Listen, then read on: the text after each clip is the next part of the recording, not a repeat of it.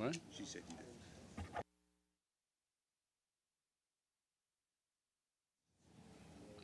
did. Good morning, everybody. Let's get started with the Safety Committee meeting. Welcome to members of the public. Can we play the safety announcement first, please?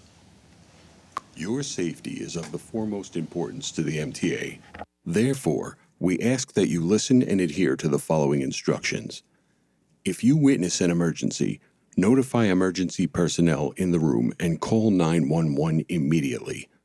Please follow any audible instructions provided through the public address system or visually on screens in the event of an emergency. If an alarm sounds, wait for a public address announcement and follow instructions. If told to go to another floor or to evacuate the building, leave all unessential items behind and use stairwell A just across the main hallway or stairwell B down the hallway past the elevators. If you have a mobility disability or cannot self-evacuate, please proceed to stairwell D or E for assistance by MTA staff or emergency personnel. An automated external defibrillator, AED, for use by trained personnel is in the main hallway just past the elevators. If you need assistance during an evacuation, please tell an MTA staff member or emergency personnel.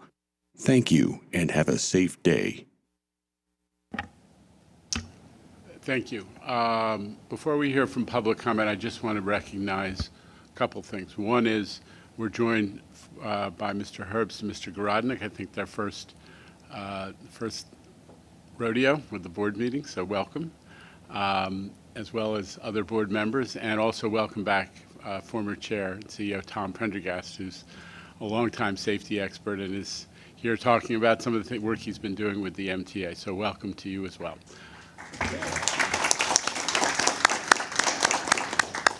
Okay, with that, Mr. Diodato, may we hear from our friends in the public? Yes, thank you, Chair Lieber, and good morning. We have 8 members of the public registered to speak today. As a reminder, we ask that all public speakers adhere to MTA's rules of conduct and decorum. Also, in the interest of time and fairness to all speakers, we limit everyone to 2 minutes. Please be aware that there will be a warning beep to remind you that you have 30 seconds to conclude your remarks. Our first speaker will be James Anthony, followed by Jesse Figueroa. That would be Jason Anthony.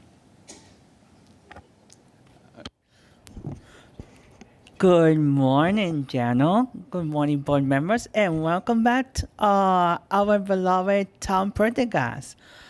Jason Anthony, member of the Long Island Railroad 88 Task Force.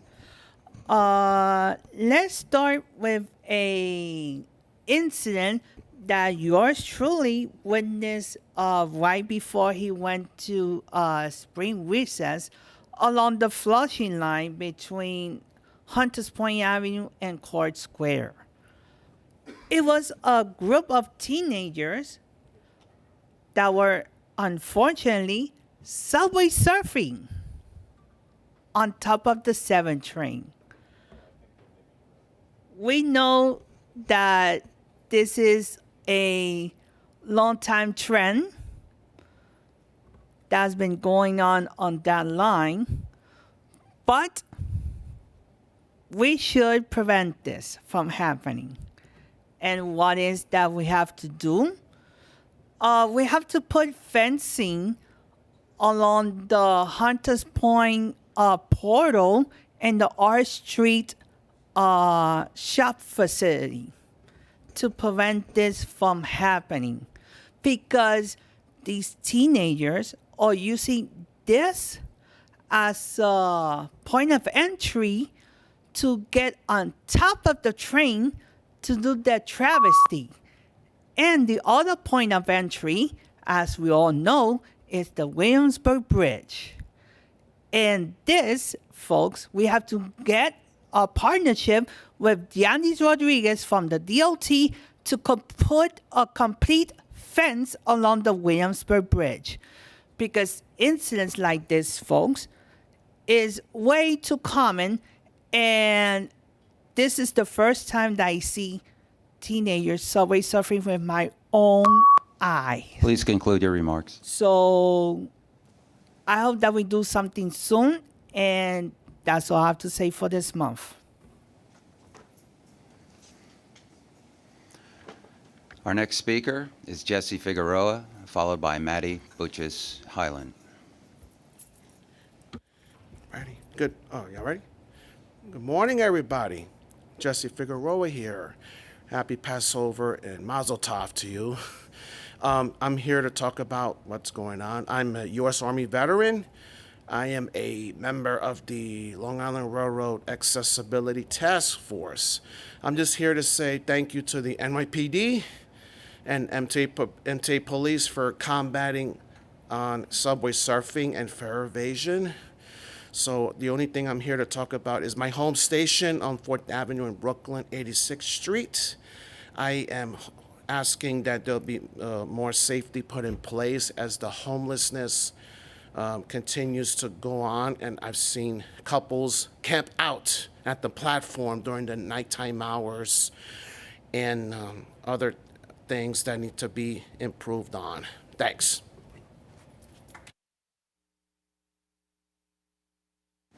Thank you. Our next speaker is Maddie Butchess Highland, followed by Charlton D'Souza. Good morning, Chairman. I'm Maddie W. Bucky's Highland. Happy Autism Awareness Month, everybody. For today's topic, I'm going to speak about safety. First of all, I'd like to applaud the MTA for doing a good job of safety. This committee should meet every month rather than meeting in February, April, July, and November. Second of all, we have to make sure that safety is a top concern. Folks, we're here to ride the subway. We're not here to watch the Jerry Springer show in the audience. But we have to keep safety at top of mind as always. Hold on. See this book? It's called A Criminal Justice Today book, which was written in 2007. I took back in high school. We have to be aware of that safety is an important mind so that people can trust the system. We need stricter laws and tougher bail measures, though, for that, because we need to keep our subways safe and our transit safe so people could rely on it. Thank you, and God bless each and every one of you. Thank you. Our next speaker is Charlton D'Souza, followed by Christopher Greif. Good morning. My name is Charlton D'Souza. I'm the president of Passengers United. So on Saturday into Sunday morning, I rode the subway trains for several hours till about 4 o'clock in the morning.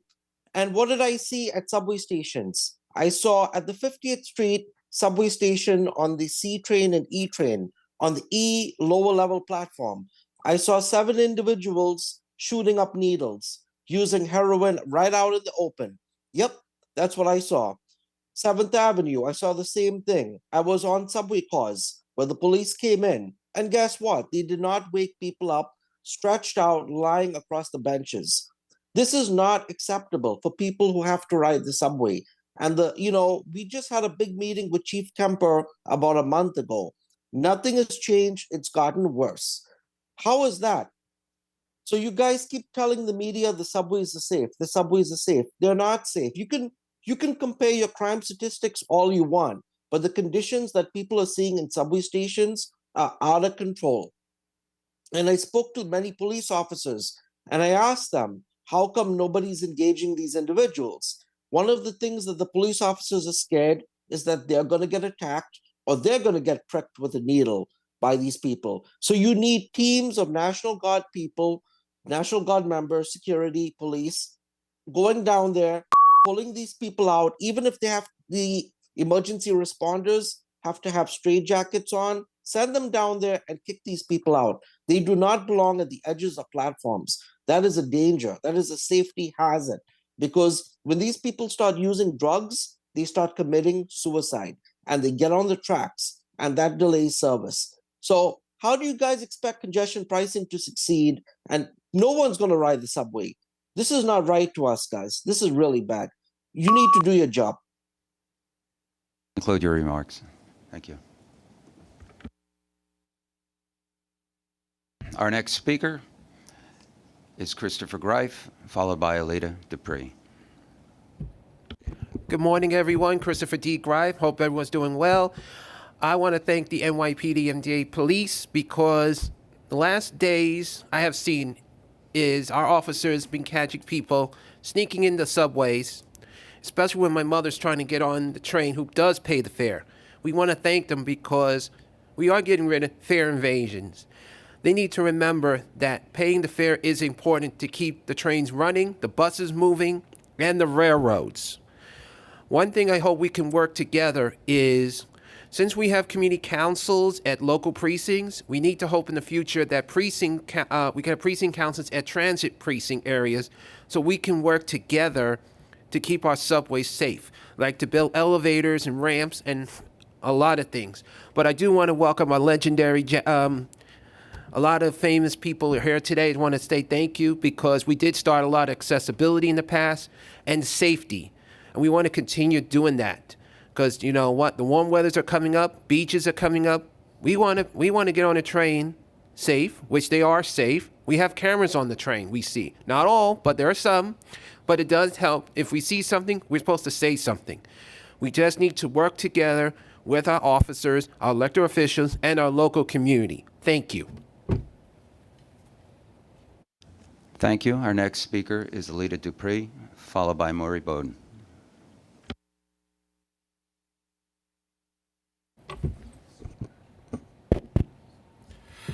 Thank you. Good morning, Chair Jano Lieber and members. Alita Dupree, for the record, she and her with Team Folds and talk about safety.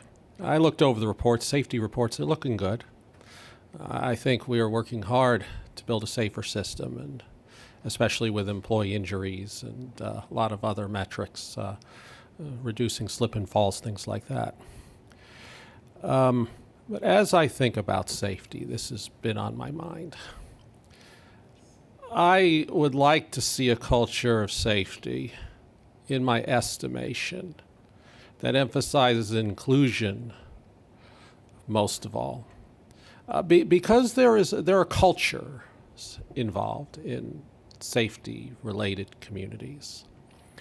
And I hate to say it, but sometimes I think people in safety and enforcement don't know what to do with people like me. They're skittish around people like me because I'm different and I wear a skirt. And I see the soldiers, and I mean, I was a soldier once. I was in the Army, and I have the utmost respect for our soldiers, and I haven't gotten to talk to them. But you know, when you're 17, 18, 19 years old, and you come from a small town, you end up in basic training. Now you find yourself in New York. You grow up really fast. How do we show people from other states who come here how we do things here in New York? It's culture shock. I saw that when I was in basic training, about 40 states represented in my basic training platoon.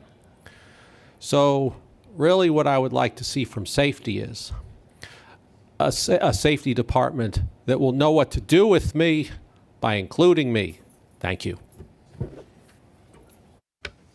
Thank you. Our next speaker is Mary Bowden, followed by Joseph Morles.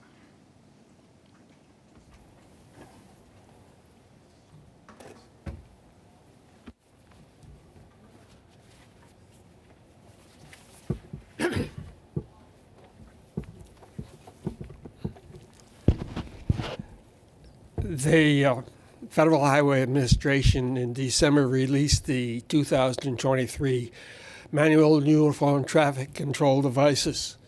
And he said that we understand one size doesn't fit all. When you go out there and you see something and it's not right, document it, fix it, and you don't need my permission anymore.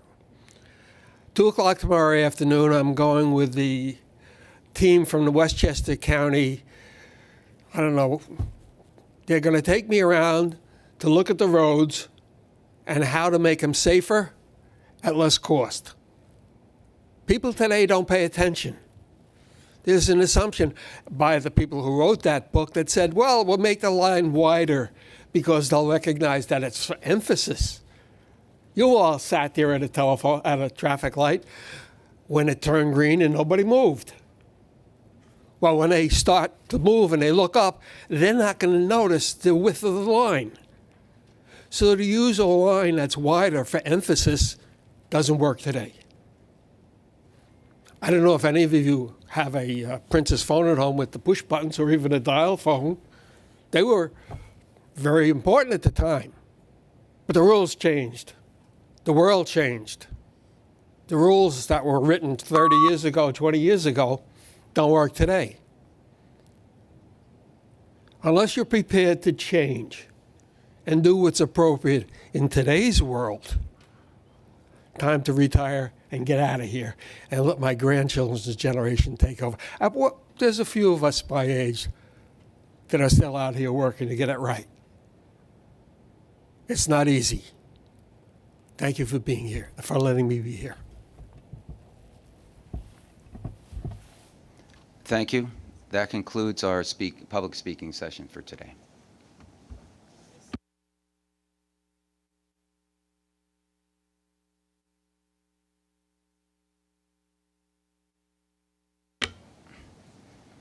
Yes, Joseph Marlis is our last speaker for the day.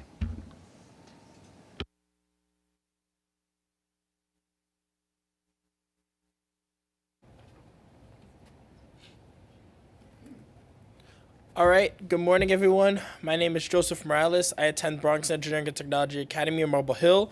I read the safety book, and the MTA has a significant list of possible mechanisms in order to continue our downward trends in crime. I noticed that these included de-escalation training for employees and tracking worker assault cases with DA offices. And these are all great things. However, I feel like there needs to be more done beyond reducing index crime in order to increase the sense of safety and community on our subways. The MTA has had several effective crackdowns on crime in the last 2 years, and the NYPD has been an excellent partner in these crackdowns. However, subway crime is often seen as separate from the other issues that occur above ground in our local streets. For instance, I've always seen more individuals who suffer from mental illness at the 125th Street 456 station than at any other station.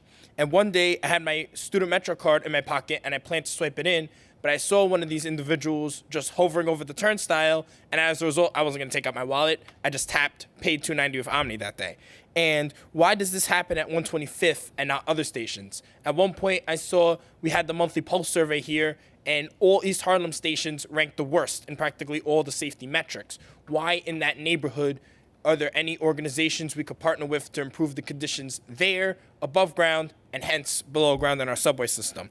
The subway system in New York is truly an extension of the street system, and the issues that occur there often do not originate or stop there. Also, I feel like NYPD Transit, we should have a bureau similar to how the NYPD does school safety. I feel like where we have a couple of the same officers in our subway stations every day, they'll know the individuals that regularly pass through, who need certain supports, and really be able to, they'll get to know certain passengers regularly, and that'll create a sense of security similar to what we have in our schools.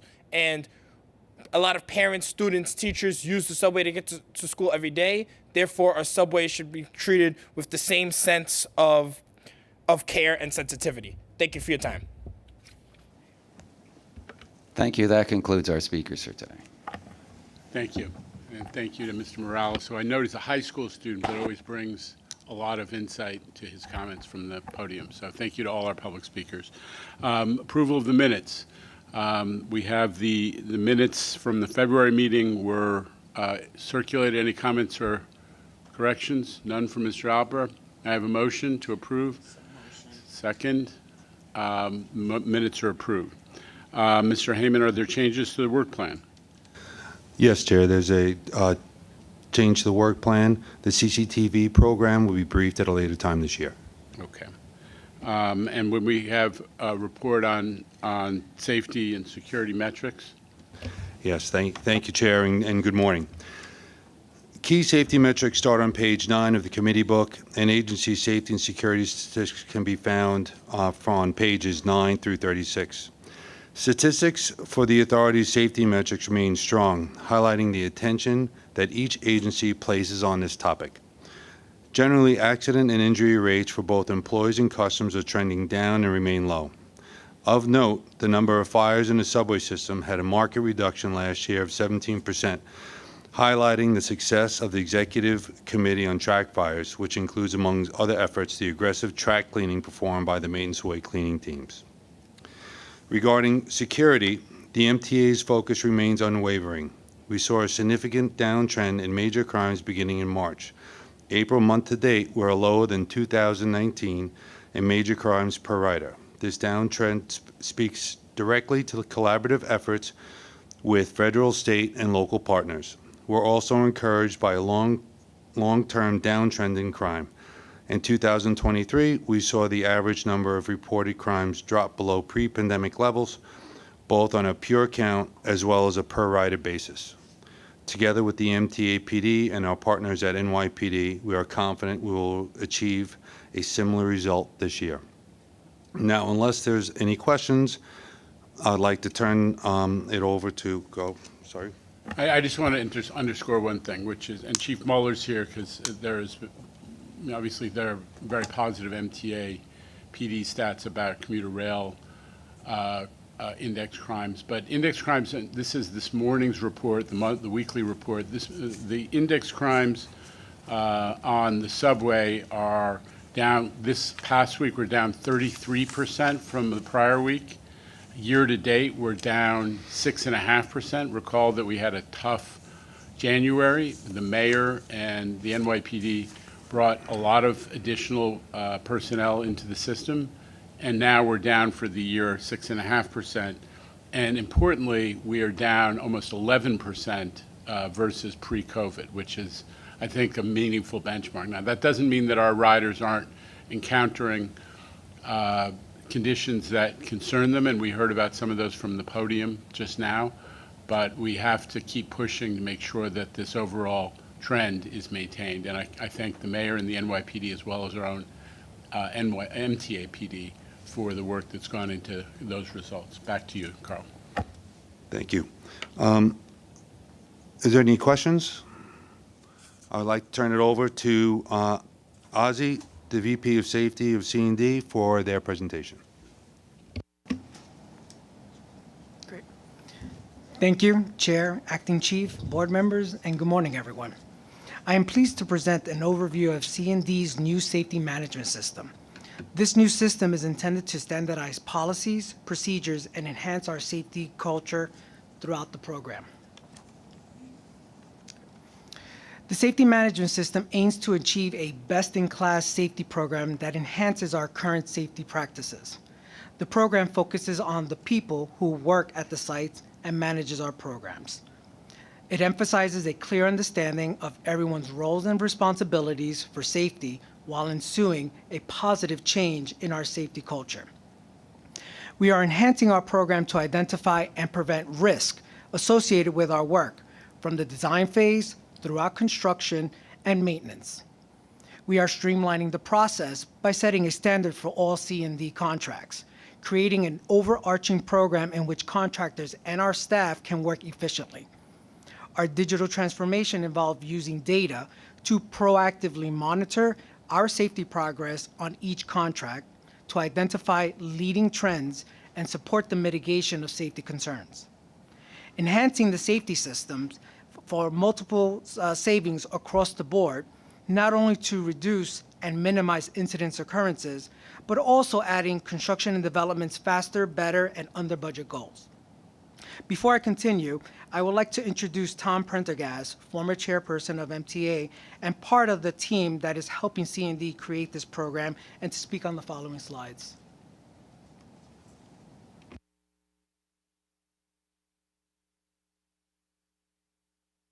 Not the slide. There you go. There you go. Organizations that are considered best in class or aspiring to be best in class make sure that one of the basic tenets of safety is part of its core values. The achievement of zero incidents, unsafe actions, or accidents is not an easily reached goal. It requires a significant commitment of time and effort on all parts of the organization to get there. So no matter where you are on the scale of evolution to be best in class, it's going to take a high level of effort and commitment of management to be able to get there. Most people shirk away from zero as sustainable because they think it's almost impossible when you compare it against statistics. You must disclose information and make sure that there's a full set of experience in terms of what's occurring on the system. In terms of construction and development, doing work on active railroads, doing work on active bus depots is extremely challenging given the nature of the work. The last item I'd like to talk about on this slide is the responsibilities that C&D is going to pass down appropriately to its contractors and consultants. In order to hold someone accountable for safety, performance standards have to be set so you can evaluate that performance against those standards. They have to be communicated to contractors and consultants and included as contract requirements. It's pretty much a given. Scope, schedule, and budget have been the measures that most entities that are foreseeing and overseeing work being done are the standards. Safety needs to be part of that. And then formal mechanisms need to be put in place so that you can have a dashboard of that performance while the project is going on. A dashboard that tells you where trends are changing, where trends are satisfactory, going up or going down, and management can insist that the contractor or consultant take action. Next slide. Historically, in agencies like the MTA, when you're evaluating different contractors or consultants for competitive work, you look at scope, schedule, and budget on work that was prior performed. If a particular entity, firm, had a very high-level incident, accident, something that was brought notoriety to that firm, that was factored into the equation. But it was not necessarily a standard form. And so what we need to do now is make sure that safety is one of those factors like scope, schedule, and budget. In terms of designing for safety, it's based on MIL standard. I think it's 882C now. It was 882A back in the 70s, but it's 882C now. And the hierarchy is designed to eliminate a standard first. The second is to substitute some material, process, or procedure to avoid the hazard. The third is to have engineering controls in place to make sure that you're protecting the work and the employees as it's going on, and the riding public. The fourth category is a procedural control, and the fifth and the least effective is personal protective equipment. Those are established principles that are used in system safety and have been for the last 30 years. In terms of the other thing I would like to say is that focus on leading indicators. Historically, you looked at the empirical evidence from a particular contractor or consultants in terms of the number of injuries, incidents, accidents they had, and evaluated. But the practice now is to look at leading indicators before they materialize into an incident or a after the fact event. You have to track unsafe acts and incidents. Make sure you're monitoring them. If the trend line is going up, insist that the contractor take effective action. And adhere to the basic principles of best-in-class status. This is a whole cultural change within an organization, from the people who manage the projects as well as the people who are affected as they're running the agency. Thank you.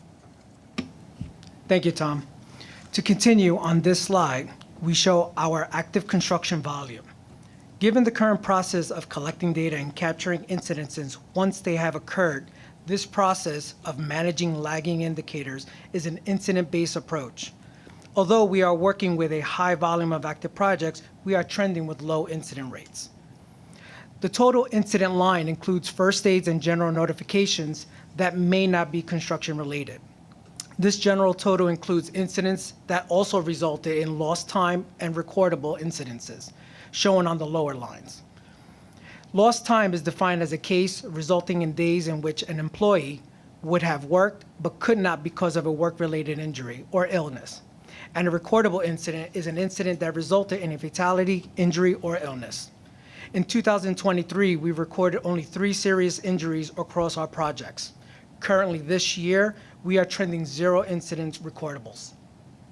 The incident-based approach has its drawbacks, as these events have already occurred. Managing in this approach can result in increased incident rates, higher premiums, and project delays. Our goal with the new safety management system is to decrease all incidences. To further show, we have been tracking our incident types while enhancing our current programs and using the standard incident types to measure the impacts. In 2023, we were able to reduce the overall incident types in almost all the categories from the previous year. Currently in 2024, although the entire year is not completed, we are still maintaining lower trends due to our observational-based approach, which include announced and unannounced inspections, managed tiered inspections, and increased safety collaboration. Highlighting one of our ADA projects, which is enhancing 8 stations across our network for accessibility, use the same principles in using observational approach inspections, which provided negative and positive observations to mitigate the risk before they occurred. With increased safety presence at all levels at the project team, we were able to decrease the contractor's negative findings and build lessons learned from the other stations' projects to improve their program safety and mitigate the delays. This graph represents inspections we performed during construction on several of our contractors. This approach of negative observations provided insight into the approaches each contractor uses to manage safety. This enhancement in the observational-based approach collectively leading indicators that can be used to mitigate the risk and prevent incidences from potentially occurring. Although this approach, we identify several contractors with a high number of negative observations, C&D leadership, along with the project team, collectively engaged the individual contractors in the main office to discuss their safety concerns and ours, and discuss the contractors' corrective actions in order to address the safety risk across their portfolio. This process has proven to bring attention and collaboration to improve the individual contractor safety within the projects. This enhancement has the potential to further decrease incident rates, project costs, and avoiding project delays. These small steps are preventive incidences from actually happening. Highlighting another observational-based meeting, this project example is one of the many corrective actions one contractor took on their project to improve their numerous negative observations throughout their site. Changing include hiring a new safety director, reducing the number of current active work sites, increasing managerial personnel on the sites, performing housekeeping throughout the project prior to the start of work, and dedicating specific personnel to safety-specific tasks throughout the day. These are just a few of the positive outcomes from the collaboration efforts from these dedicated safety meetings. Our implementation plan is an ongoing phased approach. This consists of training the project teams at all phases. We are currently completing phase 1 and beginning phase 2. Phase 1 included program feedback and conducting outreach to our contractors, our staff, and the new processes of enhancing safety, effectiveness, and efficiency. Our fundamental goal is to ensure everyone understands the commitments to C&D safety management system. Phase 2 will address the additional enhancements and new programs to our processes, which are currently being developed and finalized to start training. Additionally, the data integration is phase 3, which is included in the automation of data, incorporated into our proposed agency-wide enterprise safety system. This automation of the SMS will maximize efficiency and minimize project disruptions while collecting safety statistics in real time. At C&D, we want to ensure that the labor force, our staff, and the public are provided with the best safety planning, the program implementation available while working in and using our system. That concludes my presentation, and I'll be happy to answer any questions. Questions or comments from the board? Mr. Garodnik. Thank you. First of all, it's my first meeting. I think good to be here. Thank you for the hospitality, and it's good to be with you all. Just one question on, and it's slide 5, on the incident-based approach. I noted the overall number of contracts went from 387 to 466, going from December to January, and the number of incidents reported also went up. Can you just help me understand how to interpret what I'm looking at here? The numbers are more in line to what had been the case for most of 2023, but they also had dropped down toward the end of last year. If you could help me understand and put that in context, I would appreciate it. Sure. So the projects that were trending down are the projects that were closing out and coming to a close while the new ones were being set up. As far as the trends you wanted to know, I'm sorry, because they were asking me a question. So I want to know what we should explain, how should we explain the increase in numbers of incidents from the end of December to January, February, and March. It's a much higher percentage basis of the total number of contracts than it was in November and December, but it is also more in line with what had been reported previously. Just give me a sense of how to interpret that. Sure. So the increase is really just an enhancement of what we've been working on with our contractors to notify near misses, general first aids, and even incidences that occurred near our projects. So during my presentation, I also stated that some of these incidents that were captured in the total were maybe not related to construction itself. However, the increase is just more of a notification of our contractors being more proactive and advising when situations are occurring on our sites. However, it doesn't, when you look at the actual lost time and recordables, we've still been trending at a low number rate, even with the increased number of volume that we've been having. I'll also just jump in and good morning, everyone. Just to say that we don't have the slide in front of us, but I think we do. It's also a function of we get lower productivity from our contractors in November and December because of the holidays. So it's a combination of a critical thing that Ozzy is describing is we've used this safety management system to become much more vigilant about incident reporting and monitoring, and also, more importantly, maybe, to create these leading indicators that are not incident-based, that are looking ahead through our safety inspections and registering issues. But in terms of the incident reporting, I think it's a combination of increased reporting and also just a seasonal trend, which we'll see now that we have the safety management system in place and we're able to track this data year over year. Any other questions? Mr. Herbst. Yes, good morning. Just a question. One of the slides you showed in the observational-based results of the contractors. There are numbers where you compare different contractors and the numbers. Is that based on I see the actual incidents, but is that also as a reflective of the size of the contract, or is it really just an indication of one contractor just not being diligent enough? So the numbers that we're showing are not actual incidences. Those are actual observations that are tallied up from going to the site visits across their portfolio. So they're not actually incidences, but they're more finding negative observations that we want them to work on and to correct them before anything happens. But is that based on the size of the contract when you compare one contract to another, the contractors? So it's not based on the contracts. It's based on their total portfolio that's been awarded to them. So, but it's not specific to that. But I think that Mr. Herb's point is that the number of observations should be evaluated proportional to maybe the value and size of the work that they're doing. I think it's a relevant point. And one of the reasons that you're anonymized, this is anonymized, is the purpose is not to, cast any contractor in a poor light, but rather just to demonstrate how aggressive I think C&D is being about evaluating contractor safety performance through this system of, really inspections. I think this is an excellent approach. I'm in favor of it. But I also just curious, do you see this playing in the future in looking at pre-qualifications of contractors?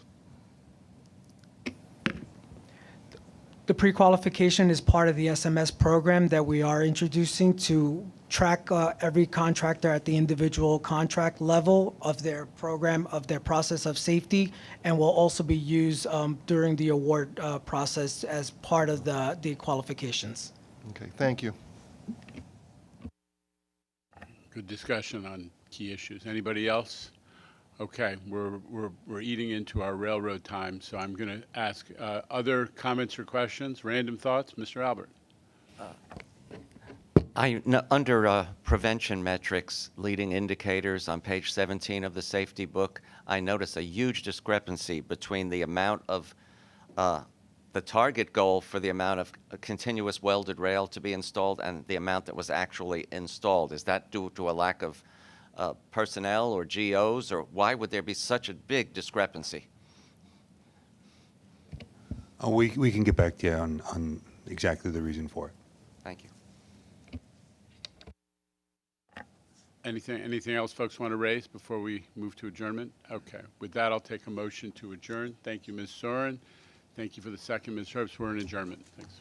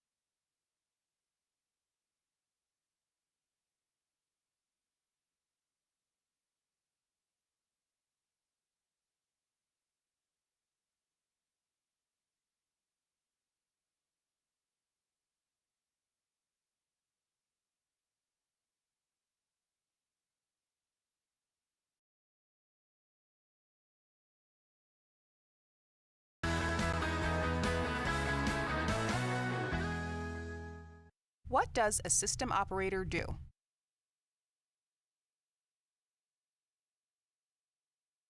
My name is Sejan Edi, BMT Chief System Operator. I have 27 years with New York City Transit.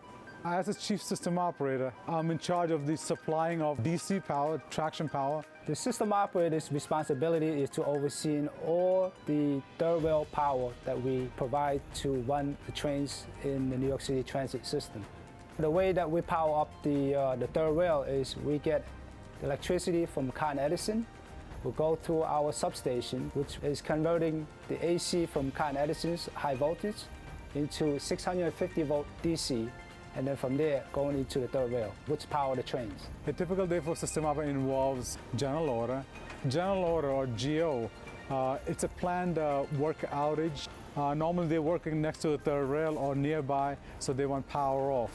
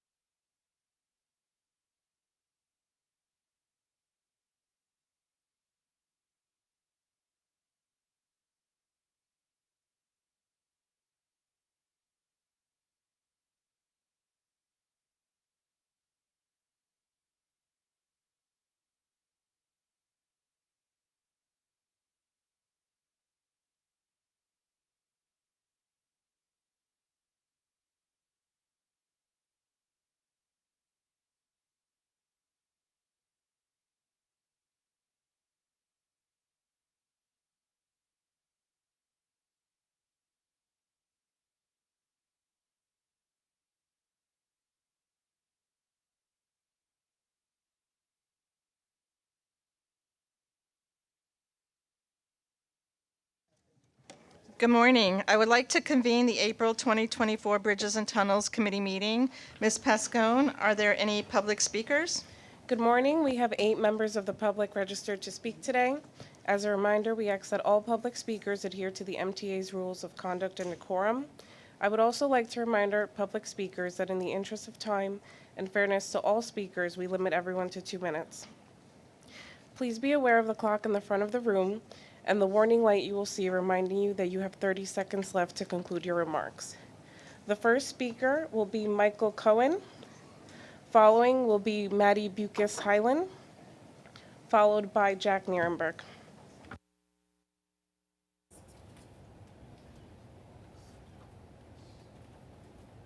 Hi, I'm Michael Cohen. I would like to say that I feel that I'm glad that congestion pricing is going to be implemented.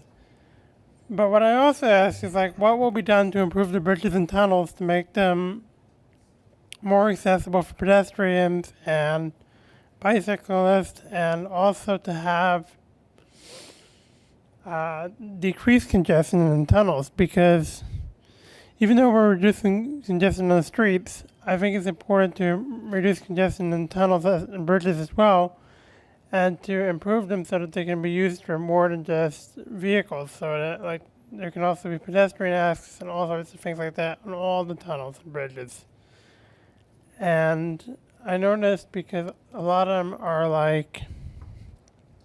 they go straight to the highways, and there's no, if you look at the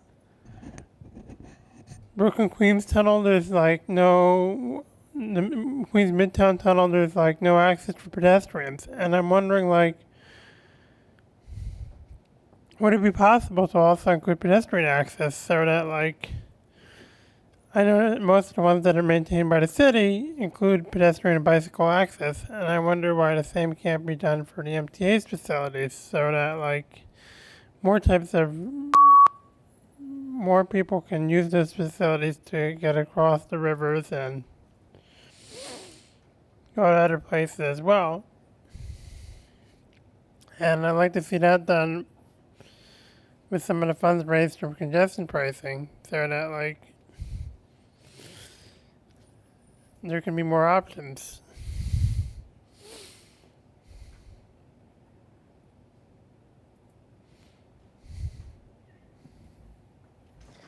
Thank you. The next speaker is Jack Nierenberg. I'm sorry, the next speaker is Maddie Buckys-Hyland, followed by Jack Nierenberg. You got it right this time, Ms. Pascone. Good morning, everybody. This is Maddie W. Buckys-Hyland. For today, I want to speak about fare evasion. I would like to first thank President Kathy Sheridan and our lawmakers by making fare evasion. Listen, no one likes to pay the fares. In fact, some of us, the workers that live in New Jersey in this boardroom right now, have to pay $13.38 or even $17.63 to get from New York from a crossing from an operation by the Port Authority of New York and New Jersey.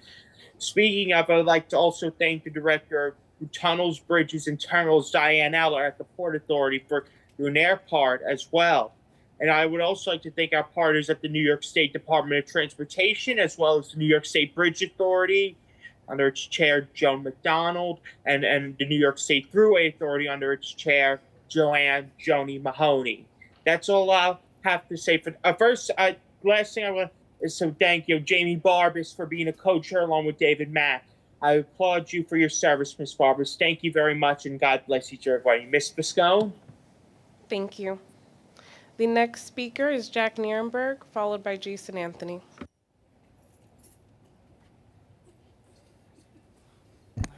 Good morning, everyone. I'm Jack Nierenberg, the Vice President of Passengers United. So it looks like we have a start date for the congestion pricing program, June 30th. Now, again, I want to reiterate that what was promised to the public by the MTA was that the funds that would be generated from congestion pricing would go specifically toward capital programs for the MTA. Now, unfortunately, given the MTA's track record of mismanagement, I'm not confident that that's going to happen. And unfortunately, many New Yorkers and many of the commuting public share this concern. So I'm just letting everyone know ahead of time that at the end of every month, through Freedom of Information Law requests, I'm going to be submitting those requests, and I want to see where exactly the money is going, how much has been raised, and if that money is staying within what was promised, which was the capital program dedicated funding stream. I don't want to see any of that money going anywhere else. I don't want to see any embezzlement, not saying that's going to happen, but at the same time, I want to make sure that the money that's being used from congestion pricing is going exactly where it was promised to the commuting public and to New Yorkers, which was for capital programs. So that's going to be happening. Thank you very much. Thank you. The next speaker is Jason Anthony, followed by Joseph Morales. Good morning, Kathy. Mic is not on. Good morning, Kathy. Good morning, Jamie. I don't see David Mack here or on Zoom, but good morning, everyone. Jason Anthony from the Long Island Railroad 88 Task Force. For everyone's knowledge, this past Thursday, the Port Authority of New York and New Jersey met on Thursday on its headquarters in the financial district in Lower Manhattan. And I asked all of their board members, including its President Rick Cotton, what was their position regarding congestion pricing. Their response, none. As we all know, this upcoming January, they will approve once again, like they do every year, a toll hike of 3% due to, quotation marks, inflation.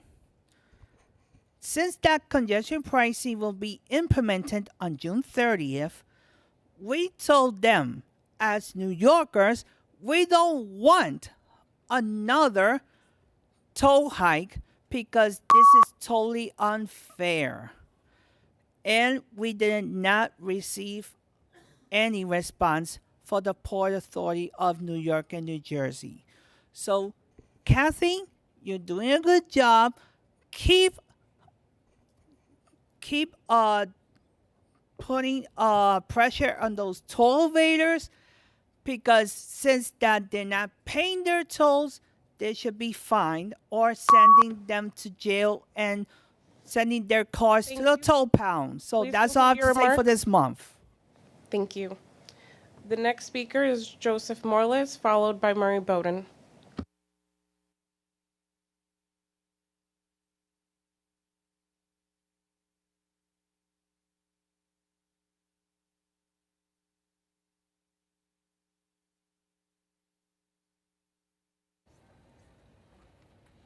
All right.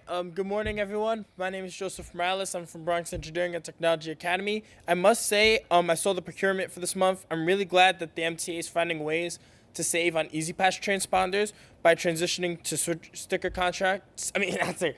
tags in the new contract. However, as EasyPass is a multi-state alliance and other states have separate toll programs, for example, Florida has the SunPass, I think that the MTA should work with other states to develop a national toll pass for anyone that anyone can use anywhere in the country, simply because a lot of people travel into and through New York for all sorts of purposes, and vice versa. So when there's less confusion, a universal system will help ensure that more tolls are paid and that they're paid on time.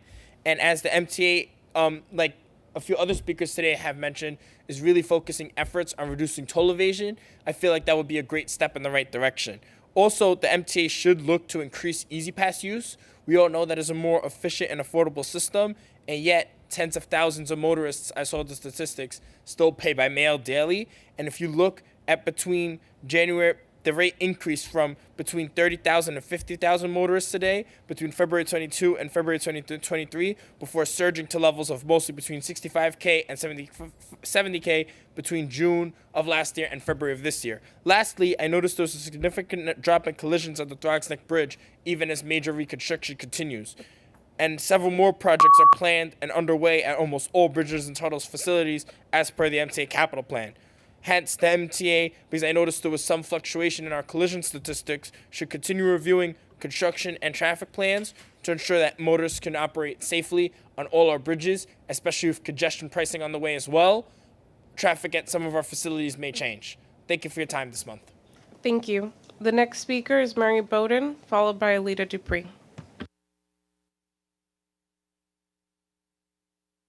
That's okay. 2 o'clock, 2 o'clock tomorrow afternoon, I'm meeting a team from Westchester County. We're going out to look at the road markings to see how they can be made safer for pedestrians and drivers and how to reduce costs. Please set up a meeting for me with the team from the Bridges and Tunnels to go around and see what can be done. I can make suggestions. You have to implement it. The world has changed. Discussion.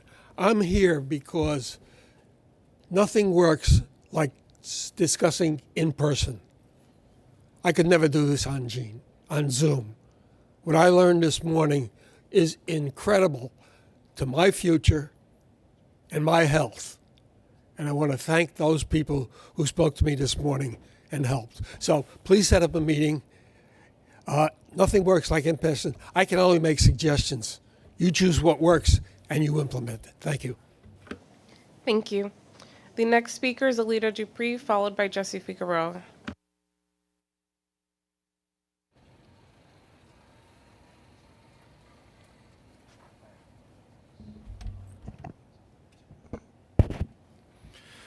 Thank you. Good morning to the chair, Jamie Barbas, and members. Alita Dupree, for the record, she and her with Team Folds can talk about bridges and tunnels. The reports look good. We're doing well with our fare recovery. We can always do better. Enforcement is essential because that money helps to keep these bridges safe. We have to pay our bonding. We got bills to pay. Did see in the report that we have some electricity and we also have some fuel. So can we get some electric vehicles and we can use less fuel and more electricity for our system? And how do we get more people interested in Easy Pass? I don't have a car. I don't have Easy Pass, but I actually had a Pike Pass in Oklahoma in 1991. That was one of the first systems to do this type of electronic tolling. So I was on the ground floor with that. It works.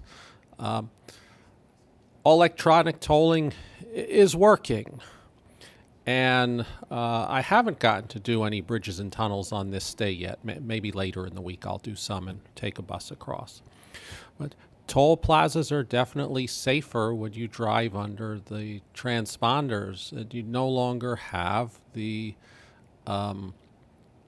plaza's there. Yeah, this morning I went through the Lincoln Tunnel from New Jersey. The plaza's still there. Hopefully it'll come down.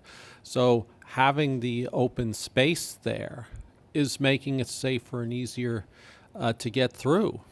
So this is working, and I'm reading your statements. I think we're running at or close to pre-COVID. So let's be ready for the future. Bridge and tunnels is important to me, even though I don't get to use it much. Thank you. Thank you. The next speaker is Jesse Figueroa, followed by Michael Ring.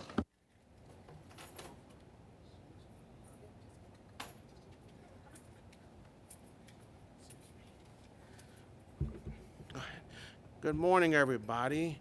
Jesse Figueroa here, U.S. Army veteran and member of the Long Island Railroad Accessibility Task Force. I'd like to say, Kathy, good job on what you do and keep up the good work on toll evasions. And 3 options I like to quote from my fellow colleague, Jason Anthony. 3 options: pay the toll or get your car impounded, or if worse, If you have a warrant, you go to jail. Other than that, keep up the good work, especially to MTA police and the TBTA police. Thank you. Thank you.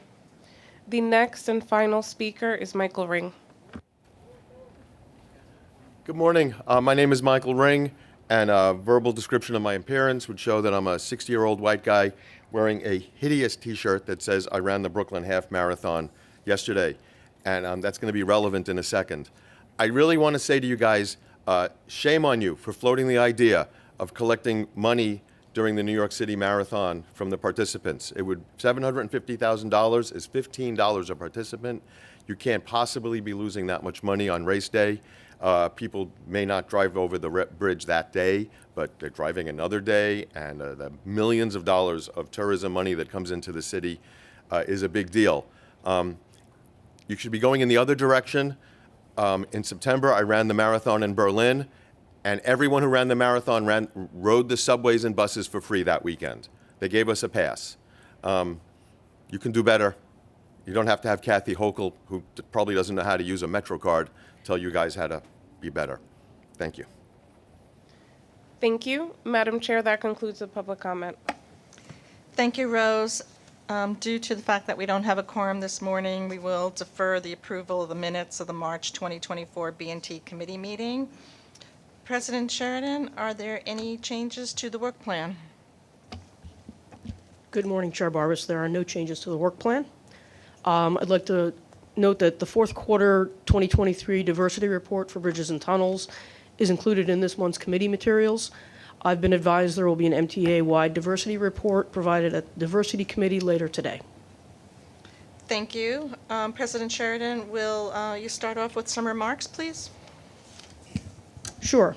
So before we move to today's agenda, I'd like to follow up on Commissioner Tessitore's request at the end of last month's meeting. As to the matter of the future of the agency's staffing needs, specifically related to enforcement, it's a little premature to actually have that discussion at this time. We don't have a comprehensive update. Last month, the agency opted into a 20-year retirement plan for both the officers and supervisors unions, but we don't know the impacts of that yet. We've been working with the New York City retirement system to offer guidance to our eligible employees, but none have actually taken advantage of the opportunity yet, so we don't know what that's going to look like. Is it going to be, considerable, or is it manageable? So we will give an update to the committee when we do have more information. That said, we've gained flexibility with the supervisors union and have increased the frequency and intensity of our enforcement activities against toll evasion via our own targeted operations, as well as participation in the joint task force with our city and state partners. As you may have seen in the news coverage, we continue our dynamic interagency law enforcement partnership in the crackdown on the use of covered or fraudulent license plates and persistent toll evaders. In the past month, we've had 8 targeted joint operations resulting in the interdiction of 425 vehicles, more than 3,000 summonses issued, and 89 arrests. For those who were B&T toll violators, they owed more than $1.8 million. I congratulate our bridge and tunnel officers, as well as our task force partners, and I'll be sure to keep updating you on these efforts as we go along. So for the first time, B&T had a presence at the New York Auto Show held at the Jacob Javits Center. Our display area, which featured one of our fully equipped patrol vehicles as part of the Hometown Heroes presentation, was a big hit with visitors of all ages. Employees who staffed the booth also sold almost 100 Easy Pass on-the-go tags, provided agency information at an on-site career fair, and answered all manner of questions about our facilities, tolling operations, and congestion pricing. It was a positive educational experience on all fronts. Shifting to a historic note, 85 years ago today marked the opening of the Bronx Whitestone Bridge, which is our committee focus this month. The bridge was constructed in just under 2 years and opened on April 29, 1939. Commuters and visitors who pass through or spend time in Grand Central Terminal will be treated to a display featuring bridge images and artifacts in our Vanderbilt Passage window space. I want to thank our Metro North colleagues for facilitating this installation. working with our central maintenance carpentry crew and the B&T Special Archive. Any history or profile of the Whitestone Bridge would not be complete without a nod to our facility teams. These employees know their facilities like the back of their hand, and it's reassuring to me, as it should be to our customers, that they're on the ground every day making sure customers cross our roadways safely and efficiently. And speaking of customer service, I'm pleased to note our customers can now subscribe to notifications for bridges and tunnels as part of the MTA's upgraded email and text alert system to stay informed of traffic impacts or planned closures at our facilities. The system enables subscribers to easily set up service alerts for any of our 9 crossings and tailor the days and times to individual preferences. We're pleased to offer this enhanced information tool, which anyone can sign up for at mta.info. So now we'll return to the Bronx-Whitestone Bridge theme, and this month we've asked our C&D colleague, Senior Vice President and TBTA Chief Engineer Joe Keene, to discuss a history of capital improvements to the Whitestone Bridge. Welcome, Joe. Thank you, Kathy. The Bronx-Whitestone Bridge connecting the Bronx to Queens, designed by the great Otmar Ammann, opened to traffic in April 1939, just in time for the World's Fair in Flushing Meadow Park. The opening of what was at the time the 4th longest suspension bridge in the world, with a central span of 2,300 feet and a total length of 7,100 feet, after less than 2 years of construction, was a monumental achievement of the young Triborough Bridge Authority. The bridge's long, slender, and spare design was an aesthetic triumph. The Bronx-Whitestone Bridge was described on opening day as the finest suspension bridge of them all, without comparison in lightness and absence of pretentious ornamentation. The bridge connects the Hutchinson River Parkway in the Bronx and the Whitestone Expressway and Cross Island Parkway in Queens. The residential communities of Whitestone and Malba flank the south side of the span in Queens, while Ferry Point Park is adjacent to the bridge's administration building in the Bronx. The bridge was originally a 4-lane bridge with 2 more travel lanes added in 1947, giving the current configuration of 3 lanes in each direction. The slim, elegant design of the bridge shared many of the characteristics of the Tacoma Narrows Bridge, which collapsed in 1940 as a result of wind-induced oscillations. Thereafter, several retrofits were made to the Bronx-Whitestone Bridge to mitigate against any similar issues. These included the addition of diagonal stay cables, as well as heavy steel stiffening trusses on both sides of the bridge, and later the addition of dampers, which are essentially weights that are released in a high wind event to add stability. While these measures helped, they added considerable weight to the bridge without fully addressing wind vulnerabilities. TBTA subsequently implemented a series of major retrofits starting in 2002 to reduce the weight on the bridge's cables and install a lighter and more effective solution to improve the bridge's aerodynamic performance. The heavy stiffening trusses were removed, and an innovative lightweight fiberglass fairing designed to minimize wind-induced oscillation was added, restoring the bridge to its original spare and graceful appearance. Replacement of the original concrete-filled steel grid deck with a lighter prefabricated steel deck followed in 2004. Combined with previous improvements, this project alleviated thousands of tons of weight from the span, significantly reducing load on the main cable and resulting in a more robust and durable suspension span. Attention next turned to the approach spans, from the on-grade highway connections to the suspended span. These approaches were aging and deteriorating after 7 decades of use when we embarked on a program to completely replace them with new modern structures that were wider, more redundant, and resilient, with 12-foot lanes and safety shoulders. The Bronx approach was replaced in 2012, and the Queens approach was replaced in 2015. The new approach structures comprise a more redundant 3-pier configuration with 4-foot inside shoulders and 12-foot right shoulders meeting modern standards. These replacement projects, as well as the suspended span deck reconstruction, were carried out while maintaining full peak direction travel capacity through use of a movable barrier and diversions to the nearby Throgs Neck Bridge. In 2017, TBTA implemented cashless open road tolling, a first in our region, at all facilities, in an accelerated 10-month program that transformed the customer experience at our bridges and tunnels, reduced collisions, vehicle emissions, and saved countless hours of travel time. While the Bronx-Whitestone and neighboring Throgs Neck Bridge were the final crossings to convert operations both on September 30, 2017, the last cash toll in B&T history was collected at the Bronx-Whitestone. Demolition of the old toll booths followed immediately thereafter. As we continue to evolve and meet the needs of customers in a changed traffic environment, we focused on a southbound traffic merge area between the Whitestone Expressway and the Cross Island Parkway in Queens. In July of 2020, during the height of the COVID pandemic, taking full advantage of reduced traffic volumes, B&T implemented a small but consequential improvement in the diverge area by widening and reconfiguring lanes. The results have been dramatic and have resulted in a 75% reduction in vehicle collisions at this location. In the last 4 years, as part of an overall resiliency project, new marine vessel pier protection was constructed at the tower piers.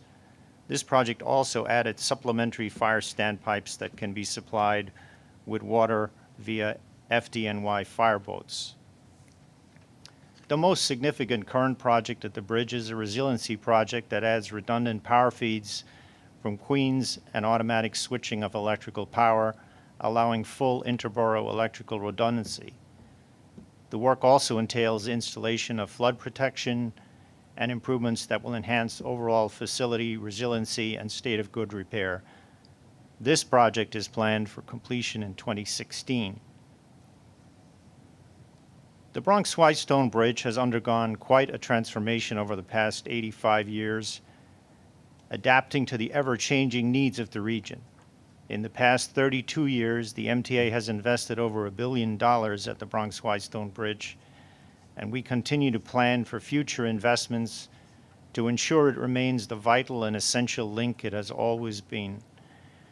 I want to acknowledge the success of the Bronx-Whitestone Bridge in remaining dynamic and meeting customer needs is due to a team effort by the entire TBTA and MTA family of engineers, maintainers, operations, and other support staff, all working together to continue to make this graceful suspension bridge the best that it can be. Thank you, and that concludes my presentation. Thank you, Joe. Here's to many more decades ahead for the Bronx-Whitestone Bridge. Are there any questions by any commissioners? Okay, we're going to move on to procurements. We have an information item. Since we don't have a quorum, we will be moving this to the board meeting tomorrow, but Lynn Gore, our Deputy Chief Procurement Officer, will present the information item. Thank you, Kathy. Procurements start on page 44 of the committee book. There are no non-competitive procurements or ratifications. There are 3 competitive contracts in a total amount of $25 million.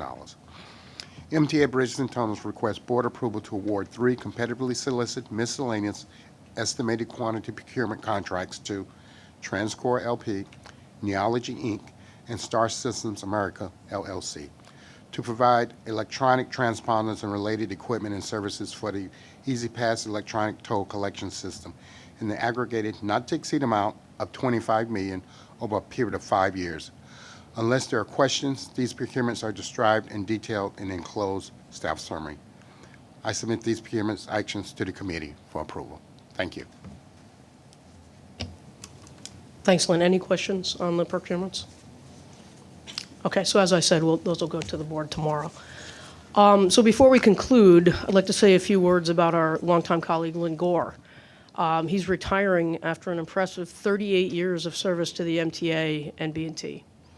In fact, Lynn's last day is tomorrow, and it's a testament to his unwavering dedication that he's here now, continuing to work up until his final hours, wrapping up our important B&T matters. And while I've known Lynn for a relatively short time in his long tenure, I can attest from my frequent dealings with him over this very busy past year we've had, his professionalism, his institutional knowledge are just boundless. And that goes for his patience, mostly with me, his reassuring manner, and his sense of humor. So speaking on behalf of the entire TVTA agency, we will miss you, and we wish you well in your retirement.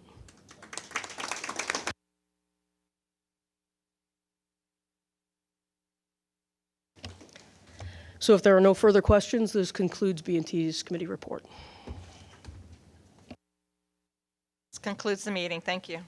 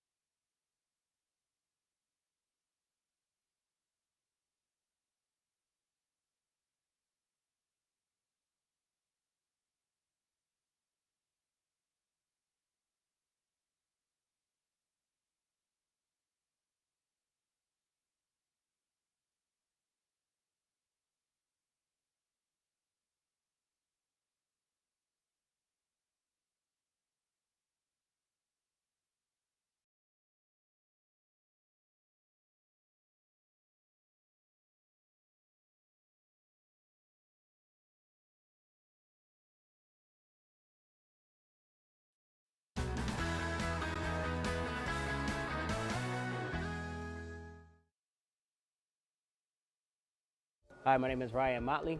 I'm a stock worker here at East New York Depot. I've been with MTA Bus for 1 year, 4 months. As a stock worker, typical day in the job is issue parts to the maintenance facility. I process transactions. I do express issues, inter-unit transfers. I also help. We stock parts, we receive parts from different manufacturers, give them their respective locations. We do cycle counts to find any discrepancies within our inventory also. Here at the East New York Depot, which is the central maintenance facility, we actually process a lot of parts for various depots. Here in this stock room, it's a CMF, Central Maintenance Facility. Buses come in for major work, so we store bigger items, high dollar value items, engines, radiators, transmissions, generators, motors. Because when the buses come here, they're here for an extended period of time to get a complete overhaul. So whatever buses that are active in our fleet right now, we have the parts for it. We also store cleaning products for our cleaners that are located in the depot to help them get their job done. We help the maintainers get the correct parts needed for the buses to make service. You know, we have our regular chores of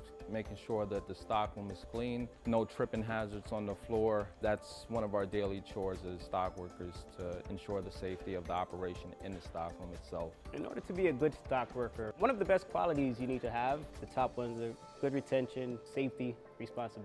You know, you want to have that kind of characteristic in you to try to do your best in everything you do and deliver the best. You know, it makes me smile. It makes me feel good knowing that I work for a company where has a lot to offer. We all play a different role in what we do to keep the buses rolling out. Without these parts, these buses will be out of service and the customers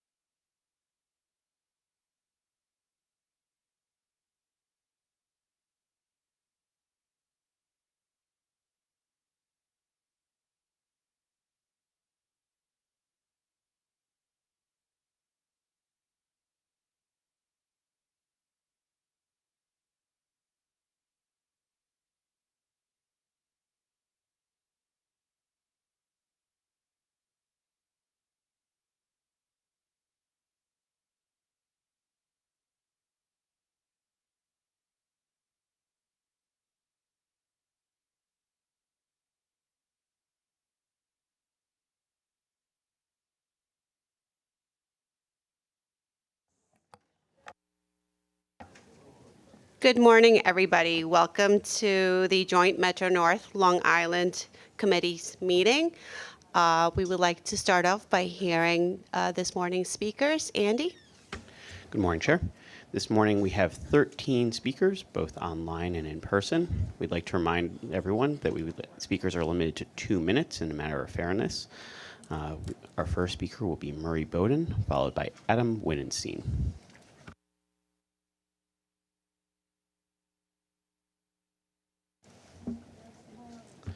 Murray Bowden.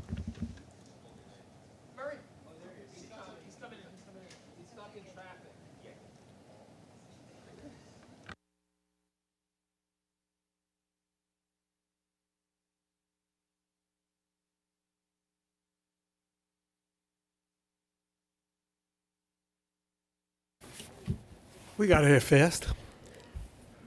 Where's Rob? Rob?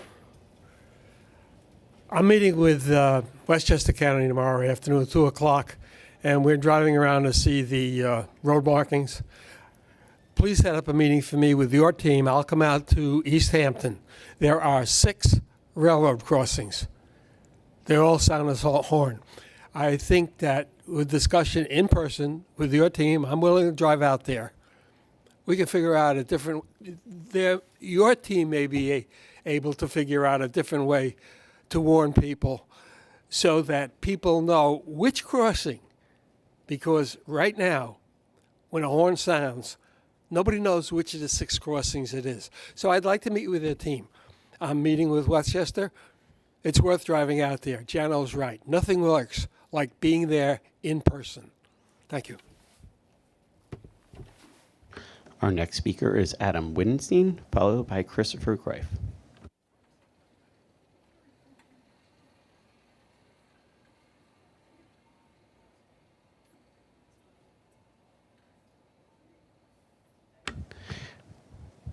We'll come back to Adam. And next is Christopher Greif, followed by Maddie W. Bucky's Highland. Good morning. I'm Christopher D. Greif. First, I want to congratulate Rob, our new president, which I already said it at the anniversary. But I still want to thank him. It was a great event as we celebrated the 190th birthday of the Long Island Railroad. So I hope everyone gets a chance to go down there, get some history, because you know we had a lot of those kids were there. But getting to business, I want to thank the railroads because we have been working on a lot of Long Island cares, Metro North cares, and you know what? It's glad to know they're getting help and assistance. But we still need to make sure that walkie-talkies for the Metro North end, we need to make sure they have walkie-talkies. So in case of an emergency, to let them know that where the passenger could be in a platform, could be in the middle, could be in the rear, could be in the front, or it could be between the middle and the front. We know that Gesundheit, as you know, it is important. We know that Grand Central has it, but outside of Grand Central, they don't have them. Safety is very important, and also to make sure that they have the safety and we are safe as well, so the conductor can get the bridge plate out quick and keep the train running on time. So all I have to say is safety is very important for us, and we want to thank the MTA Police because we have seen them responding very quickly on the Metro North New Haven line, very much. Some of my friends are saying, thank you, Chief, to please pass that word out because working together, we have to accomplish a lot. Thank you so much, everyone. Have a great day. Thank you for your remarks. Our next speaker is Maddie W. Bucky's Highland, followed by Jason Anthony. I would like to know what that kid's middle initial is. But anyway, good morning, everybody. I'm Maddie W. Bucky's Highland.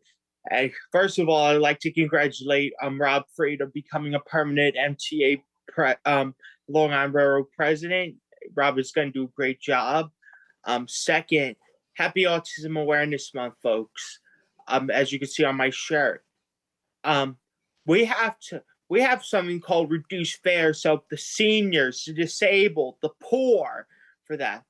We also have the $1 fare for children ages 5 through 11.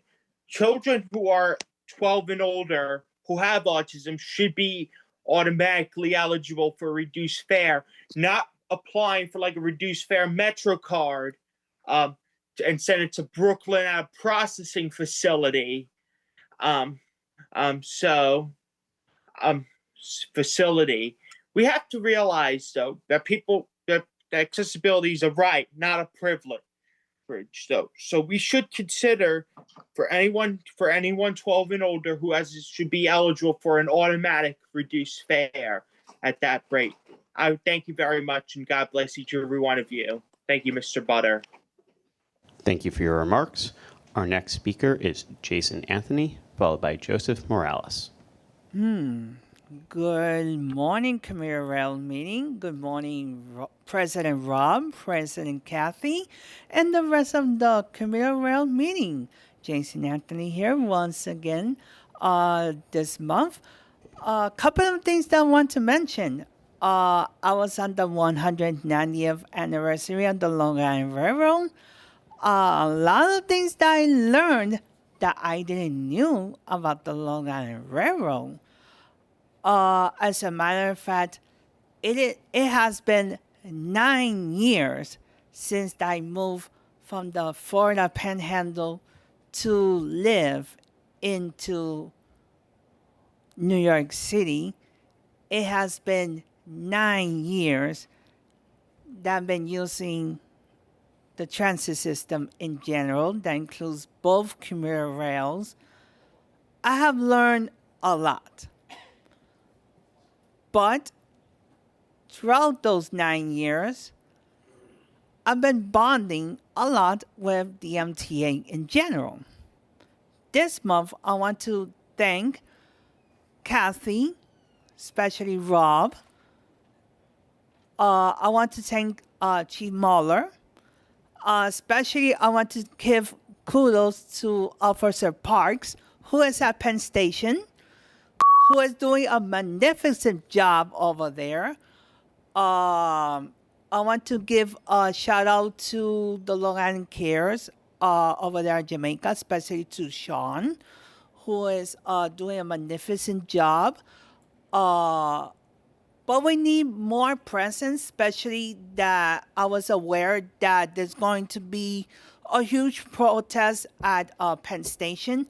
So, Chief, be prepared, have more presence over there at Penn Station because something might happen during the PM rush.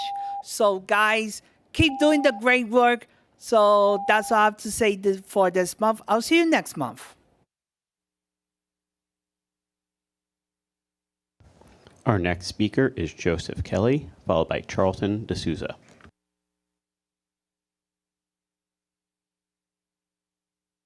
Morales, sorry.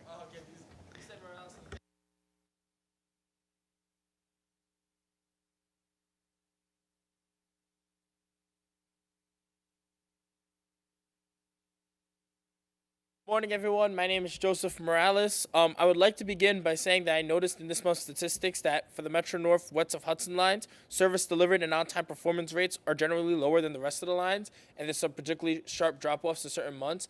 I understand that those lines are operated by New Jersey Transit, and they have a history, I feel like, of more like they have these days where there's like major service meltdowns that at the MTA we tend to be able to avoid.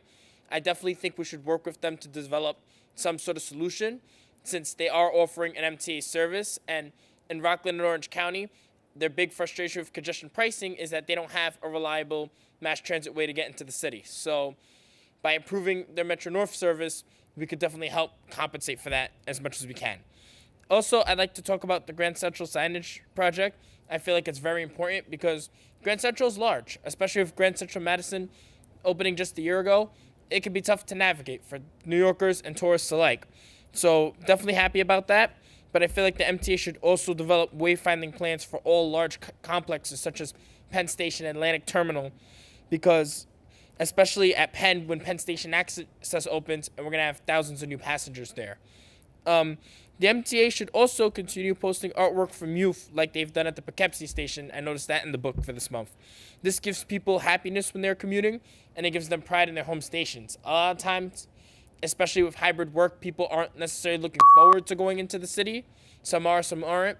So when they could go into the station and see that, it gives them that sense of happiness. And the pride is very important because a lot of these stations in suburban downtowns, they're basically at the center of their community. and it's the first thing a lot of people see. So I feel like the artwork is very valuable in that regard. Thank you for your time. Thank you for your remarks. Next, we have Charleston D'Souza, followed by Iris Kelly. Good morning, everyone. My name is Charlton D'Souza. I'm the president of Passengers United. So the MTA is playing a new con game on all of us in Southeast Queens and the Bronx. And that is the 10% monthly discounts that are being proposed. So it's bad enough you guys took away the Atlantic Ticket weekly program we had for $60, which gave us a subway and bus transfer. And then you guys raised the fares on LIR and MTA. So the fares went up 4%. So now you're claiming to give us a 10% deduction because of congestion pricing, but that's only for a monthly ticket for the commuter rails between Zone 3 and Zone 1. So instead of paying $222, you're now paying $198. But there are no subway and bus transfers included. Why? There should be a monthly pass that people pay for like $145 for the railroad, subway, and bus, and it should include everything. That's what we should be doing. We should have a weekly pass for $45 for the railroads. It should be a 7-day unlimited MetroCard. This gaslighting is really horrible. I don't know why the elected officials are not pleading with you guys for more discounts, but we at Passengers United are not going to support this proposal. It's good for now, obviously. Any discount helps. But it really has to have a city ticket weekly, a city ticket monthly, and we need a day pass. All the other cities like SEPTA in Philadelphia, they figured this out with their regional rail. Look at Chicago. They have discounts. Boston has discounts. Los Angeles has discounts. But the MTA wants people to pay $15 for congestion pricing to pull them out of their cars. Southeast Queens and parts of the Bronx are in transit deserts. But what do we get? Nothing. We're all begging for crumbs. This is ridiculous, and I oppose this. Thank you for your remarks. Our next speaker is Iris Kelly, followed by Jack Connors.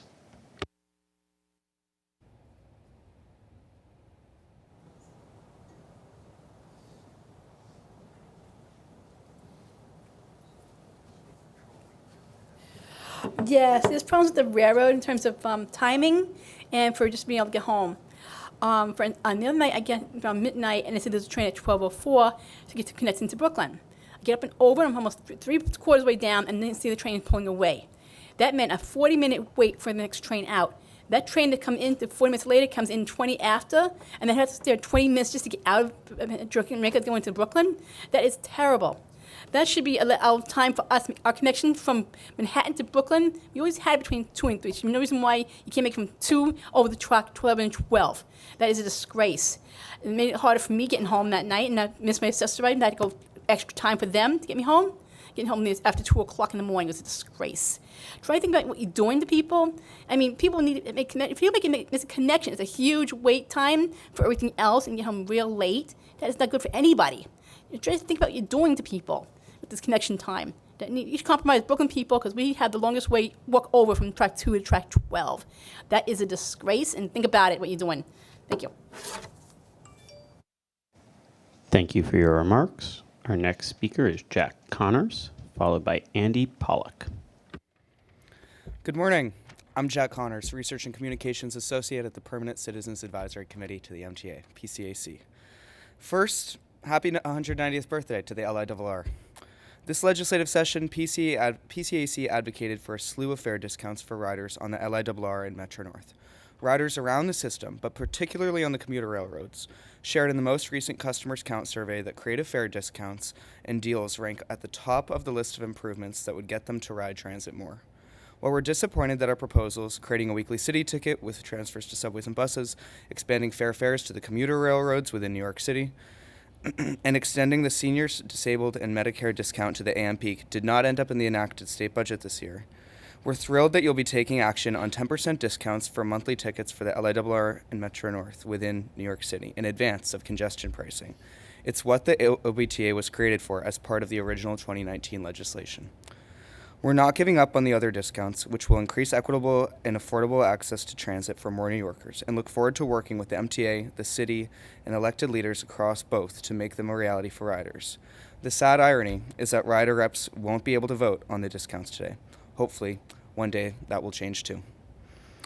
In many of our conversations over fares over the last few years, we've received the same response over and over again when explaining that senior, disabled, and Medicare eligible riders currently cannot use their discount during the morning peak. How does that make any sense? We agree, it doesn't make any sense. We're hoping to work with the MTA board and leadership to close this legacy gap in the fare structure. We're also looking forward to working with the City Council to expand fares to the LIRR and Metro North within New York City and raise the eligibility threshold to 200% of the federal poverty level. There's still work to be done to make sure that all riders can afford the fastest transit available to them, and we're thankful for the strides that have been made this budget season. Thank you. Thank you for your remarks. Our next speaker is Andy Pollock, followed by Dave Morandi.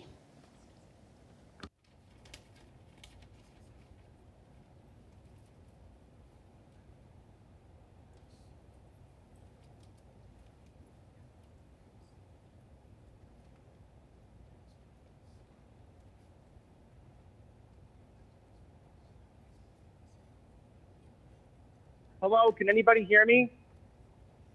We can. Hello? We can hear you. Oh, okay, sorry about that. Can we reset to 2 minutes because my mic crapped out? So anyhow, restart to 2 minutes. Good morning, everyone. Andy Pollock here, Passengers United. So a couple of things I want to note for this morning. Number one, this morning, I saw a very disturbing video on YouTube about Jamaica. What's going on in Jamaica, you may be wondering? Well, the escalators and elevators are not properly working. And that's a very big problem. That's an Americans with Disabilities Act violation to not have the escalators and elevators not properly working. So I don't know if the MTA controls the escalators and elevators on the Long Island Railroad platform, but that needs to be fixed immediately. And one more thing before I conclude my remarks this morning. I agree with what our President Charlton D'Souza just said about the discount programs. This is not really a discount. It's basically a slim discount. It should be $140 a month for the city ticket. And I don't know who came up with this idea, but this needs to be reevaluated. So with that being all said, I'm here at Auburndale. I have a westbound train to catch, so I'm going to conclude my remarks. Thank you very much. Thank you for your remarks. Our next speaker is Dave Morandi, followed by Alita Dupree. Good morning. My name is Dave Morandi. I live in the town of Phillipstown. I was a former mayor of the village of Cold Spring from 2015 to 2022. I'm here today representing the non-for-profit group Protect the Highlands, which was established last year to oppose the proposed fjord trail. Recently, with the assistance of your finance chair, Neil Zuckerman, a letter and photos with a link to a video were sent to the members of the committee. I'm not sure if you received it. If not, I brought hard copies with me today to share. If not familiar with the Fjord Trail, it's a 7.5-mile project which started as a simple community-backed trail to address hiker safety and has morphed into a major attraction with an elevated boardwalk and bridge. Approximately 1.5 miles of this trail runs parallel to MTA tracks and the Hudson River and is currently designed, will be on MTA property and need MTA approval. I'm here to reinforce the concerns expressed in the letter. This project is poorly designed and creates more problems than it solves. We urge MTA not to issue permits for this project. From an April 17th meeting between the MTA officials and Supervisor Van Tassel, Mayor Foley, and Mayor Winward, Supervisor Van Tassel's takeaway from that MTA meeting was that the MTA would not allow the trail along the shoreline because it would prevent planned and future maintenance. This is in an April 17th YouTube, if you'd like to take a look. This project has divided our small community, and it's pitted friends against friends, and huge amounts of monies will be wasted from both those defending and opposing it, if allowed to continue. If MTA's intention is to deny the use of its property for this project, then I urge you, please, make that intention public immediately. Thank you very much. Thank you for your remarks. Our next speaker is Alita Dupree, followed by Adam Wittenstein.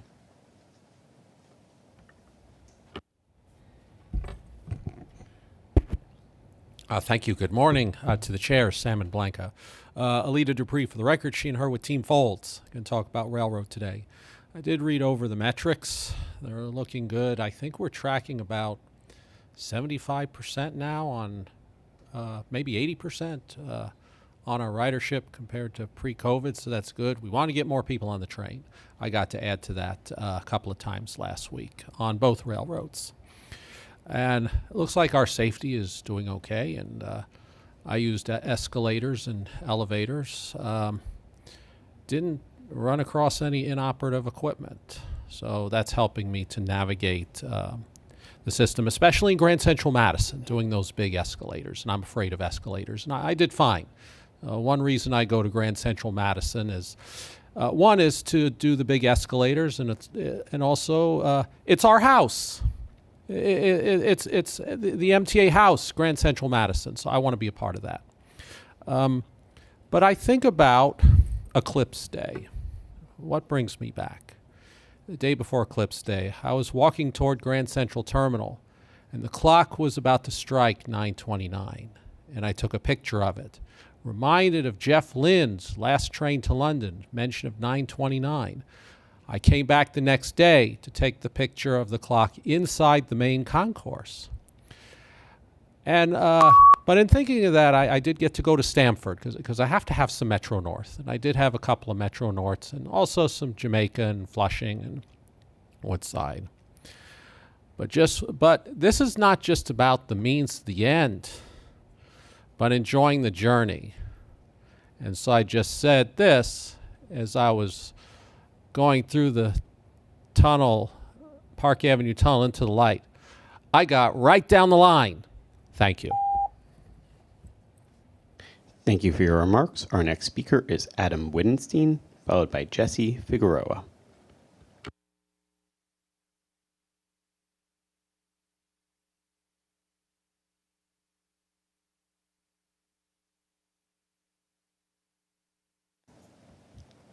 Please unmute your microphone. You should be able to do so now.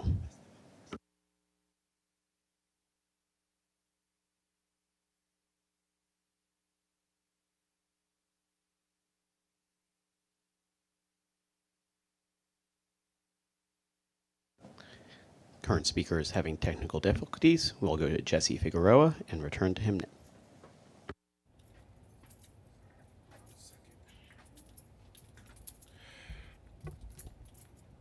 Morning, everybody.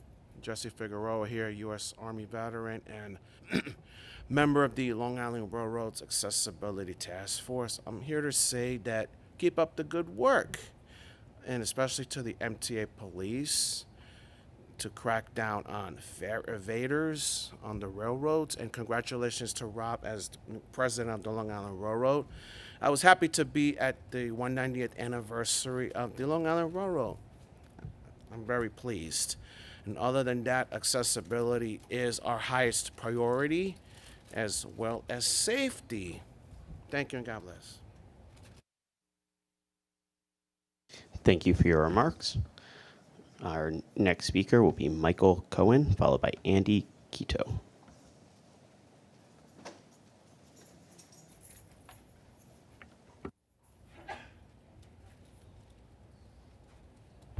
Hi, my name is Michael Cohen, and I applaud the efforts of the MTA to connect Metro North to Penn Station and provide more access to commuter rail and to increase the number of train stations in the Bronx. However, I question why the city ticket is not valid during the week. Like, there's an off-peak and on-peak fare for the train, but like on the weekends, it's cheaper to travel between stations if in New York City. And I wonder why the same is not true during the week. And I'm thinking like there has to be an option, there should be an option to have cheaper fare than New York City during the week. Maybe a little more than the weekend city ticket, but I think it should be the same throughout the week. I think that you should be able to get a city ticket for any day during the week, so that it always costs less to use the state's train in the city. And I was wondering when the railroads will get Omni support, like when you can finally start using Omni on the train. Like, it was initially promised that Omni would be rolled out on the Long Island Railroad and Metro North. And I don't know what's delaying that, but it's been a couple years since Omni has been fully rolled out on the subway and buses. And I don't know why it hasn't yet come to the railroads yet, and why that's delayed. So I would appreciate knowing the reason for that.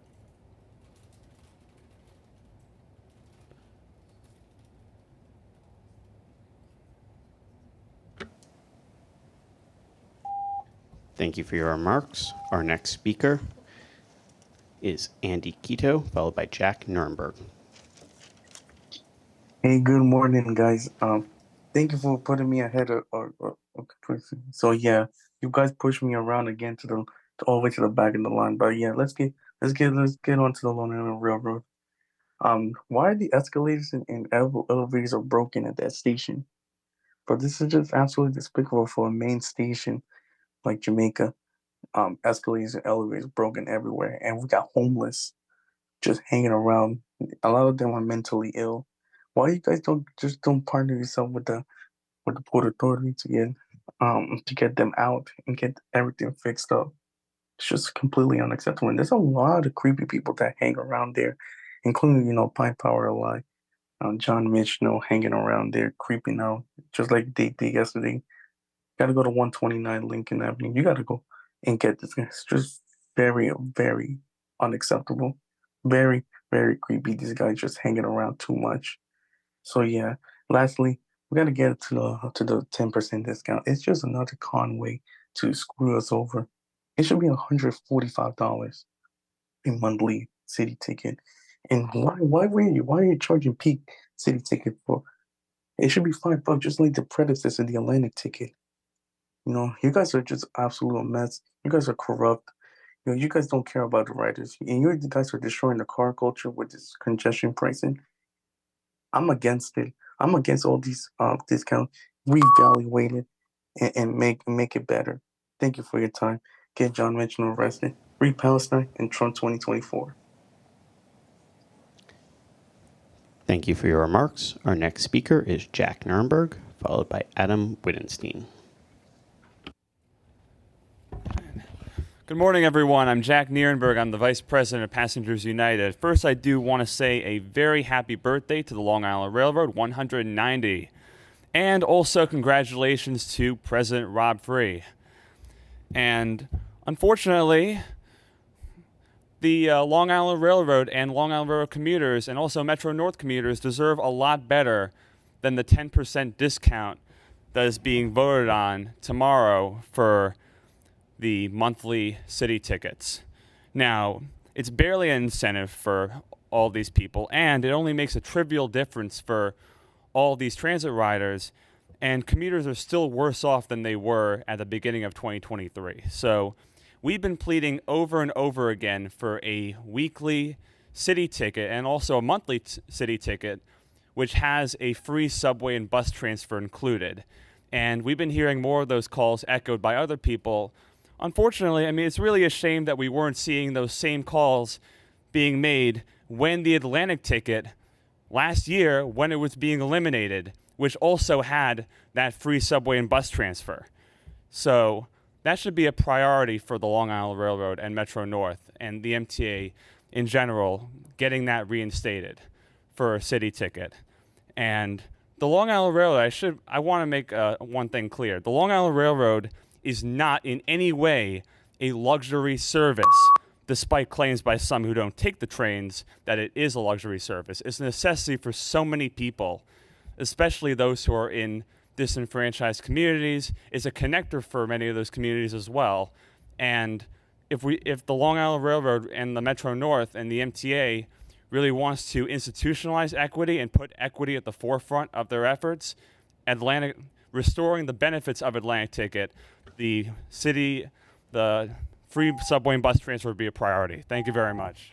Thank you for your remarks. Our final speaker, we will once again try Adam Widenstein. Good morning. Can you hear me? We can. Thank you. First of all, thank you for accommodating me and the technical issues this morning.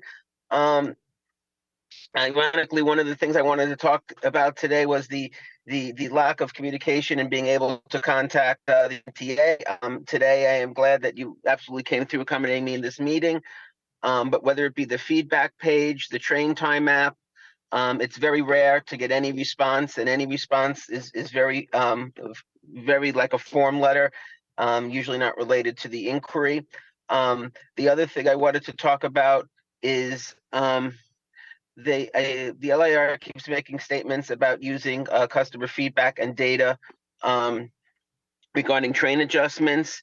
And in my opinion, there have been very, very few train adjustments the last 14 months, especially on what remains of the Port Washington branch. I mean, it just continues to be devastating.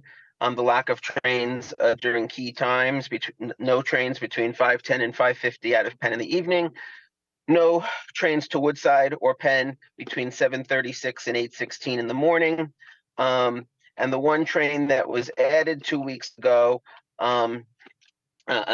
last week, of course, was a vacation. Understandably, a lot of trains were empty, but even 2 weeks ago, nobody is using this train that's added. And I can never get an answer as to what kind of data is used to make these decisions. It always that the conditions, as well as the feedback that everybody gives, are the exact opposite of any changes or lack thereof the LIR makes, including the debacle back in November with the Port Washington branch, where they made changes and then had to undo them right afterward. Thank you for your time. Thank you for your remarks.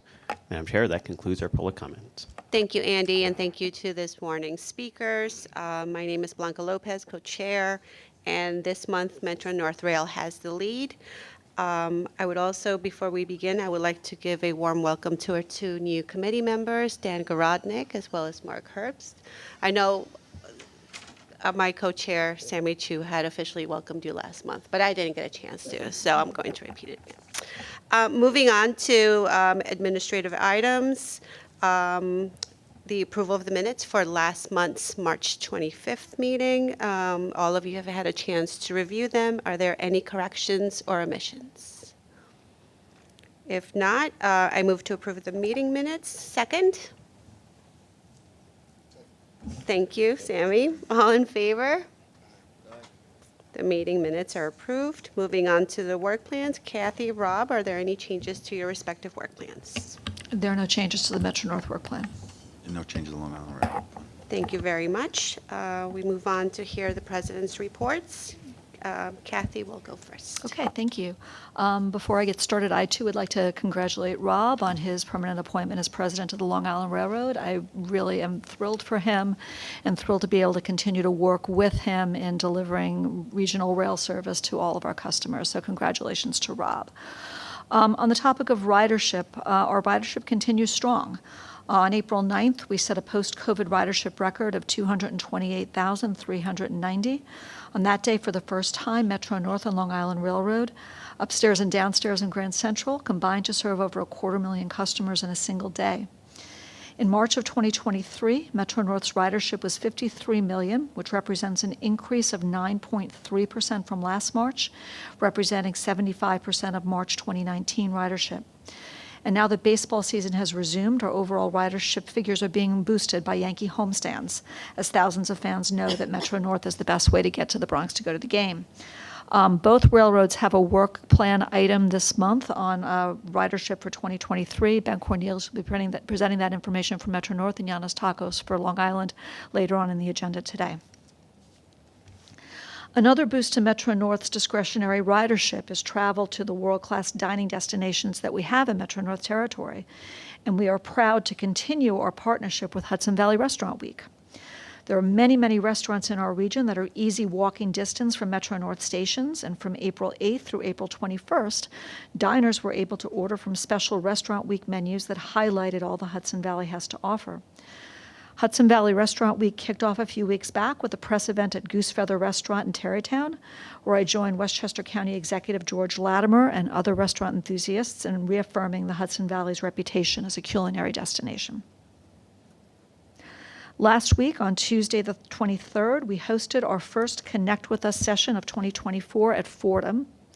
Metro North leaders were there, along with partners from the MTA Office of the Customer and the MTA People Organization. Fordham is one of our busiest reverse commute stations, and our northbound ridership in the morning peak is actually 100% of what it was pre-COVID.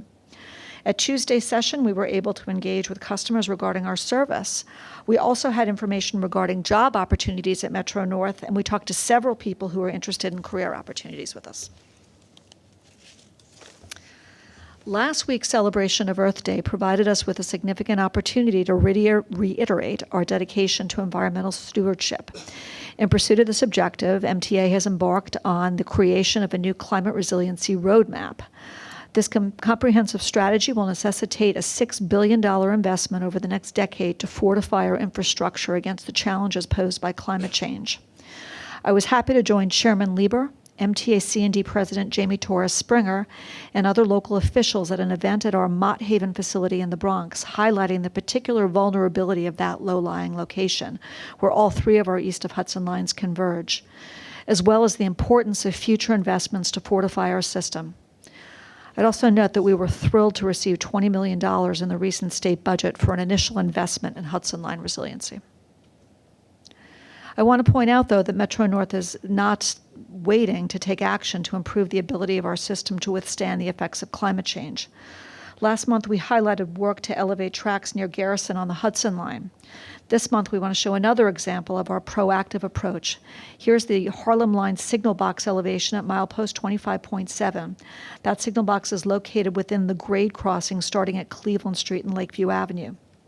This elevation project addressed recurring flooding issues at that location, which have become more frequent and more severe. By elevating the box with additional standard 4-foot signal foundations and repurposing available materials such as reclaimed concrete ties and recycled ballast, we minimize waste and maximize sustainability while protecting this very important asset.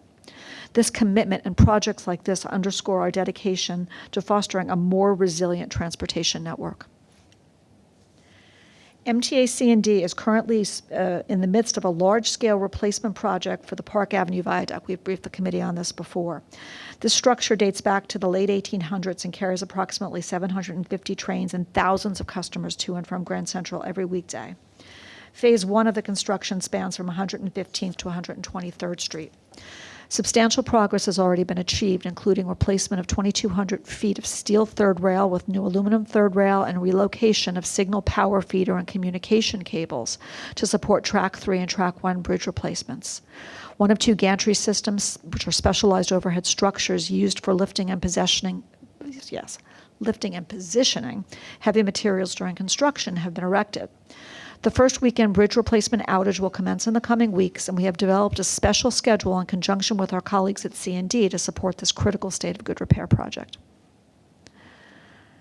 This month, as one of our speakers noted, marked Autism Acceptance Month, and on April 2nd, Pershing Square was lit in blue, which embodies the railroad's steadfast dedication to fostering inclusion and understanding. Last Friday, April 26, I was happy to join the New York State Department of Agriculture and Markets Commissioner Richard Ball at an event in Grand Central Terminal celebrating the reopening of the Taste New York store back in Grand Central Terminal. The store features food and beverages grown, produced, or processed in New York State. The reopening of the store provides a great amenity not just for Metro North customers, but for Long Island Railroad customers who come upstairs. We're really pleased to see so much new activity in the terminal, especially as our discretionary ridership continues to grow as weather gets warmer. On April 20th, we held a recruitment event open house at Croton Harmon to highlight opportunities for skilled craft opportunities at the railroad.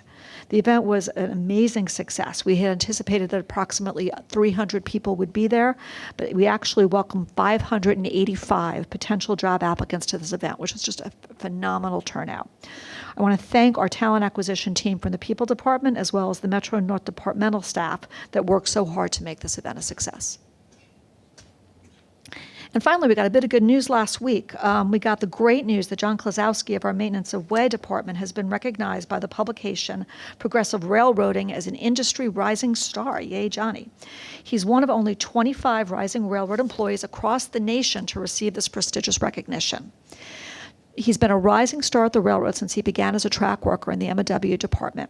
For a time, he worked as a field safety manager in the safety department before assuming his current position as Assistant Deputy Director of Maintenance of Way Compliance. His leadership in establishing a new roadway worker protection audit group has led to a remarkable 38% reduction in operational incidents since its inception in 2021. John is well known around the railroad for his spirit of collaboration and his subject matter expertise, and we couldn't be prouder that Progressive Railroading has recognized his contributions to the safety and reliability of our railroad. And with that, I'll take any questions that the committee might have. Questions? Okay, moving on to Long Island Rail. Rob? Thank you, Chair. Good morning. Before I begin, I would like to thank the Chairman for appointing me Long Island Railroad President on a permanent basis. It has been an incredible journey so far, for which I am truly humbled, grateful, and blessed. I would also like to thank all of you for your support, and of course Kathy for making it a smooth transition. Our organizations will continue to work collaboratively and ensure our region has a world-class rail service.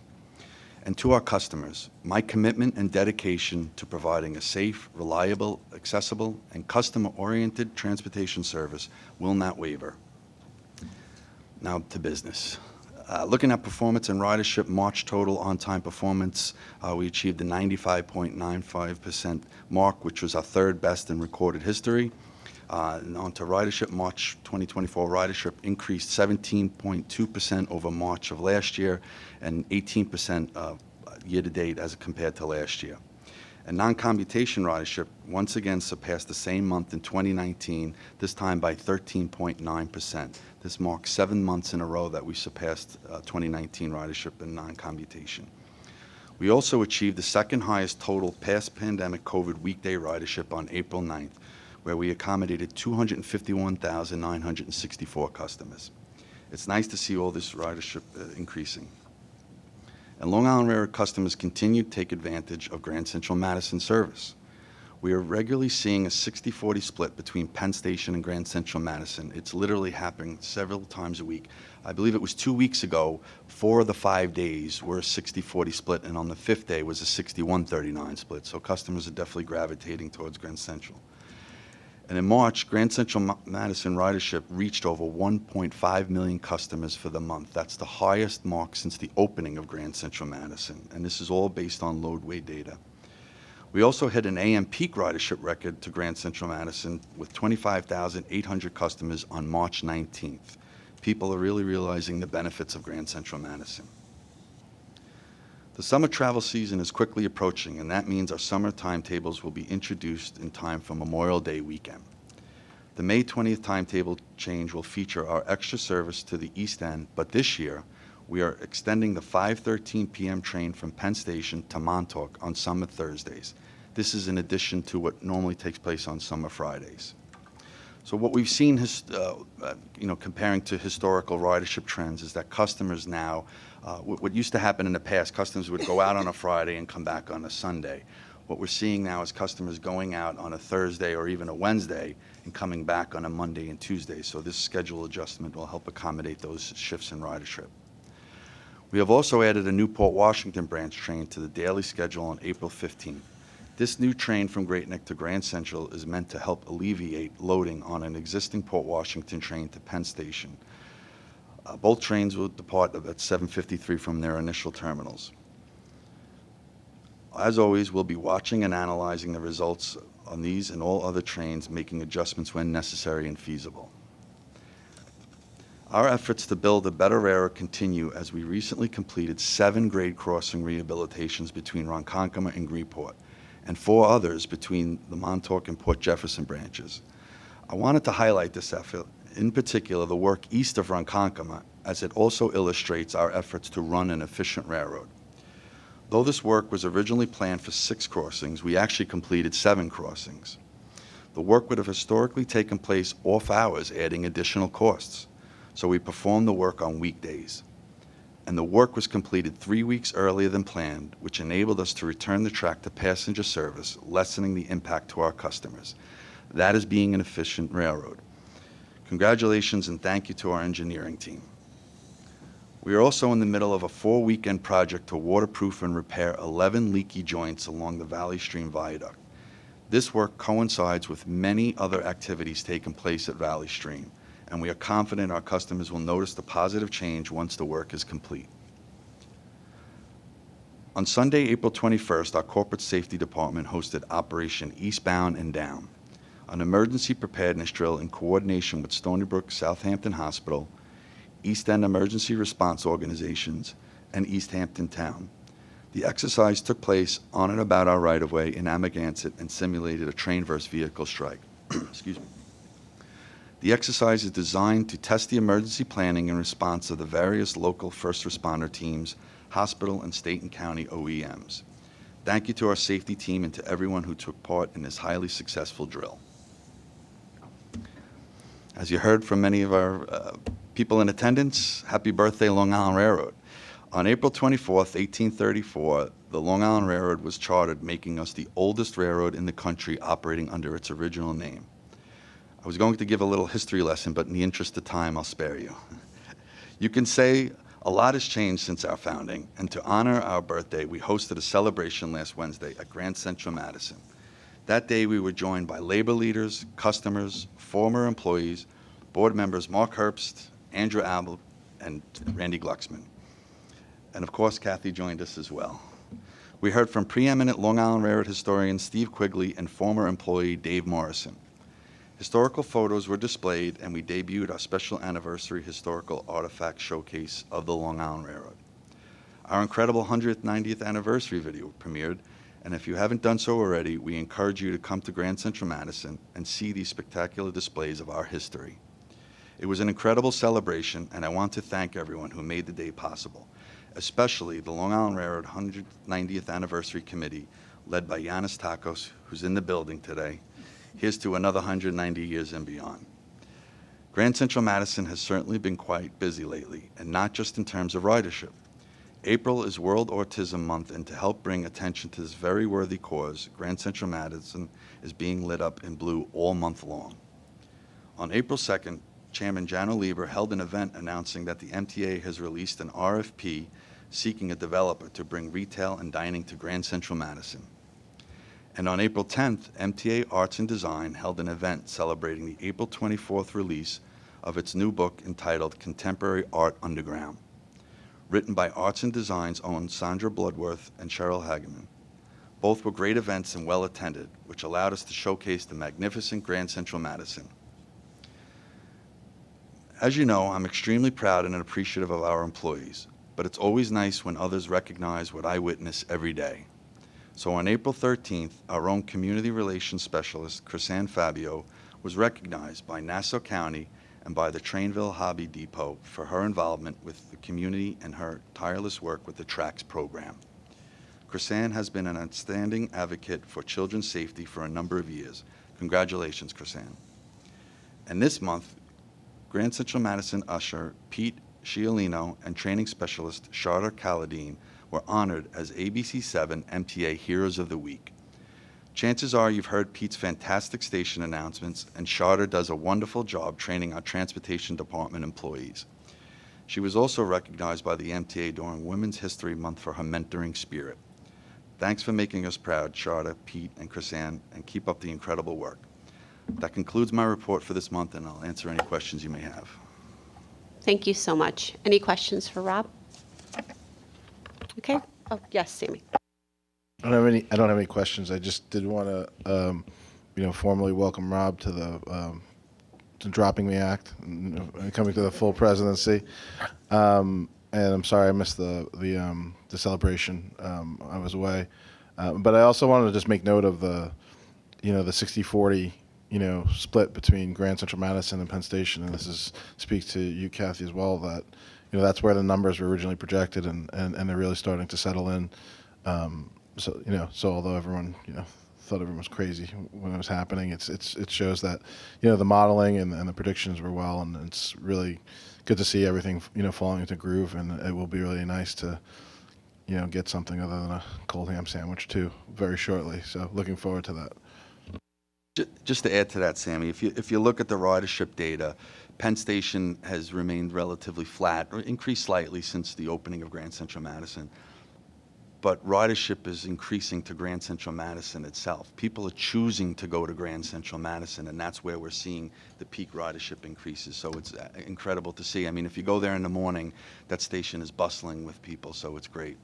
And I personally have embraced the 90-second escalator ride as a moment of zen, which I encourage everyone else to. We're moving on to the operations reports for both rails. We'll start off with Justin Vonishek for a report on Metro North operations. Thank you, Madam Chair. Good morning. The operation report begins on page 12.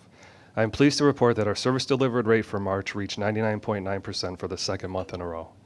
Our system-wide on-time performance for the month was 98.9%, exceeding our goal of 94%. And our on-time performance for the first quarter of 2024 is the highest in Metro North history at 98.8%. In terms of fleet reliability, the mean distance between failures for February was over 637,000 miles, surpassing our goal of 200,000 miles. And year-to-date MDBF is above goal at 373,000 miles. And finally, baseball season is in full swing, and the Yankees opening day service took place on Friday, April 5th, with Metro North providing a variety of extra services to enhance our customer experience. We are providing a range of additional services, including our popular Yankee Clipper trains, providing one-seat rides to and from the stadium on all three lines, catering to both weekday evening games and weekend matchups. We are also operating shuttle trains and facilitating transfers at key junctions such as Grand Central and 125th Street. And to ensure maximum convenience for fans, we've arranged for several additional Hudson Line trains to make stops at Yankees 153rd before and after games. That concludes the remarks, unless there's any questions. Thank you, Justin. Any questions? Yes, Norm. Yeah, I don't have any questions. I just want to compliment Metro North on the very high on-time performance numbers. In fact, I don't think you guys, I mean, it's not a question of taking credit or not, but there's not much higher you can go. I believe statistically this is in effect 100% on-time performance. No one would use a dirty word like 100%, but it's a very high, consistent on-time performance, and just pointing out that that's probably not what's going to drive customer behavior going forward. I mean, if you're already at the top, improving on-time performance is really not going to draw us many more customers, so it's more trains is what we're looking for to run to actually attract more customers. Randy? Congratulations. Yes, that's quite an amazing accomplishment, and keep up the good work, please. It's a great team effort. Thank you, Justin. Now we move on to Tom Coast for a report on Long Island Rail operations. Good morning, everyone. Total on-time performance for the month of March was 95.9, above goal of 94%, and year-to-date as of March is 95.8, above goal of 94%. For the month of March, 9 branches operated at or above goal, and year-to-date as of March, 10 branches operated at or above goal. For major events, which result in 10 or more late trains, there were 9 incidents for the month of March. The most significant event occurred on March 6 when there was switch trouble at Harold Interlocking. This event resulted in 25 delays, negatively impacting on-time performance by 0.09%. For our fleet performance, the MDBF for the month of February was 172,398 miles, above goal of 150,000 miles, and MDBF year-to-date as of February is 151,903 miles, above goal of 150,000 miles. For service delivery, we completed 99.8% of our trips for the month of March, and we've completed 99.5% of our trips year-to-date. For upcoming work that will impact service, on the weekends of May 4th and 5th and May 18th and 19th, ADA work will take place at St. Albans Station. Buses will replace trains at St. Albans for approximately 48 hours, along with schedule adjustments on the Babylon, Long Beach, Far Rockaway, and West Hempstead branches. Please check the website and Train Time app for updated schedules. That concludes my report. I'll be happy to answer any questions you may have. Thank you, Tom. Any questions or comments? Okay, moving on to safety. Shelley Prettyman will give the report for Metro North.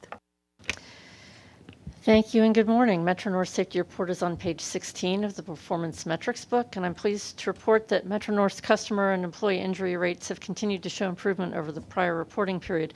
The current 12-month period ends February 2024 and is compared to the prior 12 months ending February 2023. The reportable customer injury rate decreased from 2.23 to 2.00 per 1 million customers, and the reportable employee lost time injury rate decreased from 2.23 to 1.80 per 200,000 working hours. I want to highlight briefly some of the safety education efforts through Metro North's TRACS program. In-person customer and community safety outreach through TRACS reached over 7,000 individuals through the first quarter of 2024. In-person events include educational presentations at schools, libraries, and community events. And those events, of course, are going to be increasing as the warmer months come upon us. And we also do outreach at stations and grade crossings. And that's in addition to contacts through the TRACS website and social media, which already number in the hundreds of thousands for the year to date. That concludes my remarks. I'd be happy to answer any questions. Thank you. Thank you, Shelley. Questions or comments?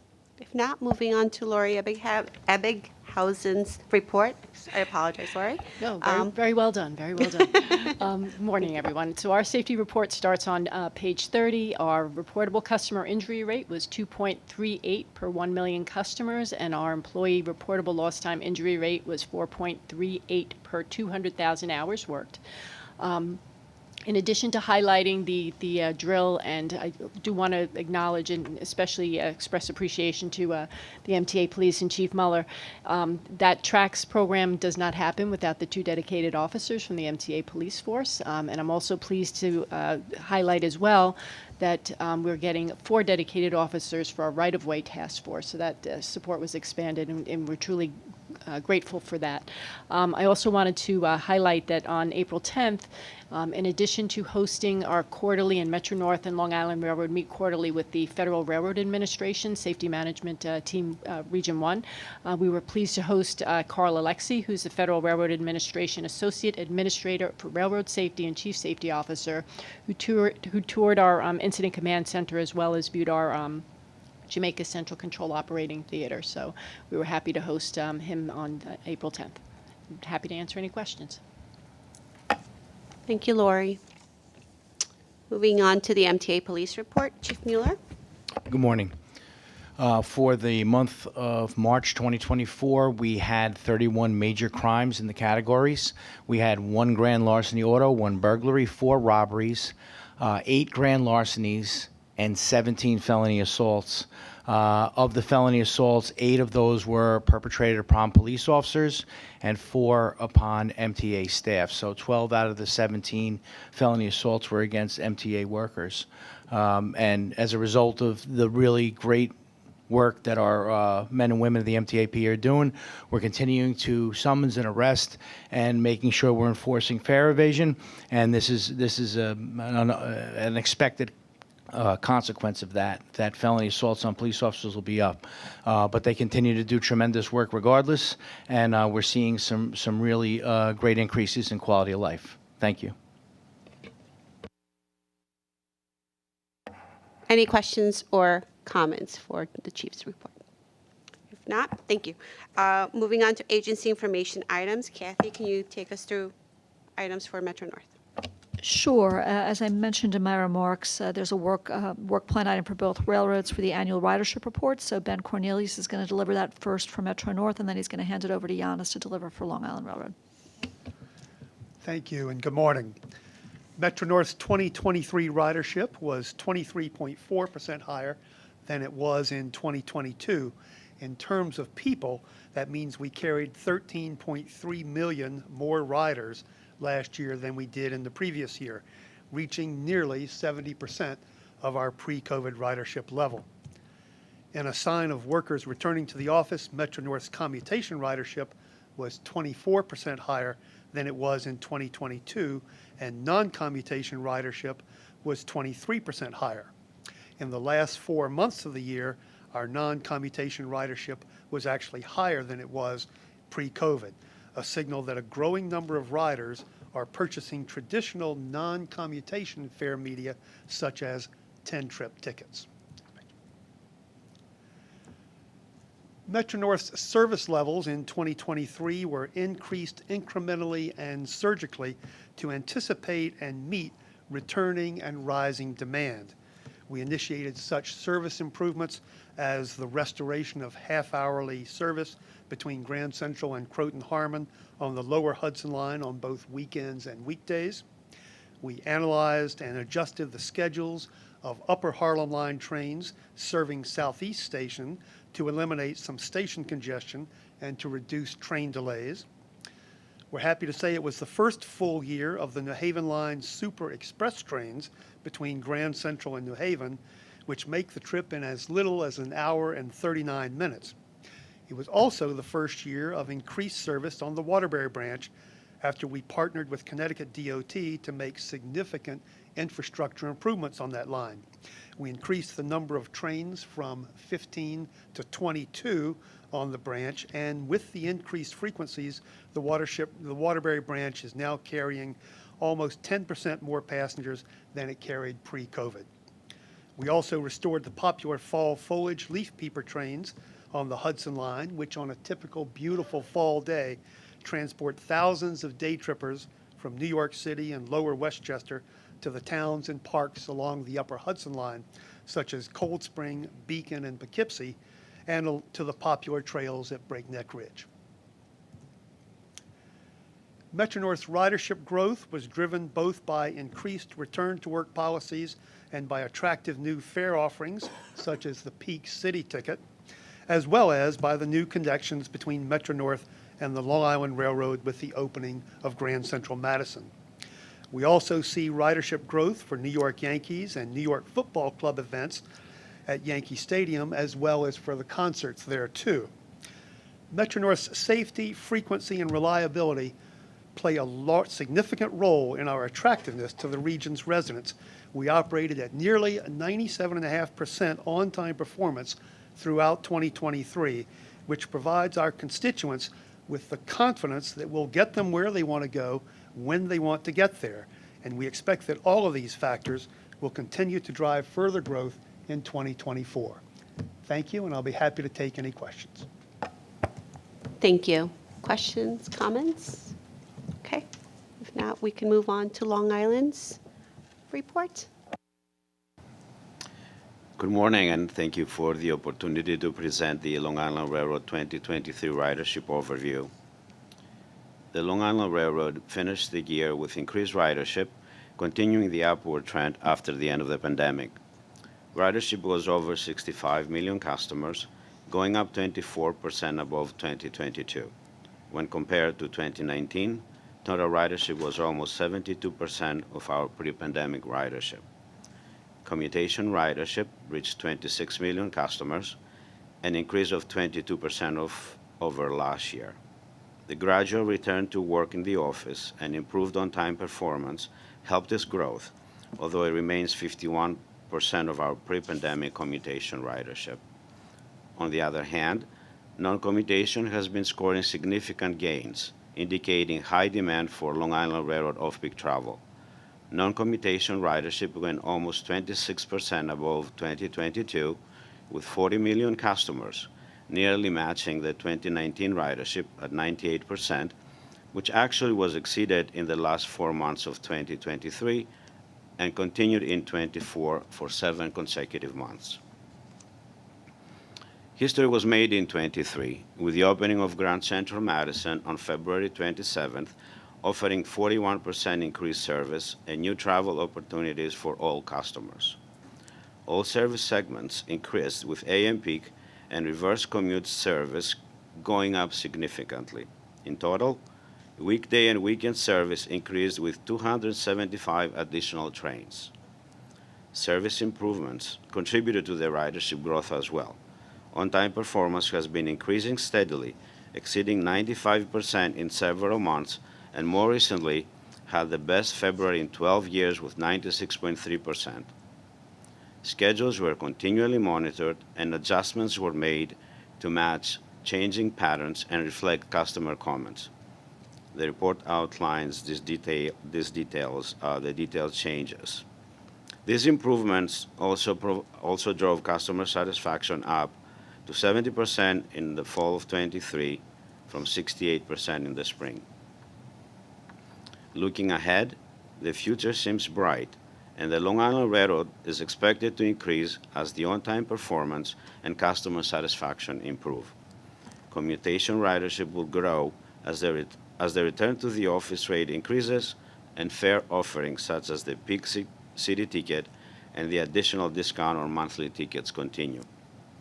With Grand Central Madison, the cross-travel opportunities between Metro North and Long Island Railroad will continue to increase, while non-commutation and discretionary travel is expected to hit new highs with many new events already planned for this year, including the Cricket World Cup in Nassau County in June and the just-announced MTV Awards coming to UBS Arena in September, just to name a few in addition to all local sports games.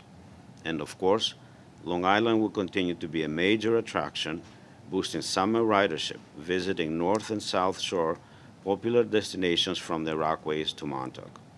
That concludes our ridership overview. If there are no questions, thank you very much. Thank you. Comments, questions? If not, Kathy, are there additional items? There's one additional Metro North information item. It's the Diversity and EEO report for the fourth quarter. It's in the book, and it will be discussed at the Diversity Committee meeting. Thank you. The finance reports for the railroads are in the book as well. Oh, I'm sorry. I apologize, Rob. It's okay. Just before I respond to that, I did forget in my quick report that the Long Island Railroad ADA Task Force also was in attendance for the 190th anniversary, so thank you very much for your support. As far as information items, the May timetable change and track work programs will be in there as well as the diversity report. Thank you so much. As I mentioned before, finance reports are in the book, and there's one procurement for the railroads. Jackie, please take us through the procurements. Yes. Good morning, everyone. The Long Island Railroad procurement package includes one action this month. This item is an award of a public works contract to Sperry Rail for rail floor testing and joint bar inspection services. The term for this contract is a period of 5 years. The board is requested to approve a joint agency award on behalf of the Long Island Railroad and Metro North Railroad. Work under this contract covers the performance of FRA-mandated rail testing services throughout both railroads' operating territories, utilizing the latest technologies in ultrasonic testing, joint bar detection, and eddy current testing to identify and detect internal and external flaws and fractures in track and rail that may not be visible to the naked eye. These services are a critical element of the railroad's integrity testing program necessary to maintain the track in a state of good repair. Proposals were submitted by Sperry Rail and Protrax. The selection committee reviewed the proposals in accordance with the evaluation criteria and unanimously determined that Sperry Rail, the incumbent, was best able to meet the requirements of both railroads based on their qualifications and significant resources, and voted to recommend that the contract be awarded to Sperry, as Sperry's proposal provides the best overall value for the MTA. Sperry's initial proposed price for both railroads was in the amount of $43.8 million. Subsequent to negotiations, a cost avoidance in the amount of $2.5 million was achieved for the contract. The final award amount for both railroads is approximately $41.3 million for the full 5-year term. I submit this procurement for board approval. Thank you, Jackie, for your reports. Any questions on this procurement? If not, may I have a motion and a second? Thank you, Mark. Second. Thank you, Sammy. All in favor? Motion passes. Thank you. And with that, we will be adjourning this meeting. I have a motion to adjourn the meeting. Motion, second. All in favor? Meeting adjourned. Thank you.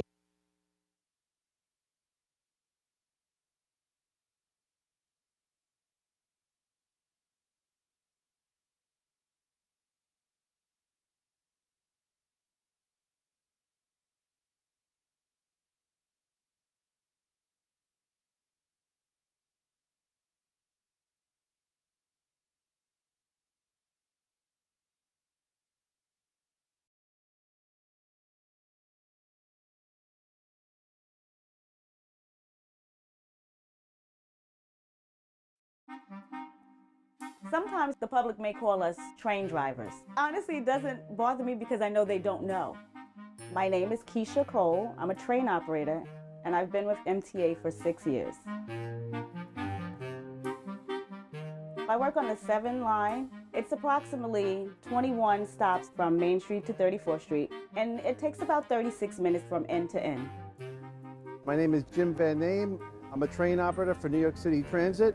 I've been here about 3.5 years. I operate the train on the Q line, which end to end is approximately 44 stops, and it takes me about an hour to complete. My earliest train memory is I was a kid. I got on the F train with my mom. The first time I was on the train, I was excited. It was fun. I was raised on Staten Island, and my friends and I used to take the Staten Island ferry over to the city, and we used to ride the train all over the place. That's probably where I got my first love of the subways. As a train operator, there are 2 different ways you can pick up your train. You can pick up your train in the yard as a put-in, which means you okay your train for service and bring it into the terminal station, which is the last stop on the train line. Or you can actually pick it up from the terminal station. When preparing my train for service, I do various checks to make sure it's safe for myself and for the public. Once my day starts, I have about 3 round trips. I take passengers from Main Street to 34th Street and back to Main Street. That's 1 round trip.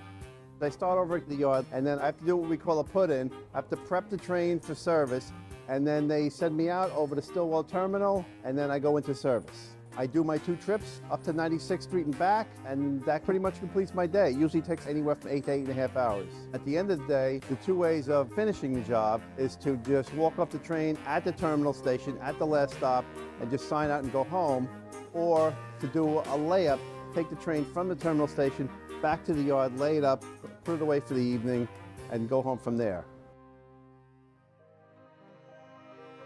I love the fact that I'm moving this big machine by myself. There have been times when I'm operating the train and I think that this is the greatest job ever. The things that I get to see when I'm going down the line and I'm seeing the sun come up, it's just so beautiful. This is my dream job. I love this job. And some of the amazing moments I see in this job is when I'm going over the Manhattan Bridge, sometimes at sunrise to see the sun coming up, or even better, sunset, to see the sun setting behind the Manhattan Bridge is quite a sight.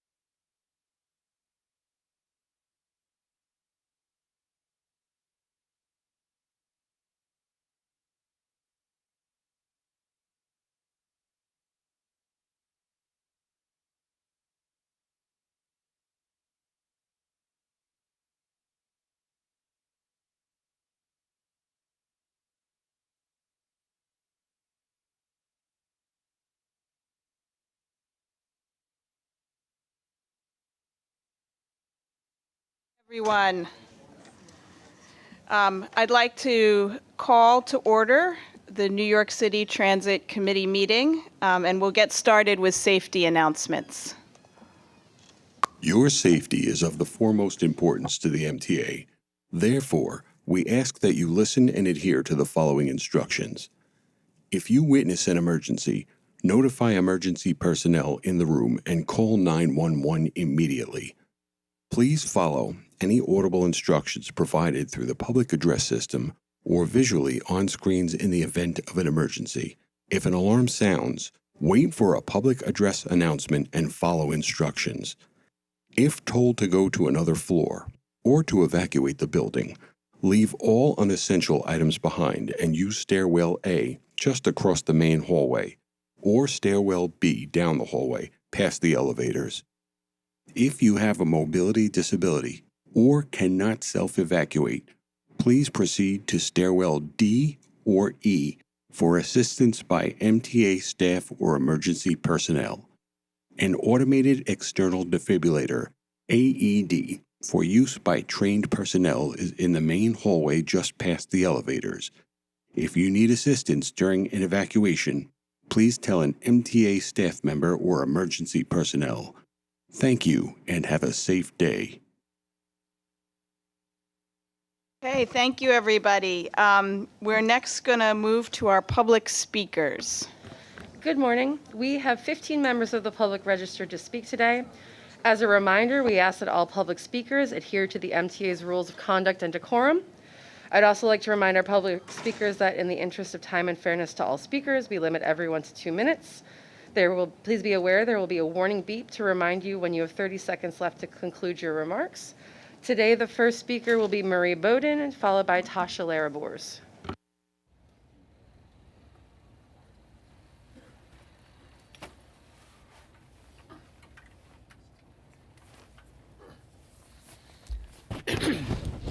Good morning.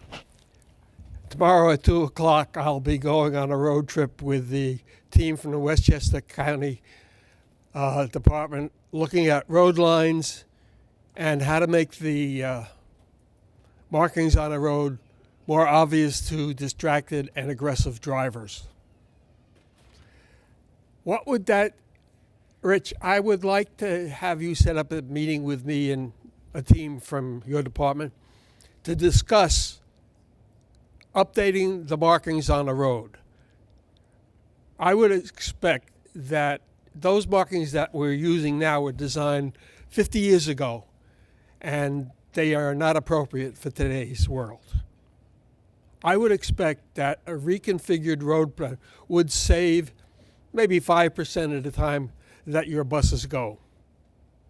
And every accident, because the information would be clearer and given to the driver earlier so that the decision point could be moved back and not at the last moment.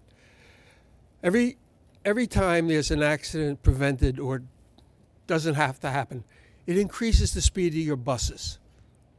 You want people to use the transit. You want it to be safer.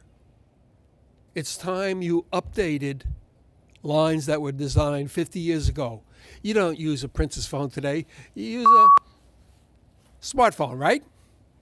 Okay. That's my point. Please set up a meeting. I'll present some information. The decisions are your team's, not mine. I'm done. Thank you all for letting me speak today. Thank you. The next speaker will be Tasha Larabors, followed by Joseph Morales.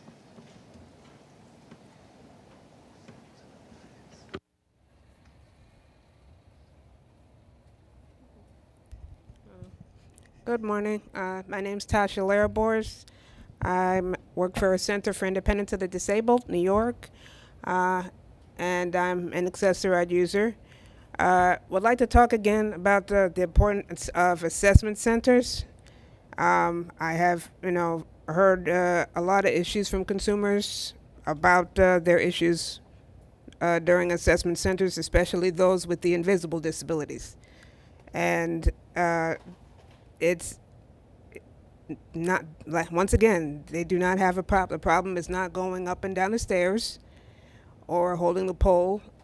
person with an invisible disability. It could be a mental disability. It could be a neurological disability. There's a long list. Just would like for you guys to take that into consideration, because oftentimes those with the invisible disabilities tend to get denied easily. So please, once again, take a look at the assessment centers and also how the staff are treating the consumers. Thank you. Thank you. The next speaker will be Joseph Morales, followed by Maddie Bucky's Highland.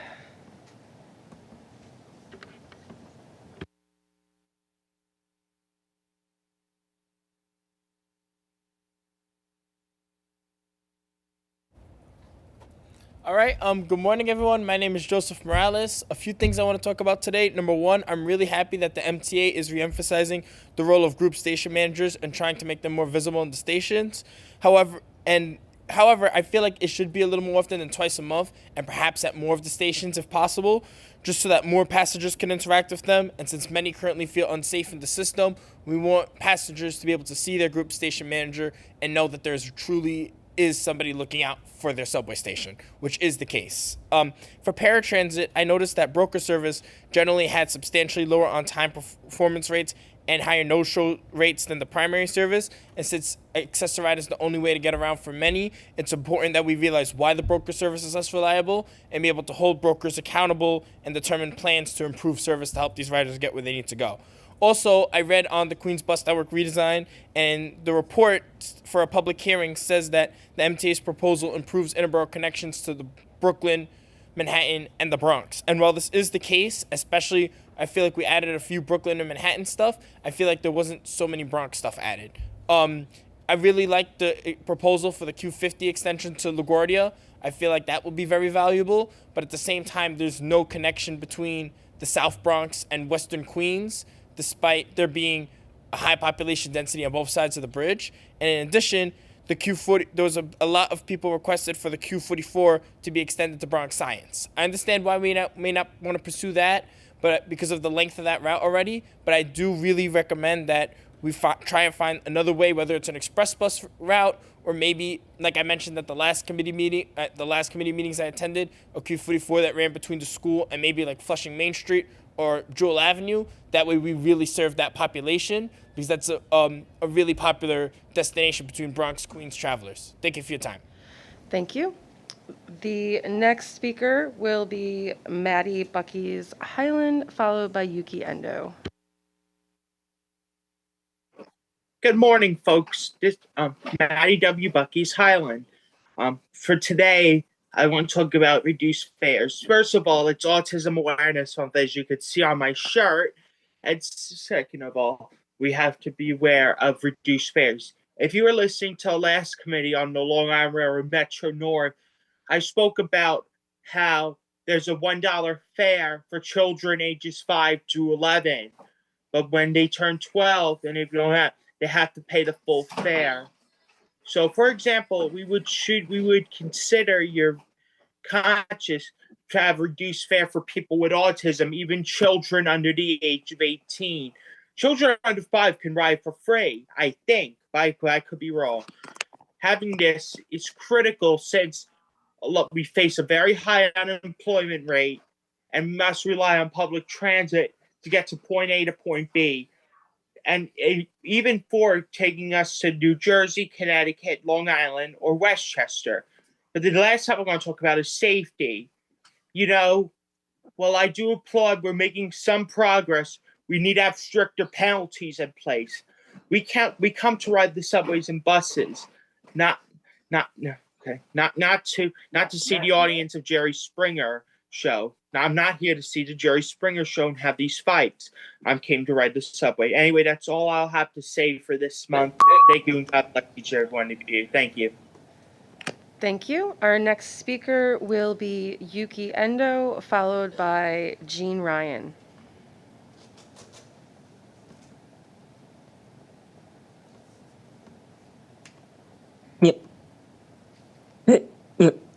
My name is Yuki Endo, passenger United in Kobe, Japan.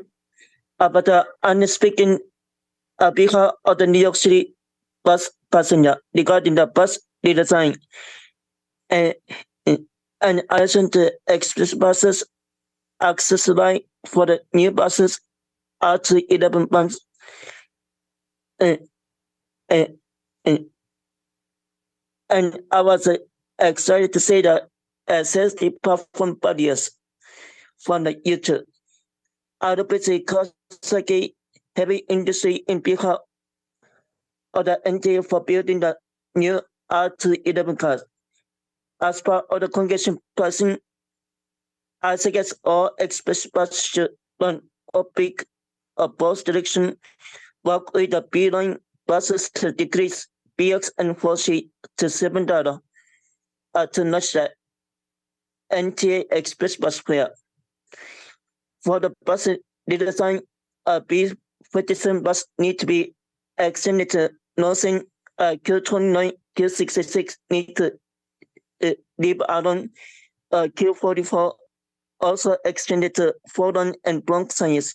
I do not support Q33, Q47 northern Tennessee, Q23 shared leading so for this year.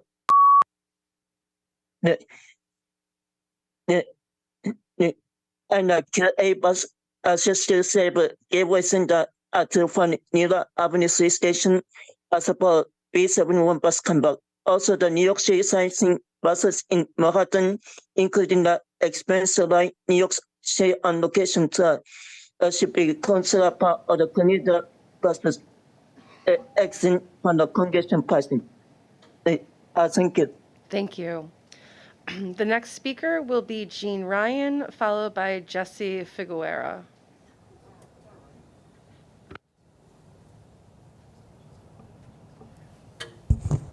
Hi, I'm Jean Ryan. I'm president of Disabled in Action, DIA for short. I'm coming up here to say something that we've complained about a lot, and that's the lack of safe securement with the broker cars, especially with CTG, and also with Uber and Lyft that we get through the on-demand e-hail program. Taking an Uber or a Lyft or a CTG trip, if you're in a wheelchair, is like a crapshoot. You never know if you're going to get the lucky number or not. And be secured, have your chair be secured in a 4-point tie-down, and get the shoulder and waist strap. It's highly unlikely that you're going to get it no matter what you ask for, no matter how much you insist. The drivers just say, don't worry, and they just run to the front and get back behind the wheel and leave you there. The other day I had a guy that he secured me in the front but not the back. And I said, well, what about the back? And he said, the door. Like the door is going to keep me safe. And I want to hit the back of the door of the cargo section if we're in an accident.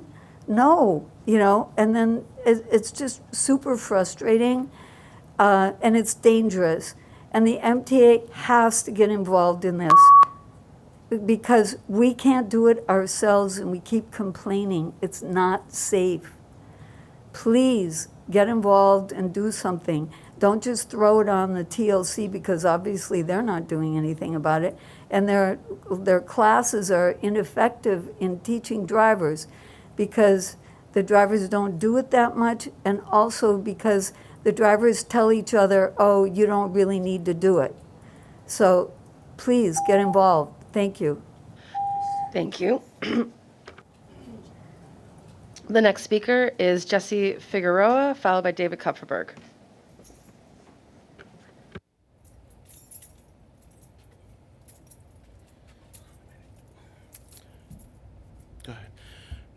Hello, everybody. Jesse Figueroa here, U.S. Army veteran, member of the Long Island Railroad Accessibility Task Force.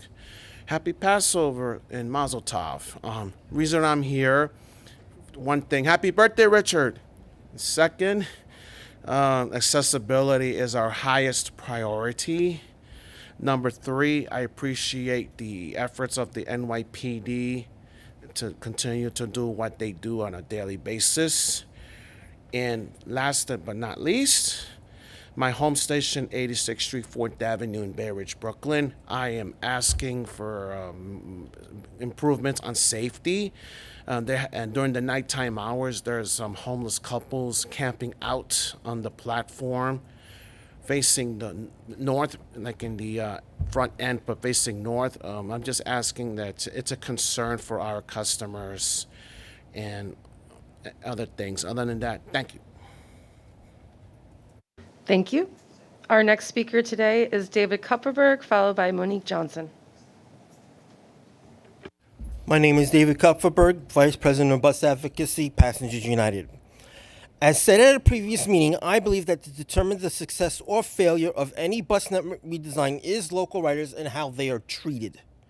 Building upon what I had said about the Rockaways, where the Q22 stops were spaced further apart, the Q66 was also affected by such policies via Northern Boulevard and 35th Avenue. The surrounding neighborhoods hate it. Some are calling for bus stops to be restored. It's obvious that service is less convenient for local riders. Therefore, I think that the distance between local stops should be no less than 500 feet, but no more than 750 feet. Limited stop service should only be considered where feasible for corridors with a trunk frequency of every 5 minutes or less. Limited stop service would operate every 10 minutes and local service every 10 minutes. For example, the existing B38, B41, M2, M5, Q10, and Q17. Standalone limited stop service should only be considered if it would complement local service. For example, the existing M98, S89, and S92. Members of Passengers United have proposed the Q80, which would operate between the Rockaways and the Long Island Jewish Medical Center, and the Q91 via the Throgs Neck Bridge, as well as the local route, the Q90, that would operate via the Queens Midtown Tunnel. We know that the MTA was severely affected by the COVID pandemic, especially within NYCT's operations planning department. Most of the experienced service planners have either retired or went to other agencies. I think the new service planners must respect advocates in their own neighborhoods who are out and know community needs. New planners must have the passion, foresight, and take in the criticism to use it for the greater good. In conclusion, seniors being able to have better access to the bus network redesign books and more engagements with bus advocates are needed to turn out more people to the bus network redesign meetings. Thank you. Thank you. The next speaker is Monique Johnson, followed by Carl Para.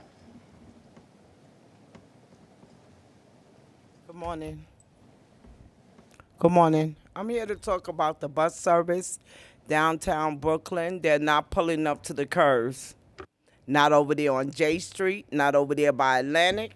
The only way they pulling up to the curve because of that tag team that y'all have out there that be at 9 Bond Street, over there by Bond Street area, and over there by the Livingston area. If them tag team people are not out there, the ones that take the people off the bus, then the bus don't pull up to the curb. As long as they out there, they pull up to the curb. But when they're not out there, they pull so far from the curb, it's hard for a person even with a wheelchair, blind, or even a straight person to have to get up and down off the curb. Accessoride. I want to talk to you about Accessoride. I took Accessoride a couple of weeks ago. The man took me to the wrong location. I tried to direct him and tell him to take me to the right location. He refused to. His dispatcher, CTG dispatcher, got on the phone with Accessoride and they arguing back and forth. This man refused to let me out. Wanted to call the police on me if I didn't get out his car in the area that I was unfamiliar with. And I didn't get out. I left the door open and told him he could call the police. He gave me back my money, then I got out because I had to take transportation because I had a next place I had to be at. But if we're gonna have these car service here, riding us, y'all putting our lives in jeopardy. If they taking us places that okay, I say 505. If I don't say 43rd or 38th Street, it's still 8th Avenue. For them to take you to another place and then threaten to call police on you if you don't get out their car, knowing that they didn't take you to your destination, to where you needed to be dropped off, it's priceless to me. I don't understand how y'all okay with that. Thank you. Our next speaker today is Carl Para, followed by Charlton D'Souza.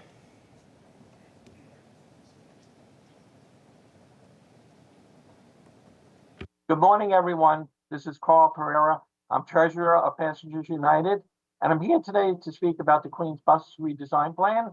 It's great that they're moving forward with a public hearing soon, and we're looking forward to that. Some issues they talk about in the new plan. They're going to be more interborough connections and rush routes and a lot of things like that. A lot of improvements. But with these improvements, some improvement that hasn't been made yet is to change the transfer policy between buses and subways. Right now, most passengers are only allowed one transfer. With the new interborough connections, people are going to definitely, absolutely need more than one transfer to get to some locations. Right now, even in Queens, sometimes people need 3 or 4 buses to get from one area of Queens to the other area of Queens. Nice Bus out in Nassau County already has a 2 transfer policy. They let their passengers ride for up to 3 buses for 1 fare. This is what we need in New York City. We need more than that. We have 5 boroughs here, not 1 county. We have 5 counties. So I think that a better transfer policy, like unlimited transfers for up to 2 hours and 30 minutes on all buses, subways, the Staten Island Railway, and the Roosevelt Island Tram needs to be implemented, and it needs to be implemented as soon as possible. We don't have to wait till the bus redesign is finished to do this, because it's very unfair to a lot of riders. A lot of seniors can't take subways, climb steps. They need to take 3 or 4 buses to get to their doctor's appointments. They can't wait for fare capping 7 days in a row. They only take buses and subways maybe 1 or 2 days a week. So we really need this unlimited 2-hour and 30-minute time-based transfer policy. Thank you very much and have a nice day. Thank you. The next speaker is Charlton D'Souza, followed by Andy Pollock. Good morning, everyone. My name is Charlton D'Souza. I'm the president of Passengers United. And so you guys made this big announcement over the weekend that you're adding more buses for congestion pricing. Really? So I looked at the item on the agenda, and I looked at the details of the fine plans. And it's only 1 bus or 2 buses per route. So like the 723, the X64, the M35. So that is not good enough. Congestion pricing is going to move thousands and thousands of people in the subway system, because people are going to be ditching their cars to get on the subway because they have no other alternative, because you guys have raised the prices on the railroad, and that's too expensive for people. And so this is not going to work out for us. They should have approved the 160 million or the 180 million in Albany. And what we really need are more bus drivers, because if you don't have enough bus drivers to fill the runs and to fill the trips, you're not doing anyone a favor. You could pretend to say you're going to put all the service out, but if you don't have drivers to physically work those runs, and now you guys are cutting overtime, which has already happened. Many bus trips are not getting filled. So I want a clarification from this board today. Is the overtime cuts going to be affecting the substitute list for bus drivers? And will all bus trips be filled, on the overnights, on the night hops, and the weekend runs? Because we're seeing a lot of express bus trips eliminated, and that's not good for anyone. So if you want people to use mass transit, you really have to change all the schedules and have more service and more bus drivers. Again, thank you so much. My name is Charlton D'Souza, president of Passengers United. Bye. Thank you. Our next speaker is Andy Pollock, followed by Jason Anthony.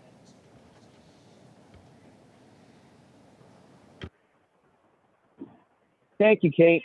Good morning, Richard. Good morning, Hada, and good morning, members of the New York City Transit Committee. Andy Pollock, member of Passengers United. So I'm here today to discuss the Queens Bus redesign. And there's a couple of issues that I personally have with this bus redesign. The first issue, and Passengers United's been getting a lot of complaints about this recently. The first issue is in Long Island City.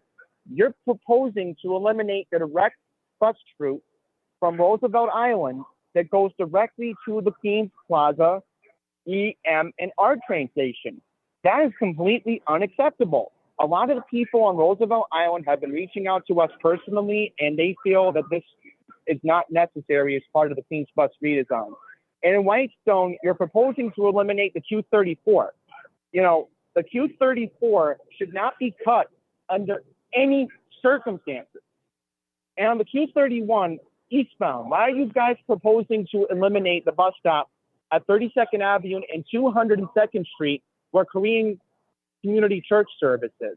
You know, that's completely unacceptable. So those are my three issues with the Queens Bus redesign that I have. Before I wrap up my comments, I'm here on 8th Avenue in Midtown, and you guys are proposing to enact congestion pricing on June 30th. Well, all I'm going to say is I don't know if there'll be a summer of hell with congestion pricing coming, but I'll believe it when I see it, when there's no traffic always approaching the busy 8th Avenue and 40th Street crossing here on the west side. I like to see how you guys are thinking that it's going to eliminate most of the traffic in the middle of the day, because it's Monday. What's with all the traffic today? Is congestion pricing going to help eliminate that? So with that being all said, I'm going to conclude my remarks. Thank you for letting me speak today, Kate, and I plan to speak again in May. Thank you. The next speaker is Jason Anthony, who will be followed by Alita Dupree. Good morning, everybody. Happy belated birthday, Richard. I hope that you enjoyed it. And that regarding congestion pricing, that is an early birthday gift for me, because congestion pricing will start on June 30th, and my birthday is Juneteenth. And speaking a little bit of everything, where's John Samuelson? He is a member of this committee. He has been missing in action for so long. Where is he? I haven't seen him in a long time. But anyways, as a longtime Yankees fan, I would love to see an announcement on the 4 train, because last year the Mets had a treat of announcements on board the 7. Why not the Yankees fans like myself don't get a treat along the 4 train? Because recently the Yankee announcer John Sterling recently retired. It is not fair that the Mets fans get a treat on the 7, but not the Yankees fans like myself don't get on the 4. One last thing, we would love to see more NYPD presence on board the trains, especially in the hours between midnight and 5 a.m., because I use the train during weekends, during those hours when I commute between downtown Brooklyn and the West Shore of Staten Island. Demetrius, your team are doing the excellent job. I want to give kudos to a station agent at 42nd Street Port Authority Bus Terminal that she works during the hours of 2 p.m. and 10. So Please conclude your remarks. Let's keep doing the job. I'll see you guys in diversity. Thank you. The next speaker is Alita Dupree, and our final speaker today will be Christopher Grafe.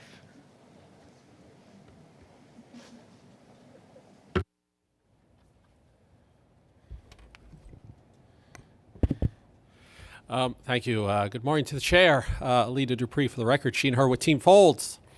I made it. Faster, cleaner, safer. Well, it's true. I've been getting some fast subway rides, especially on the A line in Brooklyn. And the system is generally clean. It's not perfect, but we want to keep working on it. And I generally do feel safe on the system, though. As with anywhere in a big city, I do have to keep my wits about me.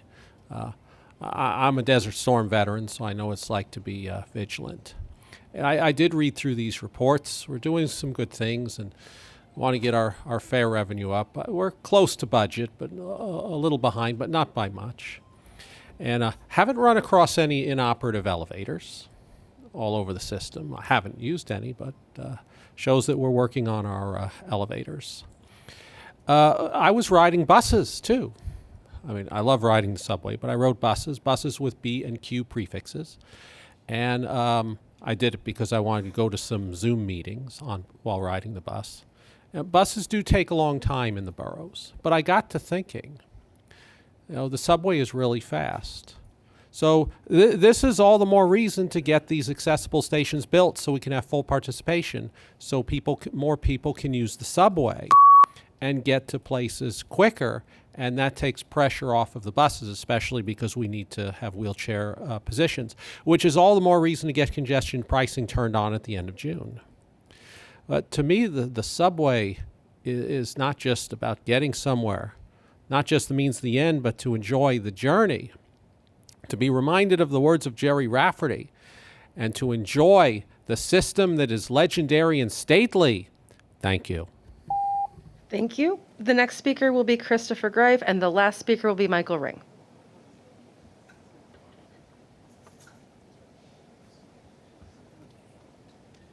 Good morning. First, I want to congratulate the awardees, but also I want to congratulate a lot of things. For the last 5 years, MTA has been working on a lot of new things. Signages, accessibility, buses, not just trains being updated R211s, but there is something else.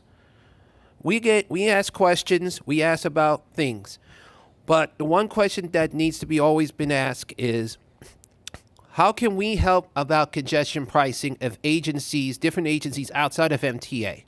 How can we work together and get the right questions out to our communities, not just the veterans, not just the seniors, and the disabilities? We need to do a lot of working together, starting now and before June 30th. And thank God June 30th, which is one more day tomorrow, which is April 30th, which, yes, it is my birthday. I know, Richard, happy belated birthday for you as Taurus the Bulls. We are going to be running people over saying congestion price is important. But very important is, how can we work together? And regarding Queens redesign, not only MTA, we need to also remember DOT is part of this too. If you know a bus stop is being removed, please contact DOT as well, accessibility, because we need to hear that. That is one thing we need to remind. Answering, outreaching, communities that need to hear the right facts, but always complaining, but don't solve the complaints. How can we work together? And I'm going to say this, as an advocate for 30 years, I've been telling people since day one, if you have a concern, please put it into the MTA app or the DOT app or 311. The more advocacy we put in, the more things will get done. Thank you. Thank you. Our final speaker today is Michael Ring. Good morning. My name is Michael Ring. Right now I'm wearing a green hat that says Disabled in Action. That is the organization I'm representing now. A few months ago, I mentioned that a very free way to improve accessoride service and reduce a lot of traffic jams would be to not have MTA vehicles parking in the bus stop right outside this building, an MTA bus stop that's used for people who come here, go to the museum across the street, go to the school at 25 Broadway across the park there. So I noticed that during these meetings, you have a staffer out there keeping anyone from parking in that bus stop. But I have to tell you, there's a mini-me out there. My son walks up the stairs of that subway station 5 days a week to go to work on Governor's Island, taking pictures of who's parked in that bus stop.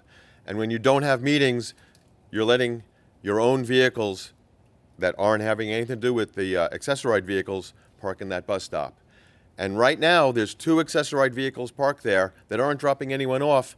They're electric vehicles that I'm sure you're going to talk about in the next part of this meeting. So I'd like to talk about the electric vehicles for accessoride. I'm really glad you're moving in a way of sustainability, but if you want to be sustainable, you really have to work on the computer engine that arranges for when accessoride vehicles pick me up. It's a massively inefficient system. It's taking people on these 2 and 3 borough tours of the city when they don't need to be driven around so much.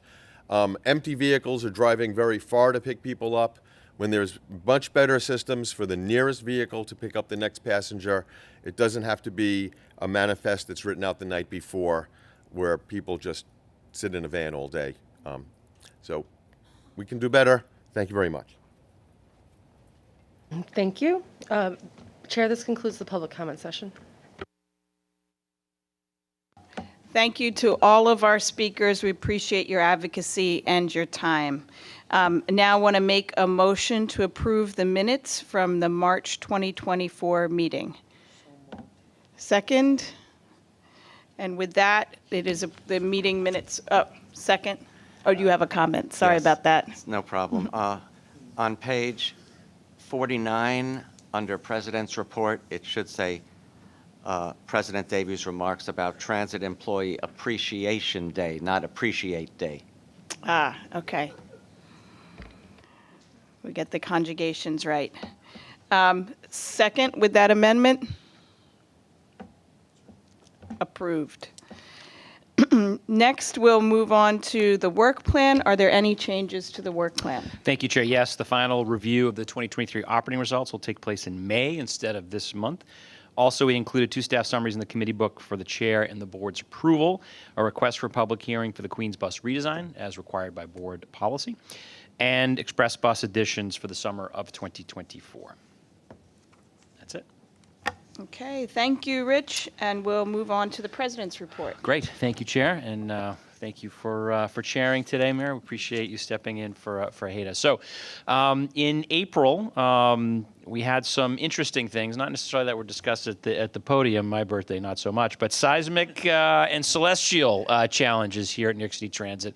You see a picture here of a customer looking at with appropriate glasses, we hope. For the solar eclipse, we had a strong earthquake, but notwithstanding those two, items that occurred here in New York, we had a very strong month, which I'll be talking about now over the next few minutes. One thing I do want to talk about is the promotion of equity through fair fares, something that, as you know, the Blue Ribbon Commission and their 4 E's spoke about. One was equity, and we continue to drive as best we can, letting our customers know that the Fair Fares program that the City of New York offers is something that is available to over 1 million New Yorkers. We continue to work and partner with the city very closely. We actually had a day of action on March 29th, as noted here, with the DSS staff to show both awareness and enrollment. But Fair Fares is a lifeline for hundreds of thousands of New Yorkers, and we continue to push that at our customer service centers, but it will continue to be central to all we do, which is ensuring that there are equitable fares that are available to our customers, and they know about that. Not an April Fool's joke, but on April 1st, we welcomed back F-Line customers, modernized tracks throughout the 63rd Street corridor and the tunnel in particular. Direct track fixation, it is a very complicated project. It's done on time thanks to the C&D team. There were certainly challenges to that, but as I said, my hope is that our customers won't see us there for another 40 years.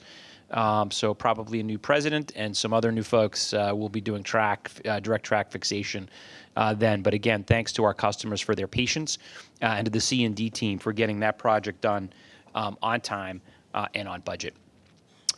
We also celebrated 1 year of enhanced customer service within our stations. Demetrius and Sheila in a moment will talk a little more deeply about, on the subway side, what we're doing around customer service. But we celebrated a year of bringing our station agents out of the booth. And it's clear a year later that our customers love the change. 78% of our customers are satisfied or very satisfied with our station staff when interacting with them out of the booth, as opposed to behind the glass and those microphones where, for me at least in the day, it sounded like Charlie Brown's teacher, where you couldn't understand the direction or the answers necessarily that our agents were trying to give because of that poor technology. So we've seen an increase in customer satisfaction as a result. And by the way, our employees like it as well. We had 3 of our excellent station agents with us at this event, and not to be outdone, the TW as well. Robert Kelly, who represents the station's employees, was also there to talk about improvement. And finally, as you can see, we've had nearly a 600% increase in customer commendations of our station agents as well. So we want to applaud these 2,300 men and women who are out in our system, helping our customers every single day. As mentioned as well from the podium, we're making transit greener. And so we, for the first time, debuted an accessorized vehicle that is all electric. We've purchased 15 of those, and we'll be piloting those over the coming months to ensure that they have enough power and charging capability. to not only make sure that the vehicles can go around the city, but our customers can be comfortable. And obviously, the cutaway and the ramps in particular will work. But we're excited about this new amenity and look forward to testing it, as I mentioned, in the months to come. There are 2 vehicles downstairs. If the committee or board members or frankly anyone in the public wishes to get a sneak peek. We continue our station renovations, and so we're up to almost 80 now stations across the system where we have, quote, renovated them. And as a reminder, this is somewhere between a deep clean and an actual major capital project, but we're taking advantage of weekend shutdowns, GOs, so to speak, where stations are closed and getting in and doing deep cleans, lighting improvements, and you can see here some before and after pictures, in particular with tile and leak remediation we did at Jamaica Van Wyck, but really improving, again, the environment that our customers are coming into, and we continue to see improved customer satisfaction numbers as a result of that work. Andrew, I'm sorry. Rich, I've gotten comments from some people that know I'm active in this field about some of these renovations, and in the case, and I'll use the one that I went and visited to make sure they knew what they were talking about, Fort Hamilton Parkway on the F&G. While there were major improvements there, some of the historic tile work on the columns along the platforms were painted over. That's not going to be a regular thing, is it? We're going to preserve the historic identity of some of these stations, I'm hoping. We are absolutely preserving the historic nature. We're also looking at other ways to clean up the system as well. So for most of our subway tiles, which are just a sort of a classic white, I think we're looking at opportunities to clean those up. That doesn't require a full, bore tile change out, if you will. So, but no, we'll be careful to ensure, as you know, there's lots of historic elements to our stations, a lot of public art in our stations that we want to make sure we're preserving. Sure. And then spring ridership is fully blooming. So we have seen an uptick in paid ridership across subways in particular. We've eclipsed 4 million. No pun intended on eclipse, 4 million paying customers 5 times in April compared to 3 times last year. So customers continue to vote with their feet by using, the services that we're providing. And last, or a couple more slides here, but this is not our first rodeo. We have a team out of bus employees competing literally right now in Portland, Oregon. The APTA, which is the American Public Transportation Association, has an annual bus rodeo, which we stopped participating in a few years ago. COVID also interrupted that as well. But this year, for the first time, Frank, in maybe 6 years or 7, we had our own internal rodeo back in the fall. Folks might remember that. And we sent the winners out to Portland. So they are competing right now. I'm told they're doing well. You have. The results are in, but they haven't released them yet. So. Fingers results crossed. are in, but they're not in. All right. Well, Frank, there's still time for you to make sure the results are the ones we want. But in all seriousness, I think driving a bus in this business is the toughest job in transit, and I think driving a bus in New York City is the toughest of the tough. So we were really proud to send some of our best bus operators and our maintainers out to compete again at the national level. And as folks know, customer satisfaction is our North Star, but our employee engagement, making sure our employees feel appreciated as well is part of that. And we're grateful to have sent this team out to APTA to compete.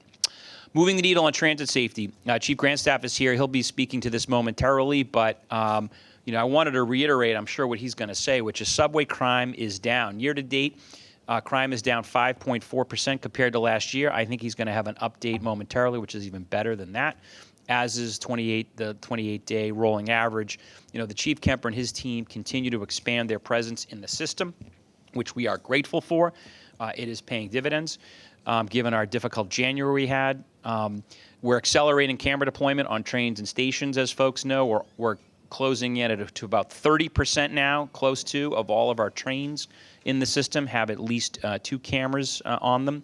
Our scout teams continue to make great progress. This is really helping those folks who are suffering some of the most acute mental health challenges in our system, which our customers continue to tell us is the #1 issue for them in the subway system. The platform barrier expansion, we've done that now at 4 stations, and as we look at budget and some other things, we'll look to accelerate that rollout, but we've had positive comments there. And notwithstanding, we have had some very ugly and high-profile assaults of our employees this first quarter.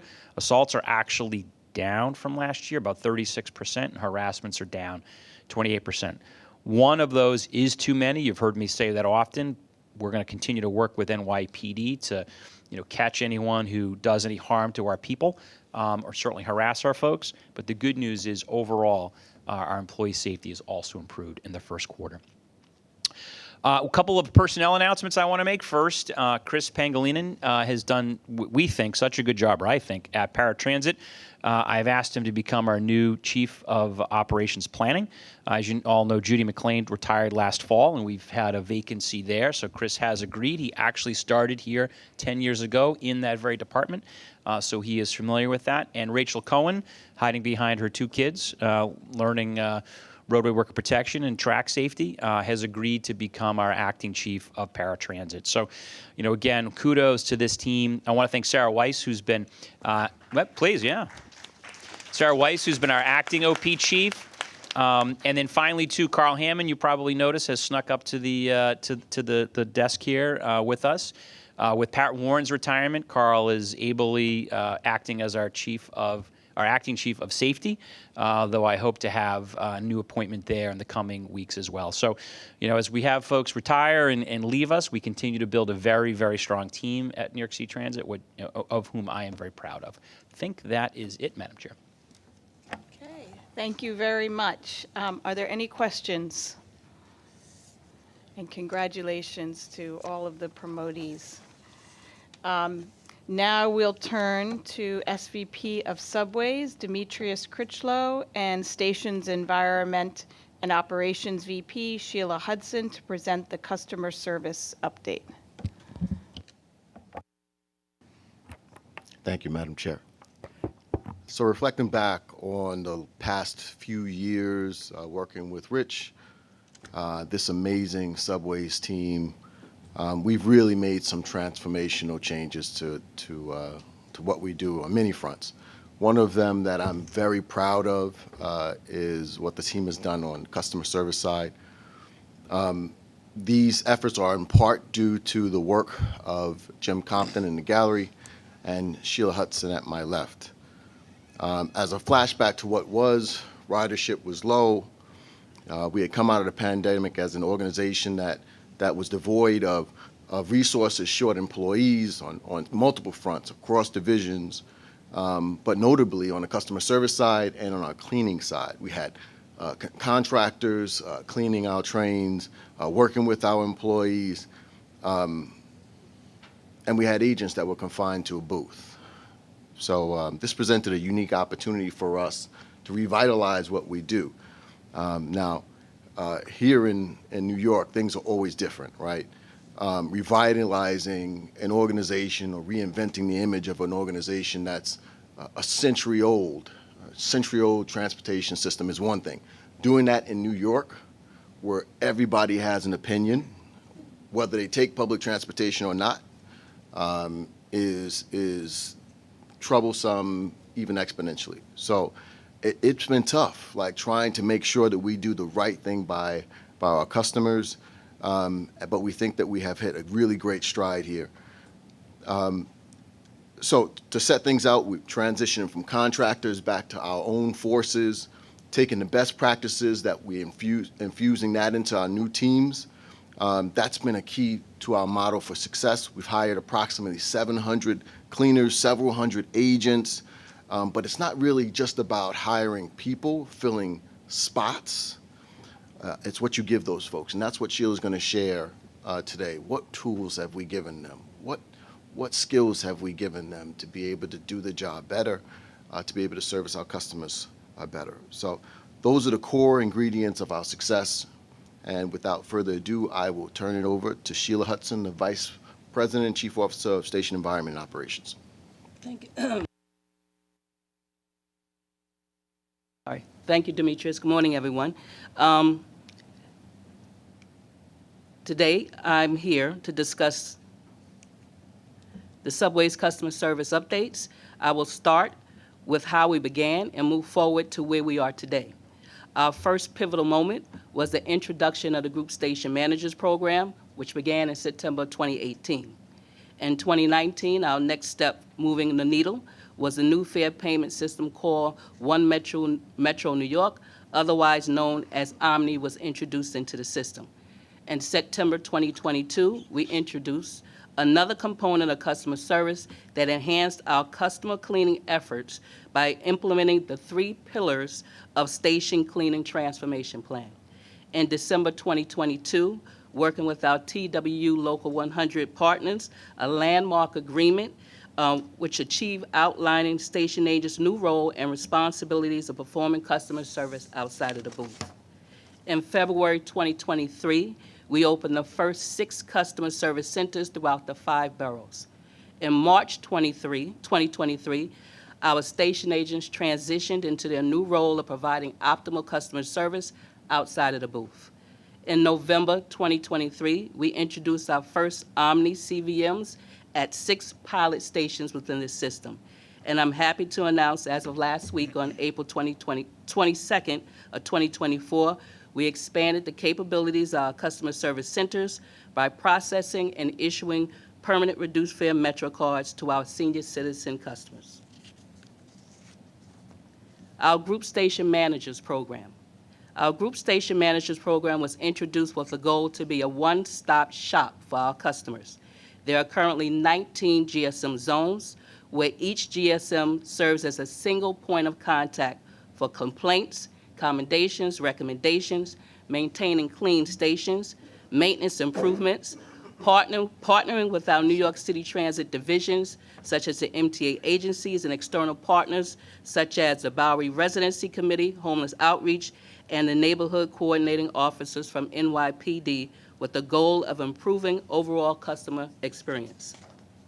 This dedicated team is making great strides and continuously moving the needle in customer satisfaction. On the screen you'll have before you, I would like to recognize 2 of our team members, one being Maria, who manages Zone 8, and the other is Monty, who manages Zone 19. Cleaning transformation. The Cleaning Transformation Plan, which outlines the 3 pillars, standards, resources, guidance, was established to support our goal of achieving excellence in station cleaning. Our first pillar, standards, introduced a new cleaning standard guide as resources to our supervisory and cleaning staff. We overhauled and completely modernized the station cleaning induction manual, introducing e-learning to our employees, as well as using videos showing how to perform critical cleaning tasks.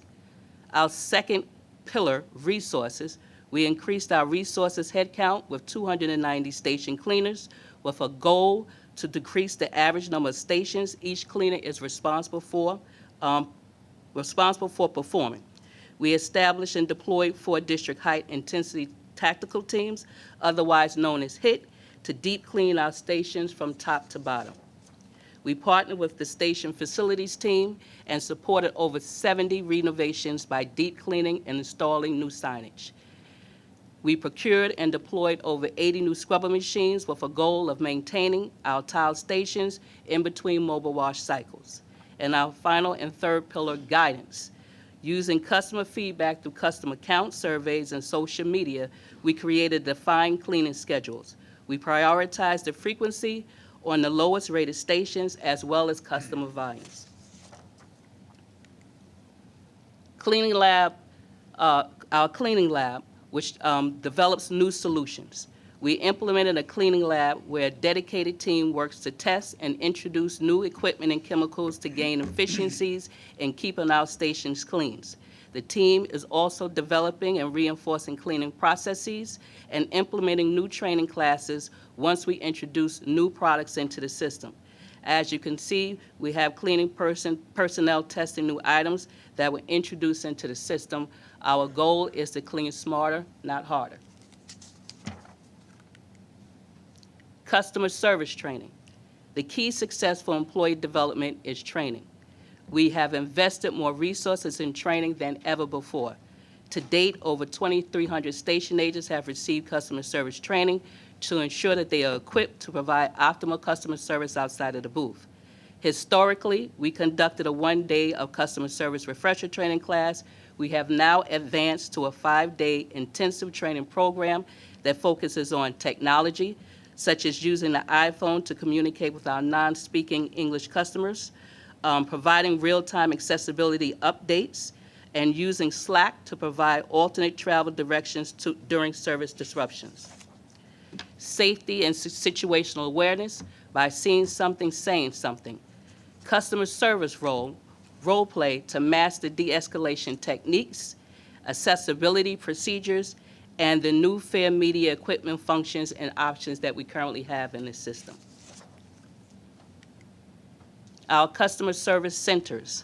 Today, we currently have 15 customer service centers, 11 are enhanced booths, and 4 retail build-outs, which offer our customers a seated waiting area and an iPad stand that displays real-time train service updates and also assists with reduced fare Metro cards processing and enrollment.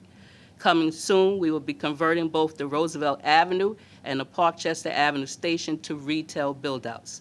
Station agents assigned to customer service centers offer customers the 3 Stone Street experience without traveling too far, and also providing assistance with wayfinding, fare payment functions and options, omni promotion information, accessibility, and reduced fare enrollment. Our permanent reduced fare Metro card. In an effort to improve customer satisfaction, we have expanded our customer service center capabilities by processing and issuing reduced fare Metro cards to our senior citizen customers. This enhancement provides greater access for our seniors to receive permanent reduced fare Metro cards closer to home.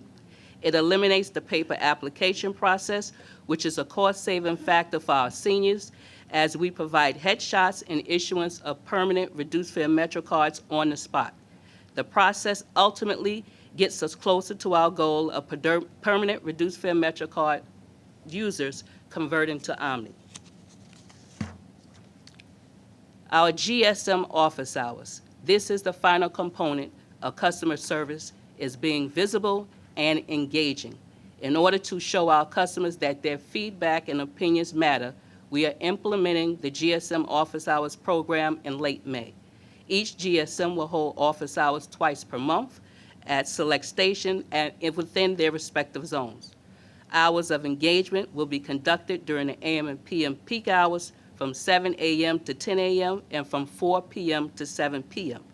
GSMs, their respective staff, NYPD partners will also be on hand to hear our customers, provide answers to their questions, and document their suggestions.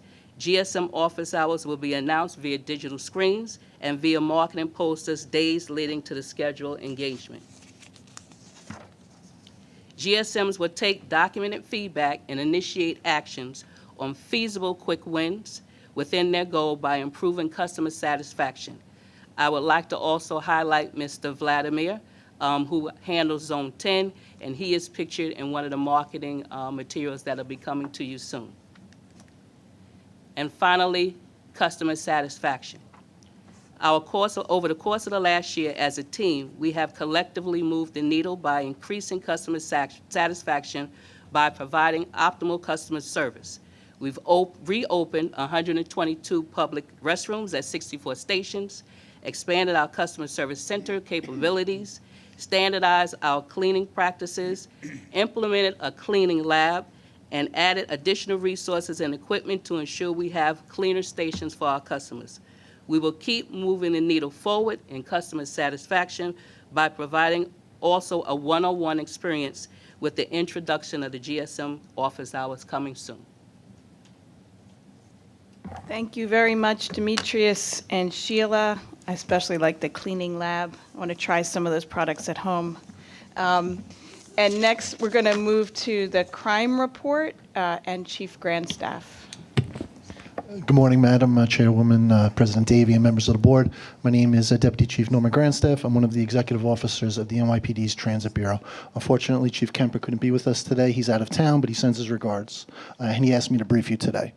So what a difference a few months make. In January, Chief Kemper was here, and he spoke to you about how challenging the start of the year was for us in the Transit Bureau, with subway system experiencing a highly publicized increase in crime. But he also told you the Bureau's plan in addressing this concerning and unacceptable crime trend. The difference between then and now is achieved through the department's collective hard work, and namely the deployment of over 1,000 additional uniformed officers into transit every day since the beginning of February. This investment immediately paid dividends and continues to do so to this day. In front of you, you have the crime stats for the month of March. And just really to establish a timeline, at the end of January, crime in the subway system was up 45%. A plan was established, and really one of the main points of that plan was the assignment of, at the direction of Mayor Adams and Police Officer Caban, over 1,000 uniformed members into the subway system. And that plan paid off immediate dividends. For the month of February, crime was down 13%, and where we sit today, March down 23, and then actually today. For the month of April, crime is down 24.7%, and the year-to-date number is down 6.4%. So it is actually has gone down since the last week. These numbers show a positive downward trend in crime, but we have not taken our foot off the pedal. Instead, we've capitalized on our momentum. Again, for the month of April, we have seen a 24.7% decrease in crime. Again, year-to-date, we are down 6.4% in crime. But make no mistake, we are not waving the flag of victory. We are encouraged by this trend, and our strategies to combat crime are working. We will continue our increased officer deployment to transit with these highly visible cops deployed to turnstiles, on subway platforms, and inside moving trains. We will also continue our enhanced focus on fare evasion enforcement, as it brings so much value in our pursuit of public safety, especially at the turnstiles are the gateway for the rider's journey through the subway. Fare evasion contributes to the sense of lawlessness in the system, and it isn't fair to the paying riders, and as you know, it consistently is a top complaint of our riders. Additionally, fare evasion is directly related to crime. In fact, so far this year in the subway system, we've recovered 24 guns, 14 of which were found on someone evading the fare. We've seen time and time again that while not all people who evade the fare are criminals, nearly all criminals who come into the system to prey on our riders evade the fare. That's why earlier this month we dedicated over 100 officers each day for a week in a joint effort by both Patrol Services Bureau and Transit Bureau to Operation Fair Play, an initiative focusing on the turnstiles and those not paying their fare. For this initiative alone, over 700 summonses were issued and 175 arrests were made, including 2 for gun possession. This is not petty enforcement. This is about correcting behavior and stopping those with bad intentions at the fare gates. And to be clear, our focus on fare evasion is not limited to this initiative. Your transit cops are out there every day facing lawlessness head on and working hard to make the subway safer. We continue to capitalize on our momentum. All categories of enforcement continue to be up at or near historic highs. Year to date, there have been over 6,500 arrests made in the subway system. This is a nearly 57% increase. Tab summonses are up 24% with over 63,000 issued. As I spoke about before, we've continued our emphasis on confronting fare evasion, with over 43,000 fare evasion contacts so far this year. This is over a 7% increase from last year. In addition to the 24 people we've arrested for carrying a gun in the subway system, which is a 60% increase from last year, we've made nearly 600 arrests for other weapons in the system, a 63% increase. So for transit, for the week, last week we had 24 major crimes. We average about 44 crimes per week, so that's 20 less victims. For the month, again, we're down nearly 25%, and the year, we're down over 6%. As you can see, our hard work is paying off, and the subway system is all the safer for it.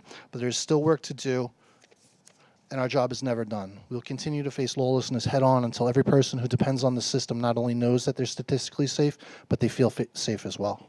Thank you. I'll now answer any questions you may have. Any questions? Okay, with that, we'll move on to Q for the accessibility update. Thank you so much, and good afternoon. Earlier this month, we were thrilled to open new elevators at Metropolitan Avenue and Lower Merch stations in Brooklyn in one day, making and surpassing 150 accessible stations here in New York City Transit. This represents a major milestone in the work towards reaching greater than 95% accessibility for the subway system. The work at Metropolitan Avenue and Lower Merch Station Complex included constructing 6 new elevators, updating staircases, lighting, and extensive fare control and platform work. North Brooklyn is a great example of the huge strides we have made in accessibility in just the last few years. Since 2020, we have opened 5 new accessible stations in Greenpoint and Williamsburg, unlocking new potentials, accessibility for these growing communities and neighborhoods, and our L and G line riders. MTA Accessibility congratulates our Deputy Chief, Rachel Cohen, and on her acting appointment as Vice President at Paratransit, and Chris on his promotion to Operations Planning. I cannot think of a better candidate to take over at Paratransit than Rachel, with her experience at TOC, with you and the team, Mira, and with her almost 6 years here in accessibility. We in accessibility congratulate her and look forward to continuing to be working with both Rachel and Chris in their next roles. Thank you. Any questions? And I'm no longer angry that you stole Rachel from the TLC. And now we'll turn over to procurement for this month's transit procurements. Thank you. Good afternoon. The New York City Transit procurement package includes one action item this month.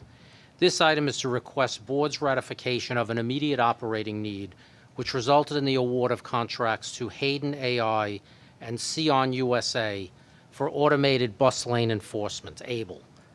Bus lane enforcement is a critical element of the MTA's efforts to increase bus speeds, improve customer service, and ensure the success of both bus lanes and select bus service. The awards to both Hayden and Sion are for the purchase, installation, operation, and maintenance of ABLE systems up to 1,023 for Hayden and 1,000 for Sion. Both of these vendors were identified through a request for information seeking vendors capable of furnishing ABLE systems. Department of Buses entered into test agreements with Hayden and Sion and worked closely with both in the development of their ABLE systems and completion of the required certification testing. Proposals were submitted by both Hayden and Sion, and both were invited for negotiations. For comparative purposes, price was calculated on the capital equipment acquisition and then the recurring costs for operation and maintenance of the system, resulting in an average price per system per year. Hayden's initial 3-year proposal averaged $34,297 per bus per year. Subsequent to negotiations, that was reduced to $14,430 per bus per year, a reduction of 42%. Sion's initial proposal averaged $22,976 a year, and subsequent to negotiations, the contract for 1,000 units was reduced to $19,469 per year, a reduction of 15%. The total combined award amount for Sion and Hayden is $141.5 million, and prices submitted by both companies were deemed fair and reasonable. The MTA received legislative approval to begin monitoring and ticketing vehicles obstructing bus stops as well as double-parked vehicles in mid-2024. As a result, DOB has updated the scope of work and renamed this project to Automated Camera Enforcement, or ACE. Procurement is actively engaged in negotiations with both vendors to add the enforcement of bus stop and double-parked vehicles to these contracts. As these modifications are being conducted under the ION, they will be presented to a future board for ratification following negotiation and award.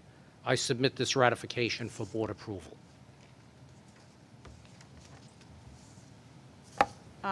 Any questions?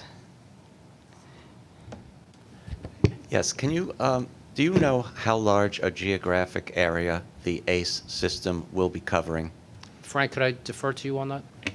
Yes, at the end of 24, it'll be 500 miles of coverage with ACE, and then we're expanding further through 2028, an additional 30 routes to be determined and mileage to be determined. Yeah. Thank you. And when will the cameras start being operable on the buses? So right now we have over 600 buses with the system on. It's just a matter of converting it from ABLE to ACE to be able to enforce actually the bus stops and the double park cars. So at the end of May, early June is when we anticipate we will begin capturing the new ACE and ABLE and begin giving warnings. By statute, I think it was May 27th-ish? Yeah, I'm not sure. exactly. There's a specific statutory date, so we'll be a week or two from that. And you do a warning period first and then the violations? Yes, it's a 60-day warning period, and then we begin the violations. Okay. Yes. Thank you. A motion to approve this procurement? Yes. Second? Second, okay. The procurement is, all in favor? Aye. Any opposed or abstentions? Okay, with that, the procurement is approved. The next, and I'm going to turn it over to Rich to do an introduction, will be a vote on whether or not to hold public hearings on the Queens bus redesign. Correct. So as mentioned, we want to ask the committee to vote to allow staff to have a public hearing. By board policy, I think you all know we've been having lots of public meetings and lots of public conversations over the last couple of years as a start from what was happening in 2019. So, but as board policy, so that's the ask. Do we have a motion to approve? Yes. Second?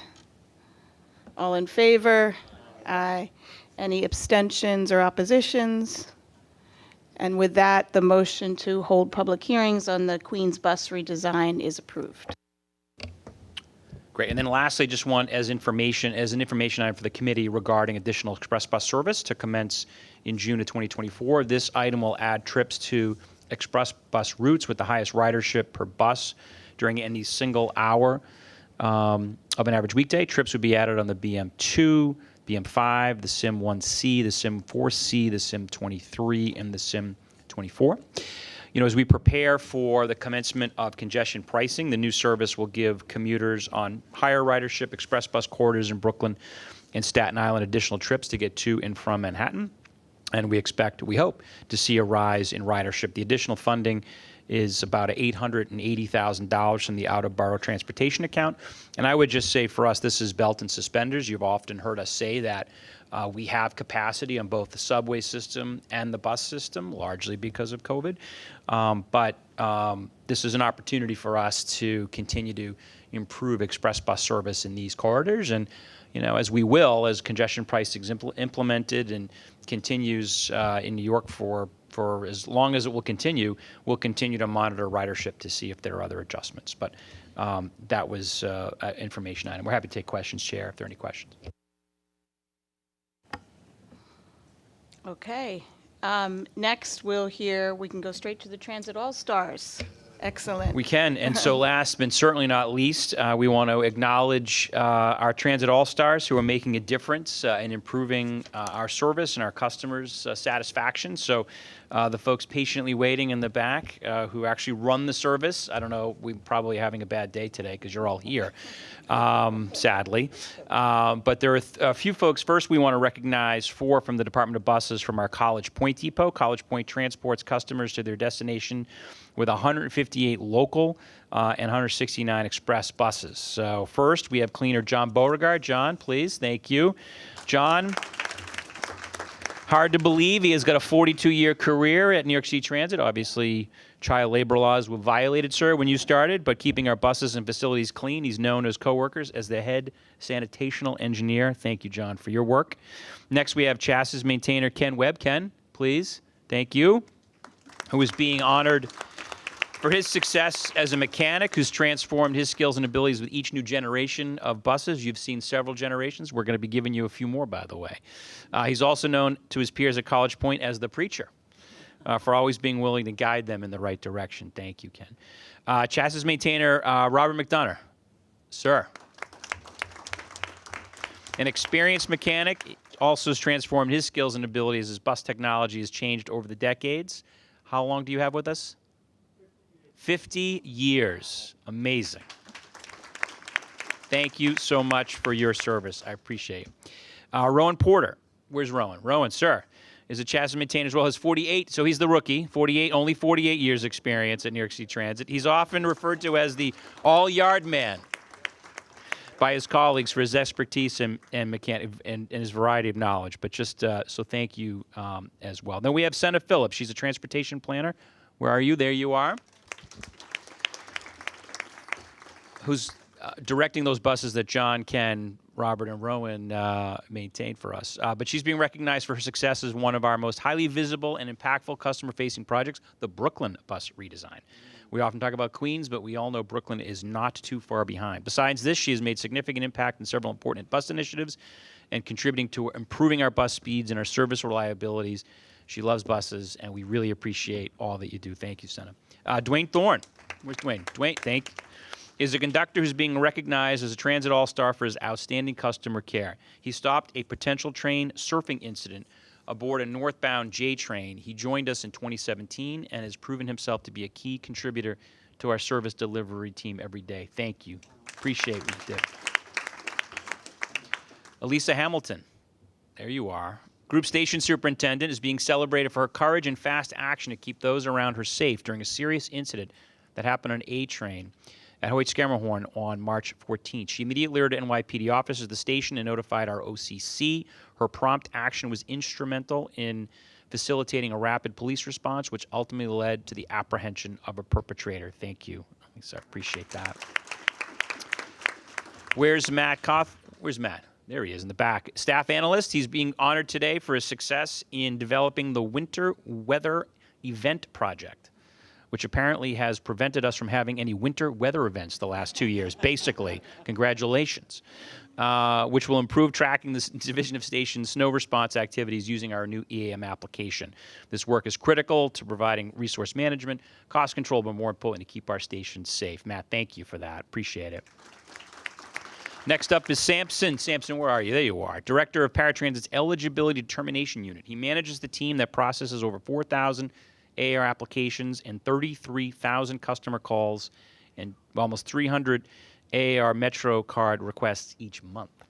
He's also currently leading the opening of our new Manhattan Assessment Center, the last borough without an assessment center for our paratransit customers, which is scheduled to open in the third quarter of this year. Thank you for your work. Appreciate it. And last but not least, Natalie Garcia. Natalie, thank you. Director of our Paratransit's Project Cost Management Unit.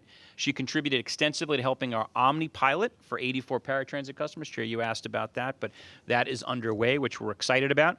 This included leading Paratransit's web and app, My MTA website, and My MTA app development and testing, resulting in an increase of a 15% online accessor ride reservations, an all-time high for paratransit. Natalie, thank you for continuing to improve the customer experience.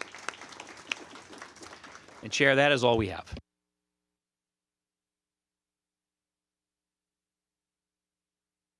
All right, any questions? More congratulations. Okay, now I'll make a motion to adjourn the, or does somebody want to make a motion to adjourn the meeting? Thank you, and a second. All in favor? And with that, the meeting is adjourned. Thank you.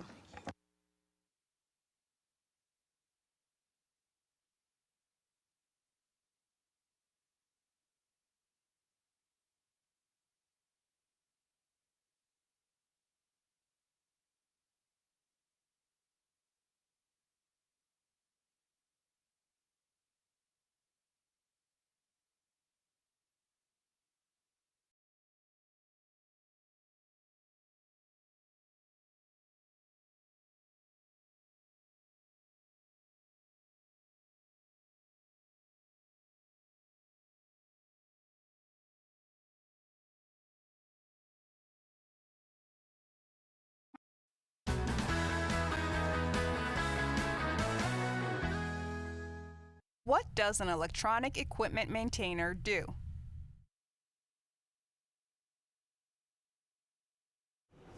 Paul Julian, electronic equipment maintainer. I've been in transit for 5 years.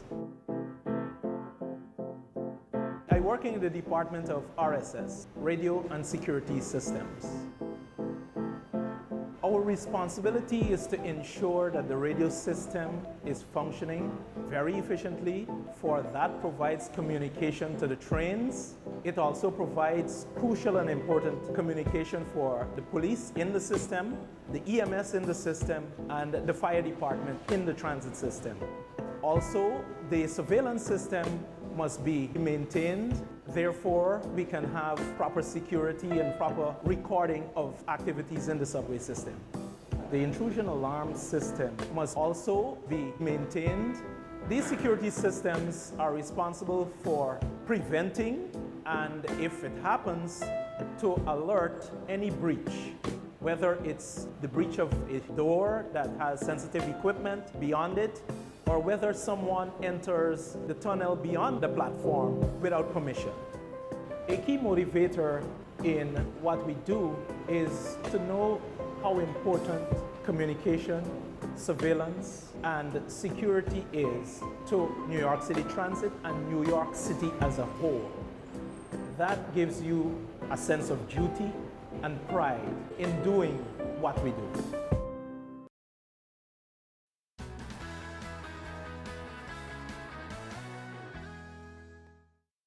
What does a bus maintainer do? My name is Perry Evel. I've been with the transit system for 8 years. I work at Casey Stengel Depot in Flushing, and I'm working as a BMB, which is a bus maintainer. My responsibilities are basically maintaining the buses, changing filters, oil, electrical, undercarriage, hydraulic system, cooling system. My main pick is brake system. We're specialized in brakes. I think our job is the most critical because if the bus don't stop, people will get hurt. When an individual comes to New York City Transit as a maintainer, there's different training that they receive. So they'll get training on the bus from the front to the rear, electrical, diagnostics, body work, depending on what their title is. You have to be a person that cares about your job. You have to be accurate in what you do, especially in my field, where I said, you know, the brakes are very important. It's a safety issue. You check and you recheck, make sure that everything is done correct, and you make sure that your job is done very well. And I'm kind of a perfectionist too, so that helps. I see our buses on the streets, picking up passengers, taking them where they need to go. Makes me feel proud knowing that they're in a safe bus. Since I was young, I love mechanics. I never knew that this would have been my job. It's a great thing to work for the greatest city in the world and servicing millions of New Yorkers and people all over the world. It's a great privilege, and I think it's a great honor to work in this city and the biggest bus company in the world.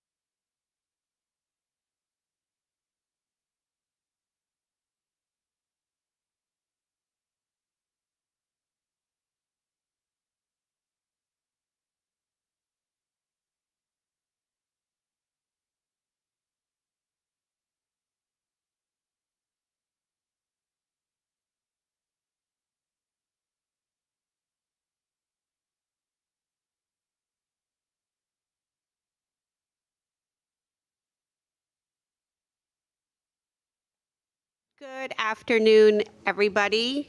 I would like to call the meeting of the Diversity Committee to order, please. My name is Blanca Lopez, Chair of this committee, and at this time I would like to acknowledge Dr. John Ross Rizzo, my colleagues Neil Suckerman and Mr. Chu to our meeting, and if we could hear from the members of the public, please. Good afternoon, Madam Chair. We have 4 members of the public registered to speak today. As a reminder, we ask that all public speakers adhere to the MTA's rules of conduct and decorum. I would also like to remind our public speakers that in the interest of time and fairness to all speakers, we limit everyone to 2 minutes. Please be aware that there will be a warning beep to remind you that you have 30 seconds to conclude your remarks. The first speaker will be Maddie's Buck Highland, followed by Jason Anthony.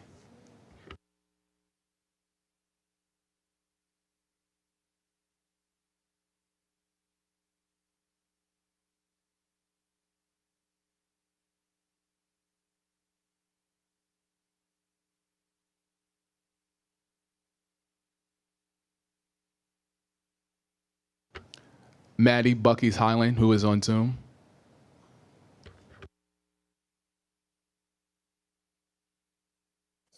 Am I on? Hello? Yes. Yes. All right, perfect. Thank you. Good afternoon, folks. This is Maddie Bucky's Highland, MATTYBUCHYSHYLAND. I would suggest, though, before I get into, I would suggest that you correct the midst of my name. It should be MATTY, not MADDIE. It should be BUCHYS and Highland HYLAND. So I would really appreciate if you can correct the minutes on that, if that's okay with the chair. Second of all, Happy Autism Awareness Month, as you could see on my shirt. I did not speak until I was the age of 4. I'm 23 right now, but there's people out there. We need to understand that, we live in a world where it's accessible. Accessibility, in my view, is a right, not a privilege. We can't have it be at multimillionaires' house. We need to build it everywhere, whether they're rich or poor or stuff like that. That accessibility should really come because people with autism do have rights like every other feelings. Anyway, that's all I'll have to say. Please make the corrections if you can. Thank you, and God bless each and every one of you. Thank you. Our next speaker is Jason Anthony, followed by Kayla Hazlett.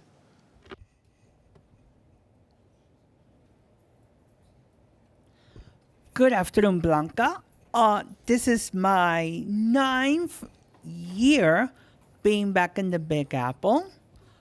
I would love to say in the Diversity Committee, as a native New Yorker, but being 9 years being back, this is a diverse world. But I have to kind of disagree, but at the same time agree with Maddie. We have to be acceptive to one another.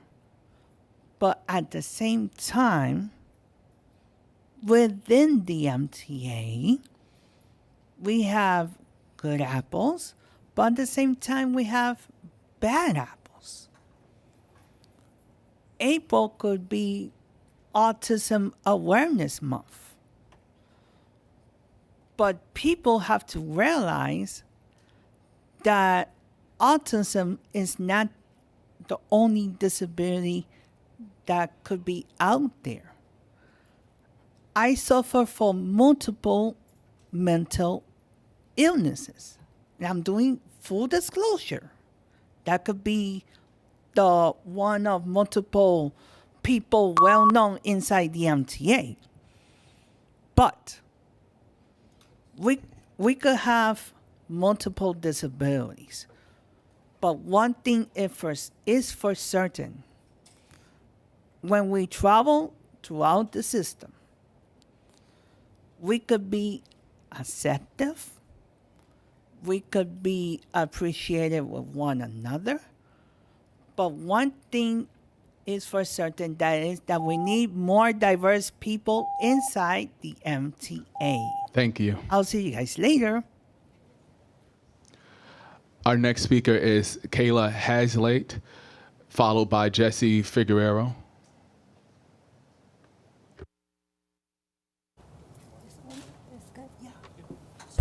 Good afternoon, everybody. Can you hear me okay? My name is Kalia Hazlett. I'm the president of the Sunshine Network, the one and only accessible travel training program here in New York, which, of course, with MTA having 150 new accessible stations is definitely a requirement, and we're not having the discussion enough about teaching all disabilities how to navigate mass transit. The other thing that I wanted to discuss was the transit's commitment to accessibility through congestion pricing. One of the things is we want to make sure that the application process for drivers with disabilities and the special class is more easily accessible. I know that it just came out last Friday, but we want to make sure that these special classes have access to those applications and to those discounts with congestion pricing. I also wanted to thank Mr. Creslow and Ms. Hudson that just left for implementing the Slack program, which is definitely furthering accessibility in transit, in the transit system, which we need. I'm always striving for new signage, new lighting, updates in elevators, and escalators, and the conductor station, which we know a lot of stations have been outdated, and it's not the old transit anymore, it's the new transit, and I'm so glad that leadership is working hard to understand that travelers with disabilities are part of the system, and they are working hard to make it accessible. Thank you.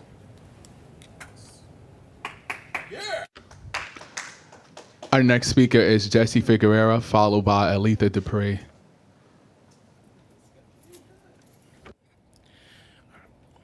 Good afternoon, everybody. Jesse Figueroa here, U.S. Army veteran and member of the Long Island Railroad Accessibility Task Force. I'm here to speak about disabilities. I am a veteran with PTSD and autism and a couple of physical disabilities myself. I'm also here to speak in defense of a 16-year-old boy.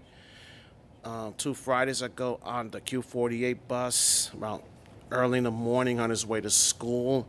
He has a disability, and he was called derogatory names by a bus operator whom I had reported on the MTA app, and that is total disrespect on a passenger, especially children and youth who have disabilities, and it breaks my heart that way.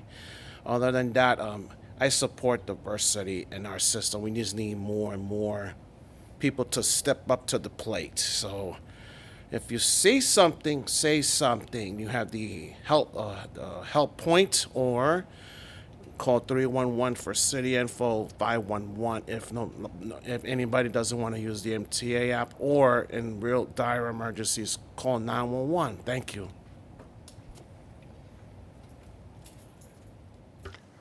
Our final speaker is Aletha Dupree.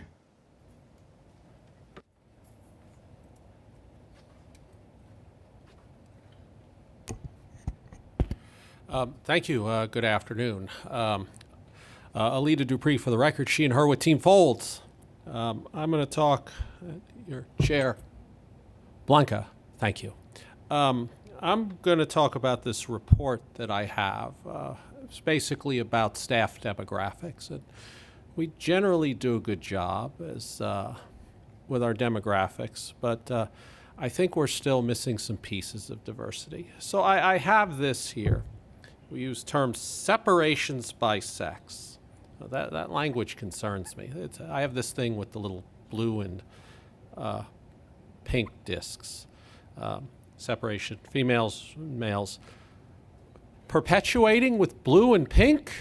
I think we should look at our color palette. But what's even more concerning is we are an organization with almost 70,000 employees. And we have it broken down by male and female. Does this mean that we have no non-binary members in our organization? I have a little trouble buying that. But yet we're not tracking this. And so why do I say these things? Because it is how we chart our demographics that can affect how employees deal with the public. Because I am different and I don't fit definitions, there are many who don't know what to do with me. So I bring this up. I think we should have unisex bathrooms in the MTA. Because for some people, to paraphrase the old saying, you're damned if you do and you're damned if you don't. I think that came out in the 1600s. So I advocate for us to be an organization that serves everybody equally. No one should be disrespected at the door. It stops now. I refer to BART being the people system, and I think we need to work on our demographics to be more inclusive. Thank you. Madam Chair, that concludes the public comment section. Thank you, Mark. I appreciate that, and thank you to this afternoon's speakers. Everybody knows that this committee meets on a quarterly basis. Therefore, with respect to the approval of the meeting minutes, we are about to approve the meeting minutes for December 18th of last year. May I have a motion, please? Thank you, Neil. Second.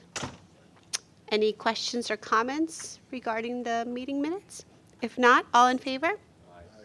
Great, thank you. Motion passes. Meeting minutes are approved. And then moving on to the committee work plan. Are there any updates on the 2024 work plan, Lourdes? Madam Chair, the work plan can be found on pages 6 through 8 of the committee workbook. There are no updates at this time. Wonderful. And can you take us through the executive summary?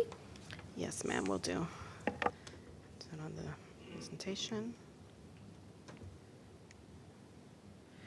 So this afternoon, I'll be leading our presentation and discussions with the support of my colleagues and the leadership team at DDCR. I will start with announcing that our prior deputy chief of the Small Business Development Program, George Cleary, retired in February.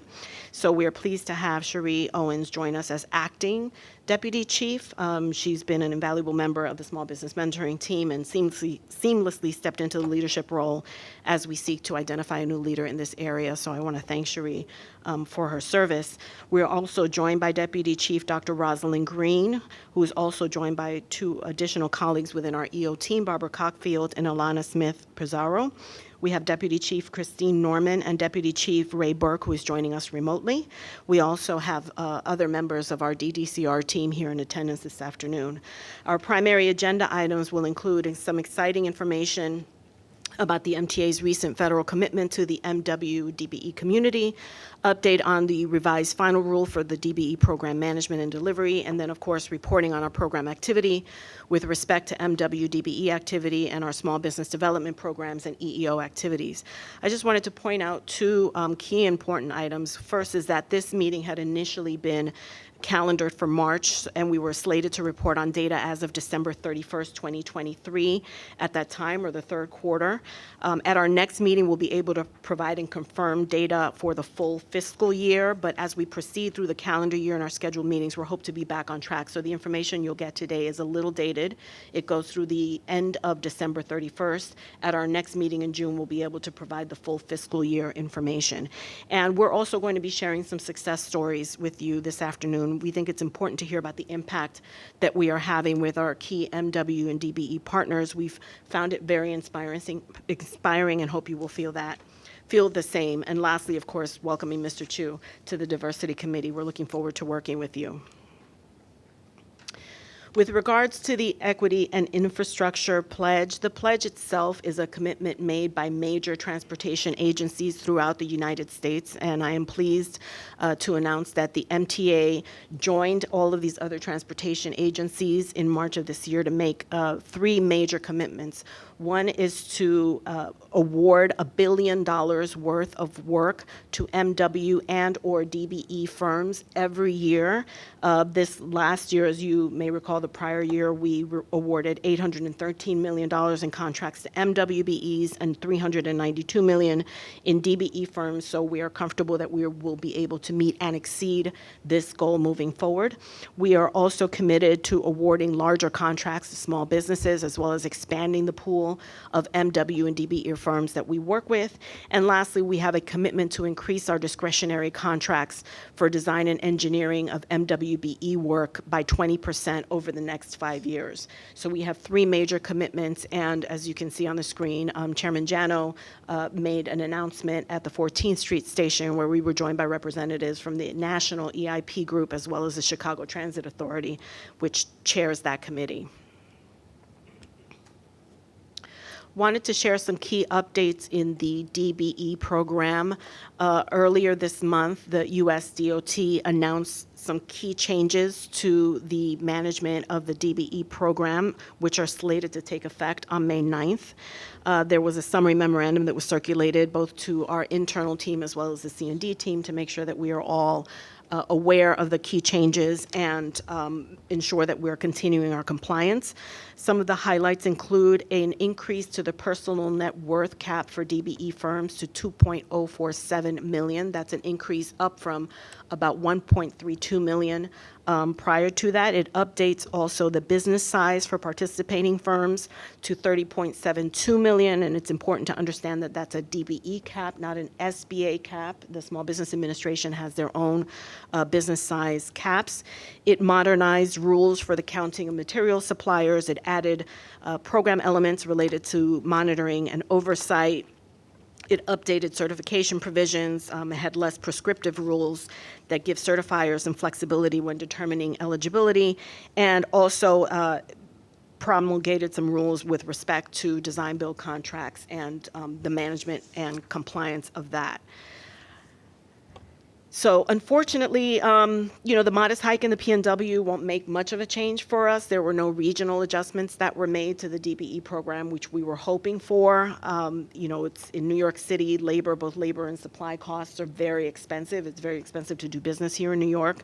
So we were hoping to have a more substantial increase to the DBE personal net worth threshold, but we will certainly be working over the next couple of months to make sure that the DBE community within New York and within the MTA catchment area are aware of these new changes so that we can increase the availability of DBE certified firms, which, as you're aware, the MTA is a certifying authority. So with respect to MWBE and SDVOB payments, I'll ask my colleague Christine Norman to report.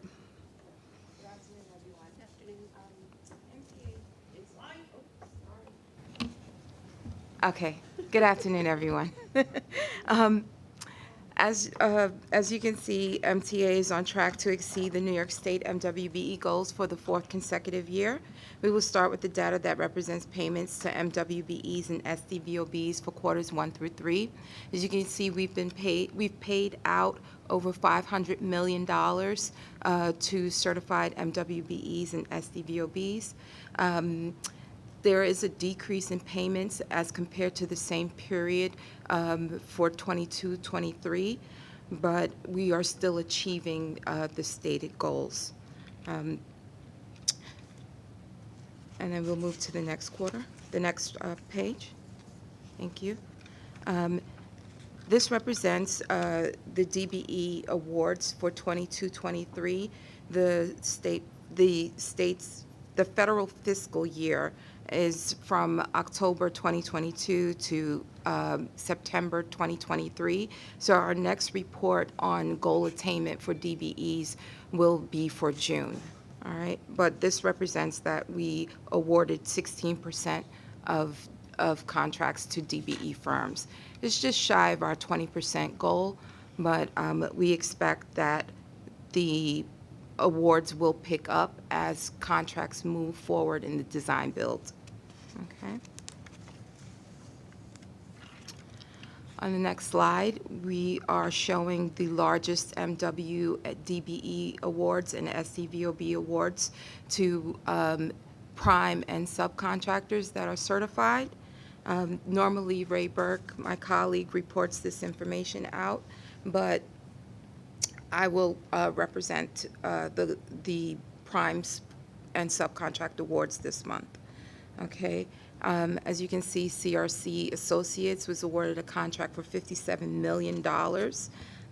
They are performing various construction services, self-performing and design build for fire alarm systems and fire sprinkler replacements, which is very impressive.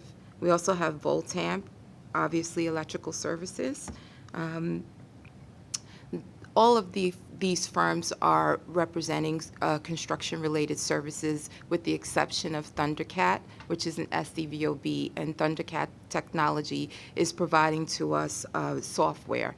It's Chronos software over the next 5 years, and it's a substantial award to SDVOBs. Okay, next slide. Okay. Okay, this should represent MW and SDVOB outreach for quarters 1 through 3 for 2023. DDCR participated in over 40 outside MW and SDVOB targeted outreach events that were sponsored by various advocacy organizations. But within that, DDCR also hosted a series of events, including 6 DBE certification workshops and 4 new quarterly new firm orientations. Those orientations are held quarterly. Okay. Over the past 9 months, we've met with over 600 firms and have separated them by industry to help us consider areas for development. Empire State Development classifies firms into 4 categories: commodities, construction consulting, and services consulting. Services consulting is a broad category that includes professional services, but it also includes standard services like pest management, rubbish removal, and other services. So you'll see here that our outreach reached a significant number of firms in the services industry, with construction-related industries as the second largest group. Okay, thank you. Thank you, Christine, and we'll present the first of our 2 MTA MWBE success stories. I'm sorry, yes. Apologies. Could you just go back to, there was a page and 4 or 5 ago where you had the total amount of spend in our target, the 16% before that, right there, thank you. Yes. So that's our award in the whole fiscal year, $392 million in fiscal year 2022-23, and then a slightly different fiscal year for New York State of $700 million, basically, right? I'm reading that. That's a total MWB awarding we did. That was DBE awards, and that is prime and subcontract awards. And I think we should just, because you were dwelling on the fact that we were below the 20%, which obviously is our target, but I think we should acknowledge that the absolute dollar spend is an extraordinary amount of money. Like, we are, as an organization, we are spending on capital more than we've ever, I'm putting my finance hat on for a second, more than we've ever spent in any era of the MTA.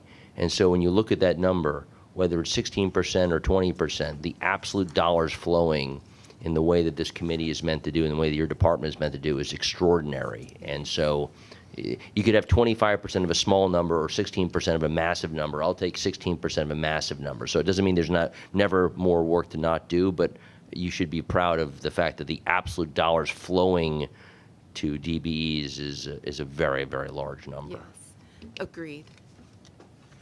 And we expect those numbers to improve over time as more subcontractors are identified on the design build projects. Thank you. Thank you for that. So back to Penda Aiken. Penda Aiken is one of our MWBE success stories. Penda Aiken Incorporated provides workforce solutions for sourcing and maintaining temporary, contingent, and permanent personnel. They have about 425 associates, over 50 clients, and they have been incredibly successful and a very key partner to the MTA over the past 3 years. Penda Aiken has had contracts exceeding $11.8 million, including their ability to provide temporary medical staff for various COVID services. And so we consider PENDA just an incredible MWBE story, I think, for the city of New York, not just for the MTA. We also wanted to introduce Jennifer Herman of MKJ Communications. MKJ primarily performs for the MTA as a subcontractor on several prime contracting opportunities for both state and federally funded programs. They've worked with some of the most notable contractors in the Northeast, including Skanska, Judd Lau Construction, Forte, and Sitnalta.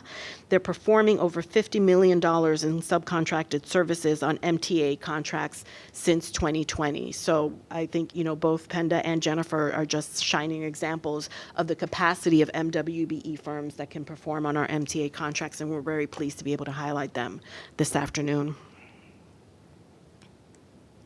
With respect to our small business development program, I'll ask my colleague Cherie Owens to make the report.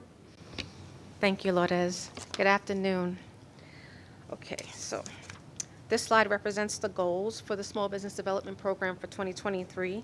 The recruitment of new firms increased by 17%, which exceeds our overall departmental goal of 10%. And in 2023, we had 10 loans approved by BOC Capital, a new vendor that started in January of 2023. And to date, they've approved an amount of $1,036,760. Next slide, please. Thank you. So we want to highlight the top prime awards in the program for 2023. For Tier 1, we have Sands Construction, an MBE firm, and they performed about $900,000 on a transit stair project at Freeman Station in White Plains Road. For Tier 2, we have RK Contracting. They performed about $4.9 million for the Long Island Bethpage Employee Facility HVAC construction. And for our Small Business Federal Program, we have Orange County Engineering, a WBE and a DBE certified firm, and they performed about $2.343 million on the Spionk Parking Phase 2 project in Long Island. Can you just quickly describe what Tier 1 and Tier 2 mean? Okay, so our program is broken out by Tier 1, which is under the state program, Tier 1, which are projects up to $1.5 million, and you're in the program for 5 years. Tier 2 is you're still in the program for 5 years, but you are allowed to bid on projects up to $5 million. And for the state program, we have the Small Business Federal Program. You're in the program for 5 years, and you're allowed to bid on projects, federally funded projects up to 5 years. Next slide, please. Thank you. Okay, so we're currently out on the street with the RFP for the Small Business Development Program for a new firms to manage the program. The MTA is seeking a contract with firms that will apply its construction management and oversight experience to provide guidance to small contractors in performing of the MTA's construction projects. This firm will be an independent consultant to the MTA performing these services under the title of Construction Management and Oversight Services Consultant, which is a CM firm, and a business development construction for the Small Business Development Program. The services will be performed in accordance with the attachments, appendices found in the scope of work for the RFP. There are 2 separate scopes of work contained within the RFP that MTA may not choose to award to separate vendors based on an evaluation of the proposals received for each firm using the RFP's evaluation criteria. Scope A is construction management services that will include management of the construction management and mentoring services. They are administered by MTA Construction and Development and Small Business Unit Lead, and Scope A is responsible to develop, under the Small Business Development Program, the ability of the program's participants to perform construction projects for the MTA. Scope B, services that will include the management of the business development mentoring services aspect of the service of the Small Business Development Program, which is administered by Department of Diversity and Civil Rights. Scope B has the overall responsibility to increase the number and capabilities of the MBWBEs, the DBEs, and the SDVOBs and other small businesses to enable them to successfully bid and perform on non-small business development projects as a prime or as a subcontractor. DDCR's overall goal within the MTA is to increase the overall participation of small businesses inclusive of MWDBEs and SDVOBs in contract awards. Next slide, please. Sorry, Sherry, if I could just add, we do have the RFP schedule timeline on the screen. We were anticipating submissions of proposals by April 29th, but I believe Yes. that date was just extended. What is the new Extended date? to now Tuesday, May 7th. May Sorry 7th, so we're expecting responses to the RFP by May 7th. I'm not sure if the rest of the schedule will slide. I think, our goal is to try to keep to it as much as possible, but unfortunately, we're just having to adjust our timeline. Okay, these next 3 slides will highlight success projects for firms that worked in the program under the 2023 Small Business Development Program. This project is GER Contracting. They are an MWBE, and they have been in the Tier 1 program for 4 years, and they are pre-qualified for masonry and finishes trade. This was their first project, so we're happy that they were a success. Next slide, please. Jam Cobb Contracting, they are an MBE. They have been pre-qualified in Tier 1 for 2 years, and this was also their first project in the Small Business Development Program. So they got in early and got the work done. Next slide, please. And last but not least, we have MIT Brothers Construction. They are an MBE, and they are a current graduate of the Tier 2 program, so they have graduated out of the program. And they were awarded 2 projects in Tier 1 and 2 projects in Tier 2 for an overall amount of about $5.1 million. We are proud of our firms, and these are our successes. Thank you, and this concludes my presentation.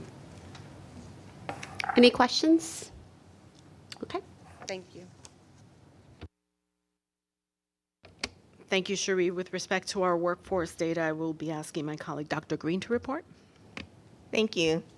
As of December 31st, 23, the MTA workforce was comprised of 73,470 employees. 19% of that was female employees and 73% were minority. 3% were veteran employees and 1% were self-identified as persons with disabilities. When we compare this number to fourth quarter of 2022, our net female representation has increased by 882 employees, and our net minority representation increased by 2,094 employees. The complete report of workforce activities can be found in the Diversity Committee book, pages 80 through 93. Page 85 gives a detailed demographic breakdown for employees by agency. We actively monitor agency-wide hires and separations. As of year-end 2023, the workforce data indicated that MTA hired 6,568 employees. Taking our separations into account, this resulted in an increase of 902 females employees and 2,289 minority employees.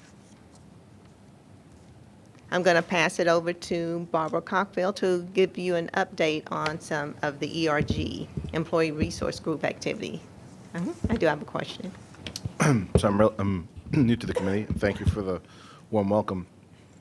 I mean, these are good stats, and I'm wondering if there's also statistics available on salary per demographic. So, this clearly demonstrates a diverse composition of the employees.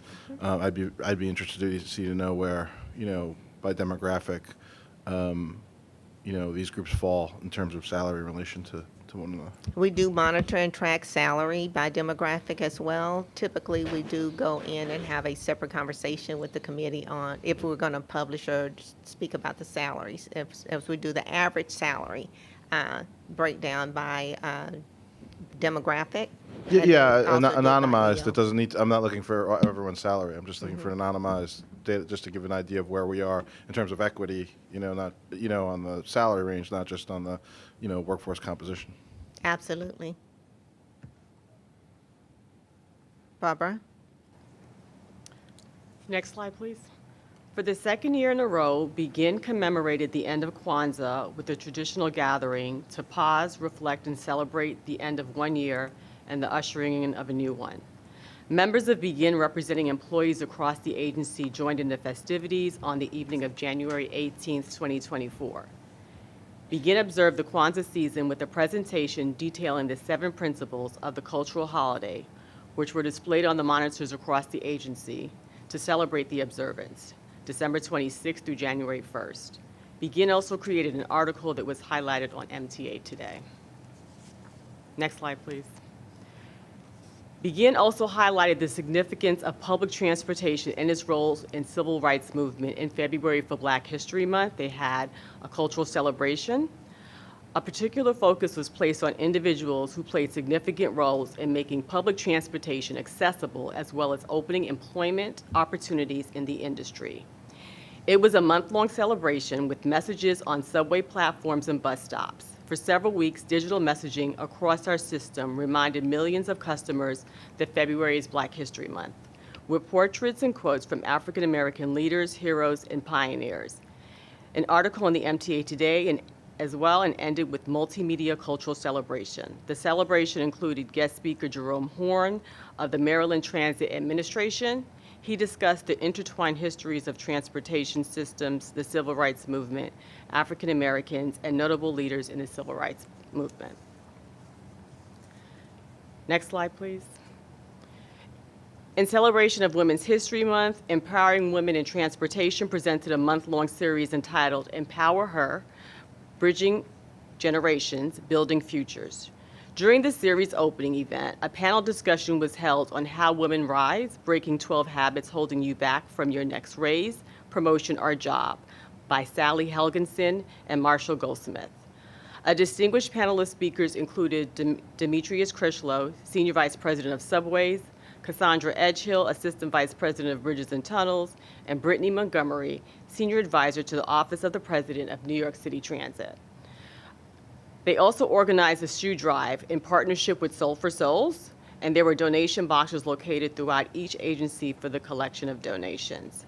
Our month ended with the celebration of 24 women for 2024 who were nominated by their respective agencies for their outstanding commitment to empower her. Resilience, commitment to inclusivity, leadership and program development, and empowerment for their roles throughout the MTA. Thank you. Any questions? Okay, we can move on. Thank you. During our last Diversity Committee meeting, we had a briefing on our first ever 5-year DEI strategic plan. We didn't have it available for distribution, but we do have it today, and we have given each board member a copy. So the letter from the CEO and chairman highlights the importance of the plan and clearly communicates and confirms the commitment of the MTA to the implementation of our first ever 5-year diversity, equity, and inclusion strategic plan. The plan was approved by MTA leadership, and we forwarded the plan over to the state in January 2024. So during the month of March, we rolled the plan out to all of the MTA operations and function executives and management and discuss the first year strategies. While we have just recently sent the plan over to the state, the actual year of the plan began July 1st, 2023, and the end for the first year is June 30th, 2024. So during the month of April, we have begun to review and chart the progress of our first year activities. This data will detail on the DEI strategic plan on a dashboard, and it will be available and visible to all of our executive and management leadership teams. In May, we will conduct focus groups with the ERG members and employees. We will use the feedback from these sessions to contribute to the implementation of our workforce cultural strategies.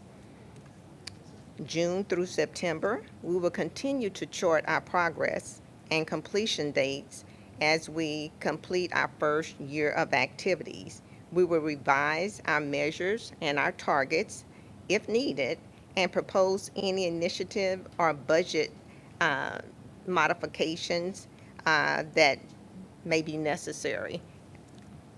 In September, our next diversity committee, we will report on our achievements and the challenges during our first year of the diversity strategic initiatives that's found within the plan. I did want to bring your attention to a couple of the pages in the diversity the strategic plan book. Page 15, which actually gives the vision, and this was a vision that's customized and that was developed by the MTA leadership team. And then on page 17, we have customized definitions that are MTA specific of what do we mean when we say diversity, equity, and inclusion. On page 22, the diversity goal alignment with the strategic initiatives. We made sure that all of our strategic initiatives for the agency were properly aligned with our DEI definitions. And then you'll see on pages 25 through 37 where each agency has their agency-specific initiatives that align with each of the diversity goals. Thank you for your attention to this presentation, and I'm open for any questions that you may have.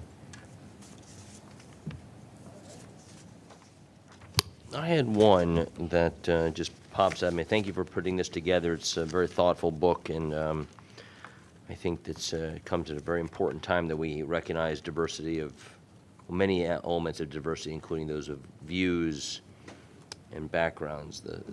Their college campuses across this country are engulfed in flames like it's 1968, but it's worse because we're turning on ourselves now, not on things happening overseas. It's a domestic lack of acceptance that we're seeing, and so the notion of diversity, equity, inclusion that includes all groups is very important. One thing that did jump out at me, and maybe it's because I'm becoming, well, as we all do, we age. Page 10, I see a note not only about the age of the interns, upwards of to 89 years old. I'd like to meet our 89-year-old intern. What he or she is doing interning is impressive, but it is related to a question, which is, you mentioned Gen X, of which I'm a member, being our largest group. I'd be interested to hear over time how we think about older folks in our organization. I hear a number of comments, and again, as I'm getting older, maybe I'm noticing it more. I'm hearing comments of clients and colleagues talking about ageism in their companies and firms, and how people are better used and later in their careers. And so I'm asking to make a note, not for today, but to talk about this topic, because, being on this committee, you get to think of all different kinds of diversity. I'm a Jew. I'm a disabled veteran. I have my own points. My colleague to my right is both Jewish and Chinese, and is also an enormously talented weightlifter. You're older than me, though. I am older than you. I am older than you. I'm old, but you're kind of. Yeah. Okay. All right. Anyway, so how we look at diversity, and I think age is another element we don't really talk about, but it'd be interesting to bring it up at some point. Thank you. We will brief you on that.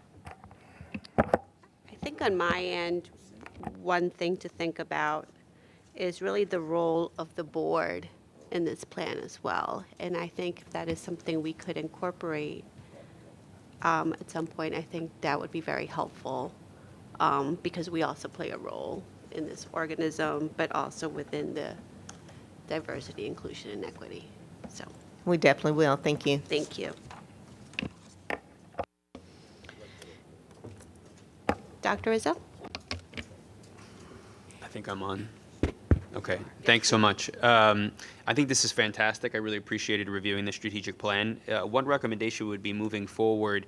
You're seeing a lot of the federal agencies over the last 2 or 3 years adopt accessibility within the DEI acronym itself. So it's diversity, equity, inclusion, and accessibility. And I know that it's mentioned and delineated as a core value, but I think that would be fantastic. So NIH, NSF, DOD, all of the federal agencies are following suit, and I think it would be fantastic for us to do the same. Thank you. We will definitely take that into consideration and probably make that modification once we update in June 30th. Many thanks. Thank you. Thank you, Madam Chair. Thank you, members of the committee. That concludes our presentation.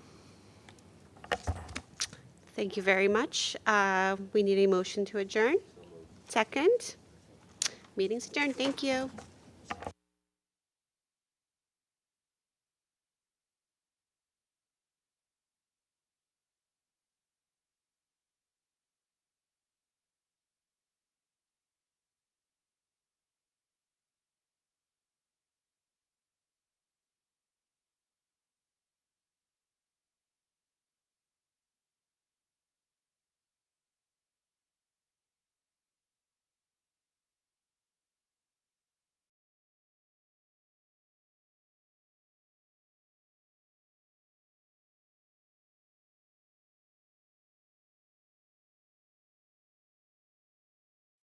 I actually love what I do. This is my 18th year on the railroad.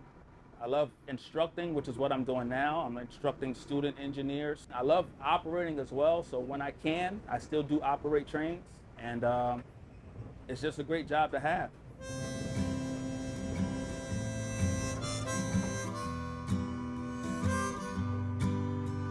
My name is Inade Maruga Sr. I'm currently a locomotive engineer, special duty instructor. I've been with Metro North for 5 years now. My name is Robert Sapari, and I'm a training officer, locomotive engineers for Metro North Railroad, and I've been with the MTA for 10 years. My earliest train memory is being in the train with my dad as he was operating. I'm second generation railroad. We actually operated around the same time just before he retired, so that's probably one of my biggest memories.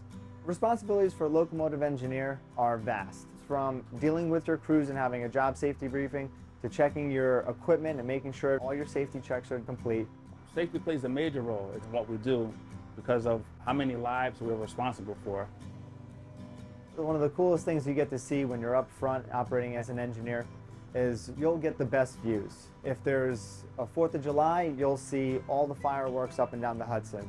You'll see eagles fly in and dip in and grab fish and fly right next to your cab. It's cool to run the Yankees trains, especially when they win. See all those Yankee fans out there, to be able to bring them to and from the games. To just be operating the train through Harlem, to look on both. Kevin? I'll get started, Kevin. Oh, thank you. Oh, we got. Keep me one that says chew. I'd like to call the Finance Committee meeting to order, this afternoon's Finance Committee. You may have noticed I am not Neil Zuckerman. I am sitting in for Chair Zuckerman. I let people say that. They confuse us all the time. Separated at birth is the term they usually use. That's the line too far. Well, we have a spicy crowd, so do we have any public comments to start?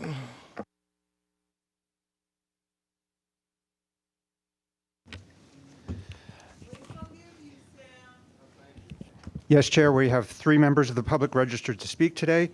As a reminder, we ask that all public speakers adhere to the MTA's rules of conduct and decorum. I would also like to remind our public speakers that in the interest of time and fairness to all speakers, we limit everyone to 2 minutes. Please be aware that there will be a warning beep to remind you that you have 30 seconds to conclude your remarks. Our first public speaker is Charlton D'Souza. Good afternoon, everyone. My name is Charlton D'Souza. I'm the president of Passengers United. And what's very important is that, we have a city ticket weekly and that we have a monthly city ticket for the Long Island Railroad. The proposed plan that's being proposed today at the Finance Committee meeting. So a 10% savings does not help city residents because it does not include a free transfer to the bus, subway, or express bus. And so we need a discount. It is very important, especially for transit deserts. And I know that this legislation was voted on in 2019, but I think that the MP and in good faith, everyone should go back to the planning table, and they really need to have a weekly city ticket that can be used on the express bus, Long Island Railroad, subway, and local bus, and that should be $45. Same thing for the monthly. You know, it should be like $145 and include a LIR unlimited pass and an express bus pass, a subway and local bus pass. That is how you get people excited about using mass transit. Other cities have figured this out, and we still have not figured this out. So I'm ashamed at the MTA, and I'm ashamed at all the other organizations because they all went up to Albany. You know, Passengers United was not allowed to work with them. We were pushed out of the way, and now look what happened. So, you know, we need these discounts. It is critical, and the subway system cannot handle the overflow crowds from congestion pricing. So we're going to need the express buses have capacity. We're going to need to fill up the express buses. We're going to need to fill up the Long Island Railroad with commuters, but they need discounts because right now the subway system is in a state of crisis and emergency, and it's not working for us. Thank you. I'm the president of Passengers United. Thank you. Thank you. Our next speaker will be Maddie Bucky's Highland. Good afternoon, everybody. I'm Manny W. Bucky's Highland. For today, I want to speak about fares. Earlier today, I spoke. First of all, it's Autism Awareness Month. As you can see on my shirt, I went to high school in Levittown. But, yeah, here's the thing. For fares for people with autism, for children who are 5 through 11, they can ride the Long Island Railroad for $1 if they're accompanied by a paying adult. Second of all, we need when children turn 12 and older, they should be eligible to use a reduced fare regardless of income. Second of all, I spoke earlier today about fare evasion.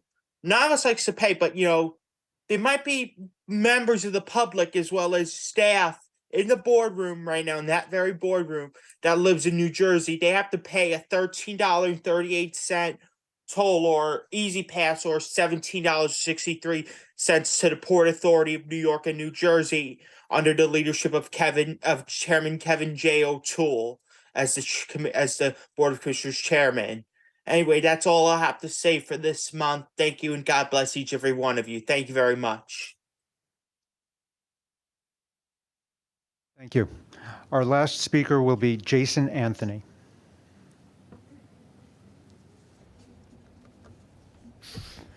Hey, Sam. Hey, Kevin. Good afternoon to the Finance Committee. I was able to attend the Port Authority of New York and New Jersey's board meeting, and I asked a simple question.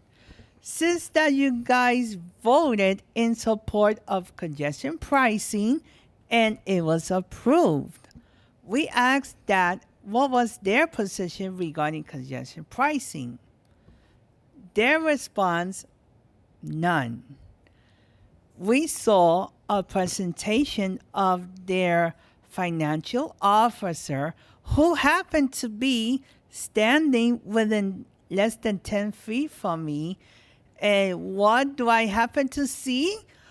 A disclaimer. And one of the words that highlighted was unaudited. I was like, why? And before their board meetings, we don't get to see their own data. And why I mentioned this, why I mentioned Kevin's name in their meeting, because since a native New Yorker born in the Southview neighborhood of the Bronx, is that I want the MTA New Jersey Transit Corporation and the Port Authority of New York and New Jersey to work as a regent. But it seems like New Jersey Transit Corporation and the Port Authority of New York and New Jersey, they're not listening. This is why we gotta approve congestion pricing. But they want to raise their fares 15 and 3%. Guess what, folks? Within the next 2 years, New Jersey residents are paying 18% more than us. So think about it, folks. I'll see you guys next month. Thank you. This concludes the public comments portion of the agenda. Thank you to all our public speakers. Before we move on with the agenda, I'd like to provide a warm welcome on behalf of Chairman Zuckerman to Mark Herbst and Meera Joshi. Thank you for joining the committee. We're glad to have you. With that, I'd like to entertain a motion to accept the minutes, unless there are any. No? David, second. Second. Lisa, thank you. All in favor? Any opposed, abstentions? Motion approved. Next on the agenda, we have financial performance reports. Steve, take it away. Thank you. April 24th, financial performance comments. Year-to-date March 2024, our preliminary results compared with the adopted budget were unfavorable by $14 million or 1%, while the month of March was unfavorable by $8 million or 6%. However, reported operating expenses were significantly impacted by a positive accounting adjustment of $43 million in March that reverses accruals related to 2023 headquarters expenses. Without this one-time adjustment, unfavorable net preliminary operating results would have been worse. The year-to-date March deficit would have been $57 million, and the deficit for the month of March would have been $51 million. Operating revenues on a year-to-date basis were $3 million favorable, less than 1%. While passenger revenues were $38 million unfavorable, this was offset by favorable toll revenues of $24 million and favorable other operating revenues of $17 million. As a reminder, the adopted budget includes below the line a farebox revenue loss provision of $100 million for 2024 to offset unfavorable passenger revenue results. For March, operating revenues were $3 million unfavorable, less than 1%. Passenger revenues were $12 million unfavorable, while toll revenue was $3 million favorable, and other operating revenue was $6 million favorable. The favorable results for the other operating revenue reflect favorable city reimbursement for paratransit operations, advertising revenue, station retail revenue, and net retail revenue in the Grand Central Terminal. The 2024 adopted budget for passenger revenue is based on the midpoint between the McKinsey-prepared high case and low case scenarios. In March, passenger revenues were above the midpoint, 72.8% versus 71.4% when compared with March 2019.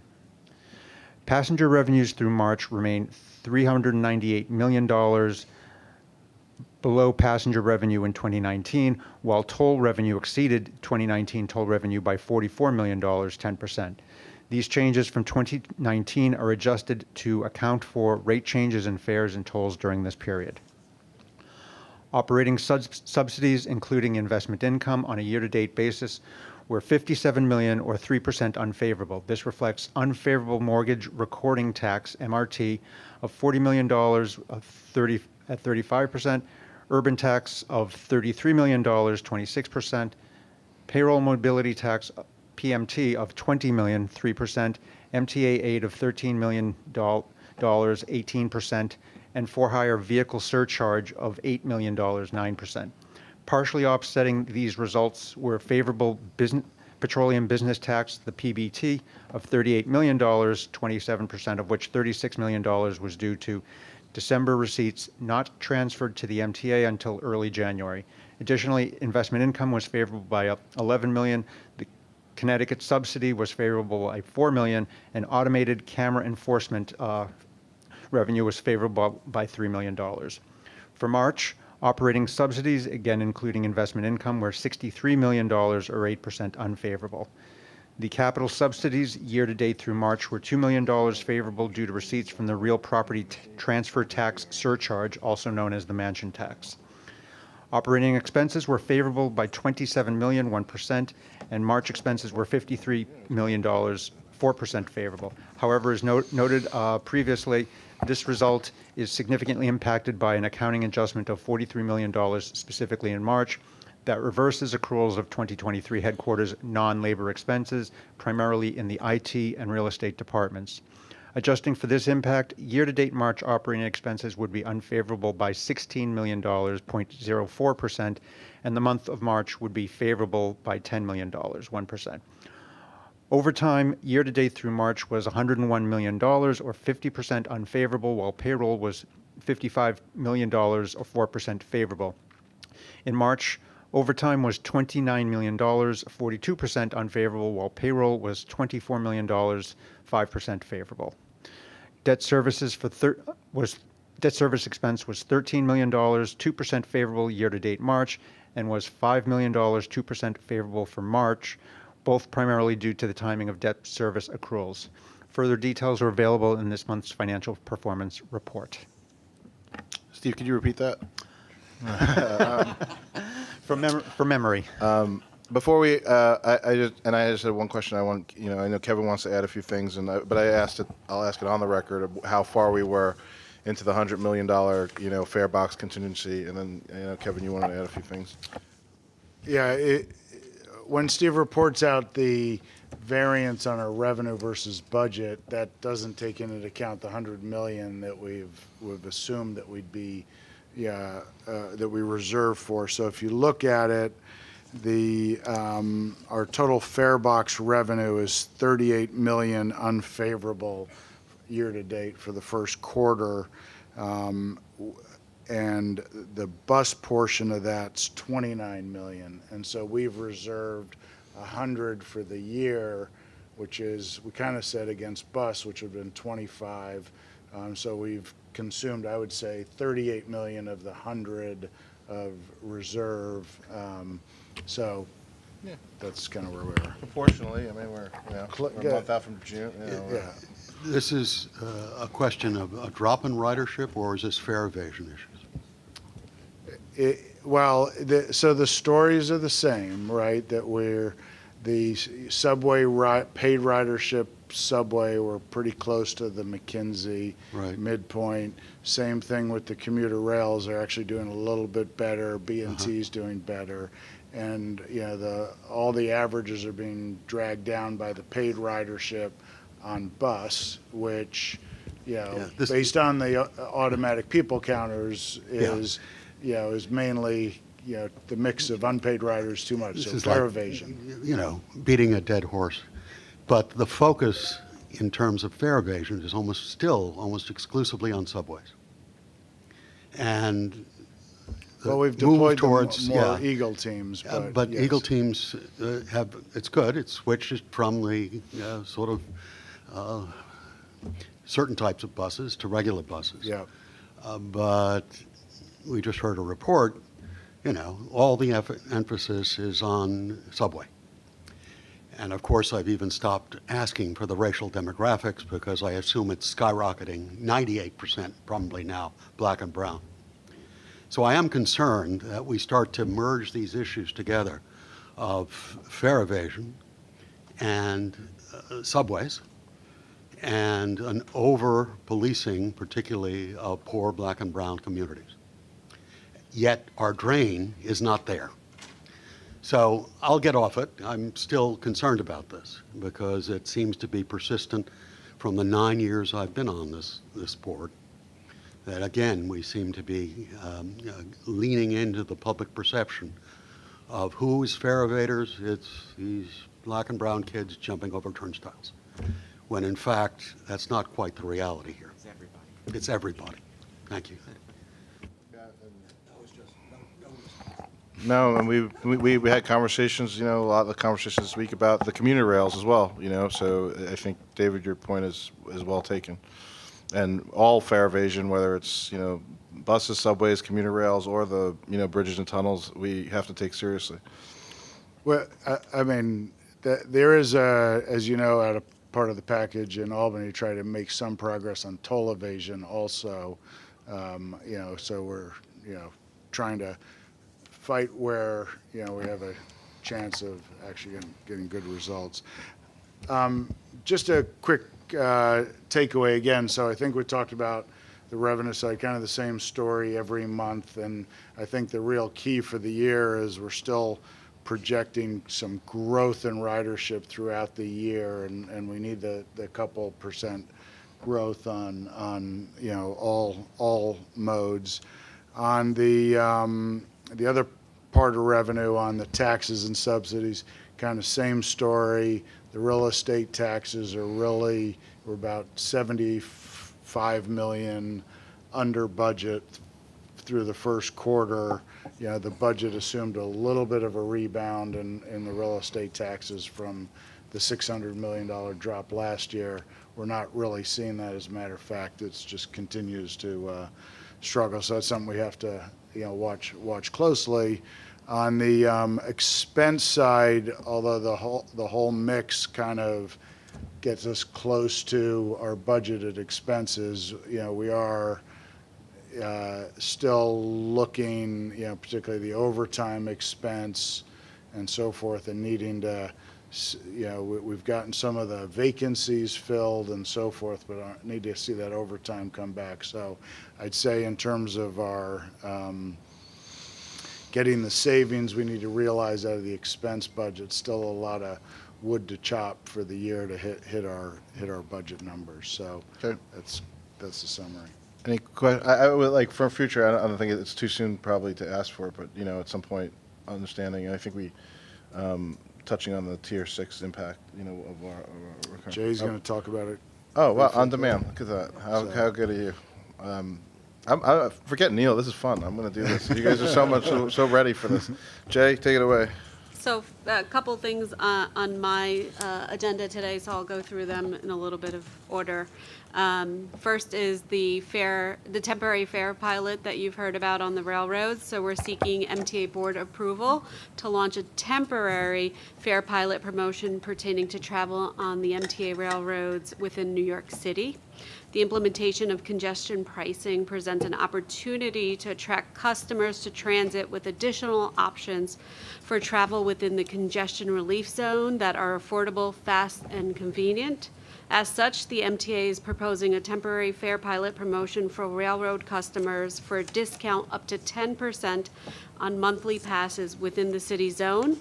This fare pilot will start with the sale of monthly passes for July 2024. Those go on sale on June 25th, effective for the July monthlies. The duration of this fare pilot promotion would be at least 12 months and may continue until the next permanent fare change, provided continued funding from the Outer Borough Transportation account. We value this at approximately $4 million for the benefit of our customers that would be receiving this discount. Approximately 70,000 monthly passes are purchased in an annual year between Metro North and New York City, Metro North and Long Island Railroad within city travel. That's Zone 1 and 3 with Long Island Railroad, Zone 1, 2, and 311 for Metro North customers, and it'll also approximately benefit 12,000 monthly student tickets that are purchased annually. Any questions? David? Estimates on how much this is going to cost us? $4 million approximately will be the benefit to the customers that receive the discount. Thank you, sorry. Okay. Andrew? Yeah, so I'm sure everybody knows I was a big fan of the Atlantic Ticket Weekly, which gave people transportation on commuter rail, bus, and subway. There would be no reason for anybody to drive when you had all of those means of transportation paid for. Has any investigation been done on a possibly lower point of discount, but including subways and buses in this monthly ticket? Not at this moment. So we've just looked at the 10% on the city zones to benefit those customers at this point. We can definitely take a look at. I'm asking because we've had much testimony from when we were talking about Atlantic Ticket and our Freedom Ticket proposal and all of that. And the majority of the folks who will utilize Long Island or Metro North in the boroughs are not just having a one-seat ride. They are changing to another form of transportation, whether it's a bus or a subway, to reach their final destination. And I think it would really, really get people on the system and out of their cars if we offered, you paid for this, you get everything. And just as a reminder, right, customers can buy the weekly 7-day Yep. $33 Metro card or tap as you go and get the benefit for $33 on a weekly basis. That's not limited to Sure. any customer. They can use that today. Mhm. We encourage that usage as we've priced that benefit lower than a monthly Metro card or monthly cost of a subway and bus. So we encourage the usage of that, but understand the question at hand. Thank you. Thank you. Any other questions for Jay? Oh, Can we vote? Yeah, oh, we need a motion. Motion, Jamie, second. David, all in favor? Any abstentions or opposed? All in favor? David, do that already? Thank you, motion carries. No, we voted. No, I know. Oh, sure, go ahead. Is this pilot contingent on congestion pricing actually starting? No, this is in part and parcel of offering customers a discount during the congestion pricing, but this would still move on even if congestion pricing Okay, thank you. didn't occur. Right, but the idea is, the idea is to promote ways, so. Right, and it is being funded out of the outer borough account, which is, money set aside from the for-hire vehicle fees. Now for tier 6. Sure. So Tier 6, the state budget passed a change to Tier 6. The change in Tier 6 is the final average salary previously was calculated at 5 years. The change is now it will be on a 3-year final average calculation.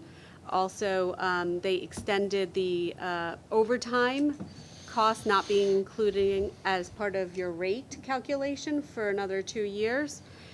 We also estimated the cost to the MTA of this change, and the majority of the change that affects the MTA Tier 6 members is the change of final average salary from 5 to 3. We approximate that this will cost the MTA about $30 million annually, which would grow by almost 5% given the sort of pension liabilities that we carry. So that's the Tier 6 update. There's an administrative issue that I'd like to have Lizette update us on for Tier 6. Yes, we wanted to brief you on some findings related to how we had been administering the Tier 6 pension. A review of our pension system showed that the correct contribution rates weren't being consistently applied. So we took a deep dive working with an actuarial consultant to look at every Tier 6 participant to determine the impact. And what we found was that there are employees that over-contributed to their pensions, which will require them to get a refund of that over-contribution. A smaller number of employees we found under-contributed, and they will be required to make up the difference between what they contributed to what they should have contributed. And part of the plan rules require that any under-contributions be paid, have interest be paid on that delta, and the MTA will be paying for that interest to make and to keep employees whole. And the reason why we're briefing you on this is because employee communications will start in the next few weeks, letting folks know you might be hearing about it. So wanted you to have that context before you heard it elsewhere. So overall, that was my update. Great. Any other questions on Tier 6? Norman? Yeah, do you project any attrition effects from the changes in Tier 6? I mean, I think we have our normal attrition built in on the actuary. Tier 6 is now, I think, 12 years old. So we will start to see some retirements from Tier 6, but originally, as you remember, I think it was last year or the prior year, it was a 10-year vesting period. They changed it from 10 years to 5 years, and now they're changing the final average salary calculation. So it usually will bring some retirements for people who actually hit those numbers. But otherwise, I think, most people that are vested in a pension say, are you here long term? Yeah. Any other questions? Do we need a motion? No, No this motion. is information That was item. just information. One more item. One more. One more, if I can just update the board. We hit a milestone in finance. We last week launched open data for finance material. So you will see, you will be able to use the open data portal for MTA to go to our different financial plans, look at the different tables by agency, the budgets by financial plan, revenues, as well as actuals will be built into that on a monthly basis. Our headcount data that we produce on a monthly basis will also be in open data format. So we're happy to announce that it's live, and we've been able to use it and provide guidance to folks internally to use the data. But it is something that we've been striving for about 6 to 12 months, I want to say, in the finance group to get this done automated, and it's a milestone for us. Thank you for the open data group at Strategic Initiatives, as well as our finance team internally that worked on this. We're really appreciative of this. Oh, great, thanks. That is a big milestone, and transparency in government is a virtue, albeit it can be a headache too, but it's still a virtue, and it's a laudable that it's a big accomplishment. David, you had a question? Yeah, I wonder at some point at a board meeting where we're not overwhelmed, you could actually make some presentation on it. I'd be extraordinarily interested. We are happy to in do how it's used and what we can are. be done with it. We'll be happy to do that. Yep. Okay. Great. Thank you. Any other questions? Any other items? Okay, thank you, Jay. Moving on to Olga for the finance portion. Good afternoon, everyone. I have two upcoming transactions to report. Both will price in May. The first one is $1 billion of Triborough Bridge and Tunnel Authority payroll mobility tax senior lien refunding green bonds, Series 2024B. The proceeds of this transaction will be used to retire outstanding bond anticipation notes and also refund certain outstanding transportation revenue bonds for savings. This transaction will be led by book-running senior manager, BofA Securities. And as always, we do our part in helping MTA to meet its MWB goals. So we have appointed special core senior managers, which are all MWB and SDVOB and MBE firms. That's Blaylock Van, Mishler Financial Group, and Stern Brothers. And the second transaction will be pricing in May is up to $600 million of TBTA payroll mobility bond anticipation notes, Series 2024C. Proceeds of that transaction will be used to fund approved transit and commuter projects in the current capital program, and the notes will be sold competitively. That concludes my report on the two transactions, and I'm happy to take any questions. Thank you, Olga. Any questions for Olga? And thank you, Olga. Appreciate it. And now, Steve, you take us through the MTA all agency items. There is one item this month. Capital Funding Management is seeking board approval to file for and accept federal grants for federal fiscal year 2024.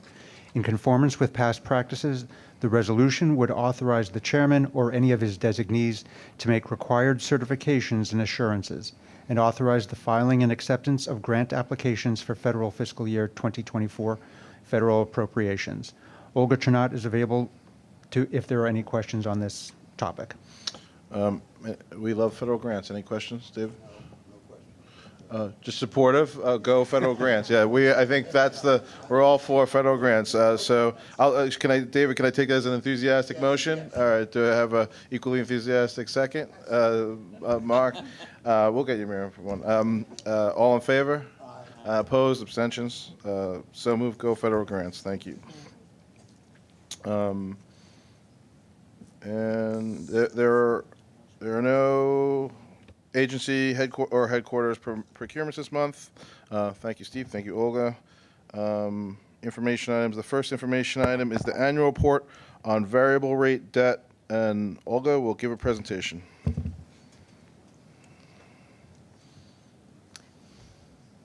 So good afternoon again.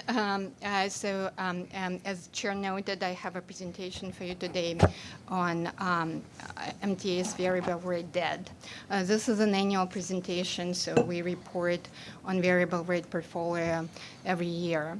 I know we're running behind a little bit on schedule today, so in the interest of time, I'm just going to kind of highlight some of the slides of the presentation and kind of leave you with key takeaways. Thank you. So let me actually start with this pie chart slide.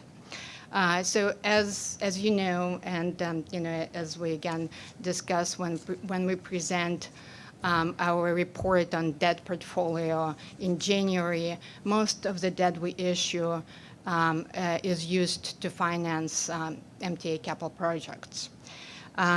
So most of the debt is issued in fixed rate, and that means that at the time of the issuance, we lock in interest rate on the debt to maturity. There is a relatively modest piece of the portfolio, and that's variable rate, highlighted on this slide as two slices, one in orange, one in greenish color. Altogether, this is approximately 6% of the outstanding portfolio, and that's variable rate debt. So in difference to fixed rate debt, variable rate debt is debt on which interest rates reset periodically. Typically for our portfolio, that's daily or weekly, and the rate fluctuates with fluctuations in prevailing short-term market rates. I just want to note that, as you can see, most of the variable rate debt that we have in the portfolio is hedged, so that reduces our exposure to interest rate fluctuations. And basically that's the orange slide. So roughly 2/3 of the overall variable rate portfolio is hedged. The remaining unhedged piece is only 2%, and that's well within our policy for variable rate debt that allows for our exposure to be up to 25%. The other key slide in this presentation, I would say, is how we're performing relative to budget. So we've been consistently assuming for a variable rate 4% for budgeting purposes. And as you can see on this slide, we basically at budget, there was like $1 million of savings that we're able to deliver last year, but essentially we very close to that. And so far through the first quarter of this year, we kind of seen a similar dynamic. There are other materials in this presentation. There are slides that talk a little bit about fixed rate versus variable rate environment, and that the upshot of that is right now it's not the most optimal time to issue variable rate debt because the benefit of it relative to fixed rate is pretty small. And so we've basically maintained our portfolio at kind of these levels, not really laying on additional variable rate debt. Again, the portfolio is performing as expected. Other materials we included are discussions about remarketing agents, banks that support our variable rate portfolio, swap information. Happy to take questions on any of that.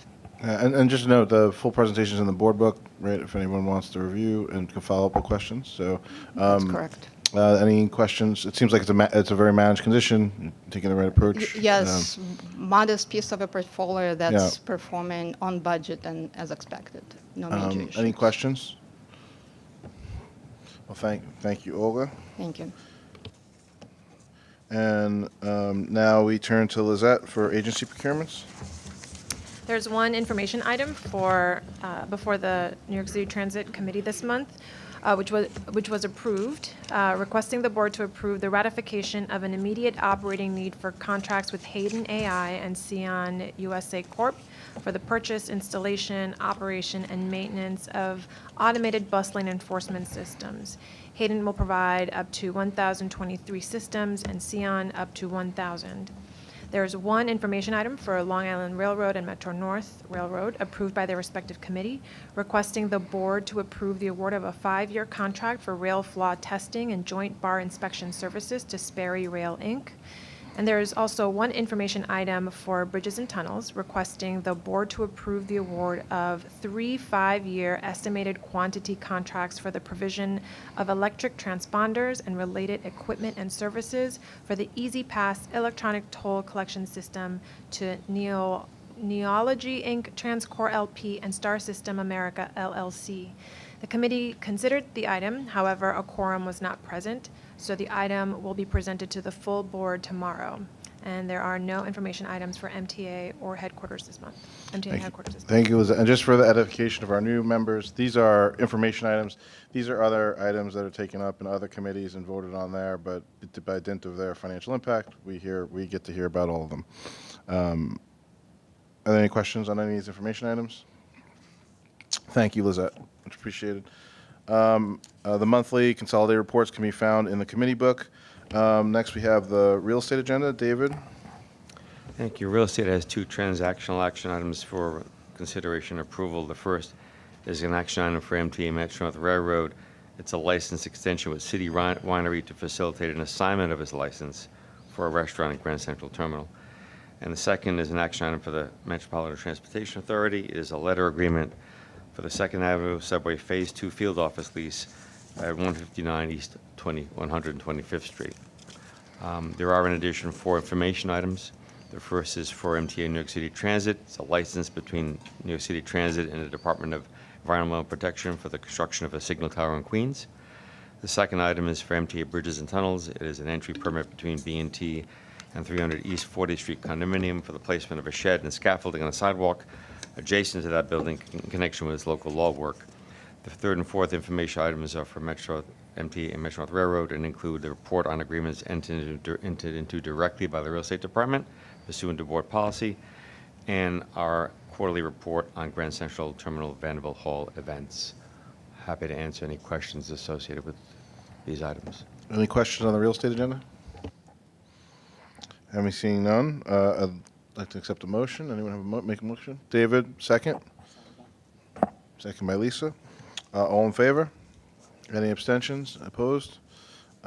Motion carries. I'll take a motion from Mira. Would you like to make a motion for adjourn? For your first meeting, Mark got one, so for a motion, second. Yes. Second by Lisa. All in favor? We're adjourned. Thank you.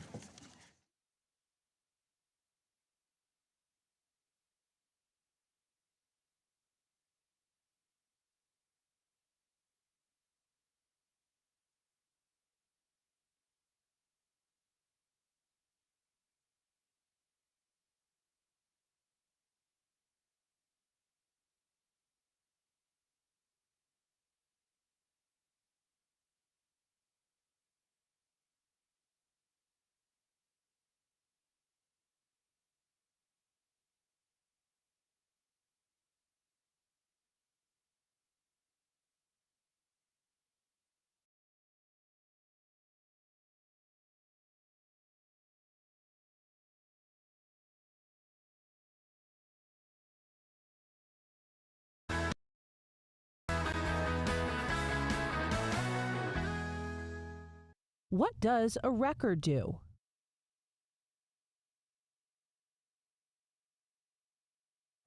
Hi, my name is Devin Mullen. I'm an assistant maintainer at the Verrazano Bridge, and I've been with Bridge and Tunnel Authority for 5 years now. Well, basically, we make sure that anything that happens on the bridge, whether it's a collision or a disabled vehicle, contractors working, we make sure everyone gets on and off the bridge safely. Any 5-minute delay turns into 20 minutes of traffic. The city is busy. Rush hour is tough. Roadways are congested to begin with, so we want to make sure that we can keep those roadways clear, and that's, main function of a record driver. Every day they save the day. You know, that little disabled vehicle, if that disabled vehicle is not removed, a lot of people are not getting to work in the morning. So their quick response is going to determine how the rest of the day is going to go for a lot of people. They are the go-to guys. We depend on them on a daily basis, and they perform their job very well. Our truck is our main tool. We make sure it works well and then it serves us well. The light duty wrecker is usually we use for flat tires, overheat, small vehicles. The medium duties, they're basically utility. Anything we need other than tractor trailers and heavy trucks. Anything that requires heavy boom lifting, winch outs, things like that, we're gonna use the heavy wreckers. Working on the roadway, it's a dangerous condition. You have vehicles flying by you at 60 miles an hour. People aren't paying attention half the times, so you do run the risk of getting hit. So they never know what's going to happen when they're up there. I mean, there's different types of, disables. There's all kinds of different vehicles. There's trucks. There's hazmat vehicles that are carrying chemicals. So there's always a challenge when they get up there. We're first on scene a lot of the time. We just try to help people. We try to get the bridge moving, the traffic moving, get people where they got to go. And we try to get them there safely. It gives you a sense of responsibility, and it's satisfying at the end of the day to know that you are part of keeping this running and keeping everyone safe.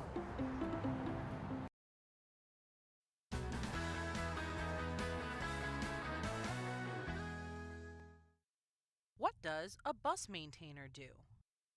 My name is Perry Evel. I've been with the transit system for 8 years. I work at Casey Stengel Depot in Flushing, and I'm working as a BMB, which is a bus maintainer. My responsibilities are basically maintaining the buses, changing filters, oil, electrical, undercarriage, hydraulic system, cooling system. My main pick is brake system. We're specialized in brakes. I think our job is the most critical because if the bus don't stop, people will get hurt. When an individual comes to New York City Transit as a maintainer, there's different training that they receive. So they'll get training on the bus from the front to the rear, electrical, diagnostics, body work, depending on what their title is. You have to be a person that cares about your job. You have to be accurate in what you do, especially in my field, where I said, the brakes are very important. It's a safety issue. You check and you recheck, make sure that everything is done correct, and you make sure that your job is done very well. And I'm kind of a perfectionist too, so that helps. I see our buses on the streets, picking up passengers, taking them where they need to go. Makes me feel proud knowing that they're in a safe bus. Since I was young, I love mechanics. I never knew that this would have been my job. It's a great thing to work for the greatest city in the world and servicing millions of New Yorkers and people all over the world. It's a great privilege, and I think it's a great honor to work in this city and the biggest bus company in the world.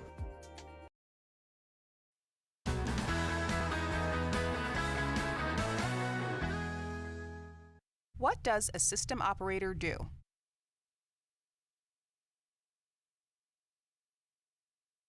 My name is Sejan Edi, BMT Chief System Operator. I have 27 years with New York City Transit. As a Chief System Operator, I'm in charge of the supplying of DC power, traction power. The system operator's responsibility is to oversee all the third rail power that we provide to run the trains in the New York City Transit system. The way that we power up the third rail is we get electricity from Con Edison. We'll go through our substation, which is converting the AC from Con Edison's high voltage into 650 volt DC. And then from there, going into the third rail, which power the trains. A typical day for system operator involves general order. General order, or GO, it's a planned work outage. Normally they're working next to the third rail or nearby, so they want power off, so they can work safely. Any emergency happens out in the field, RCC give us a call to have a power off on a certain line, certain track. The Power Control Center controls remotely all the equipment out on the field. This equipment that we control is called the MTU, which is the Master Terminal Units. We take power off instantly by operating these buttons on the board. As for RCC requests, we normally take power off from gap to gap for emergencies. Red means the power is on. When it goes green, that means the power is off to that track. It's good to know that the work I do helps to keep the employees safe and the system moving. I think if there are no customer service ambassadors,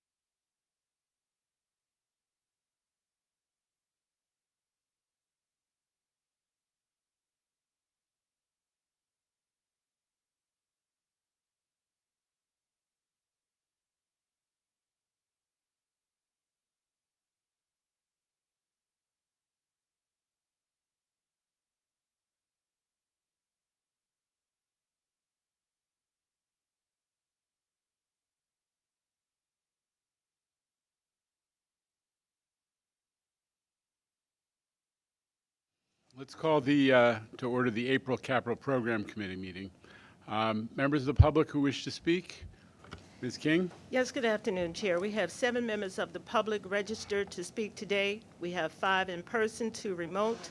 As a reminder, we ask that all our public speakers adhere to MTA's rules of conduct and decorum. I would also like to remind our public speakers that in the interest of time and fairness to all speakers, we limit everyone to 2 minutes. Please be aware there will be a warning beep to remind you that you have 30 seconds to conclude your remarks. The first speaker will be Bruce Haynes, followed by Jesse Figueroa.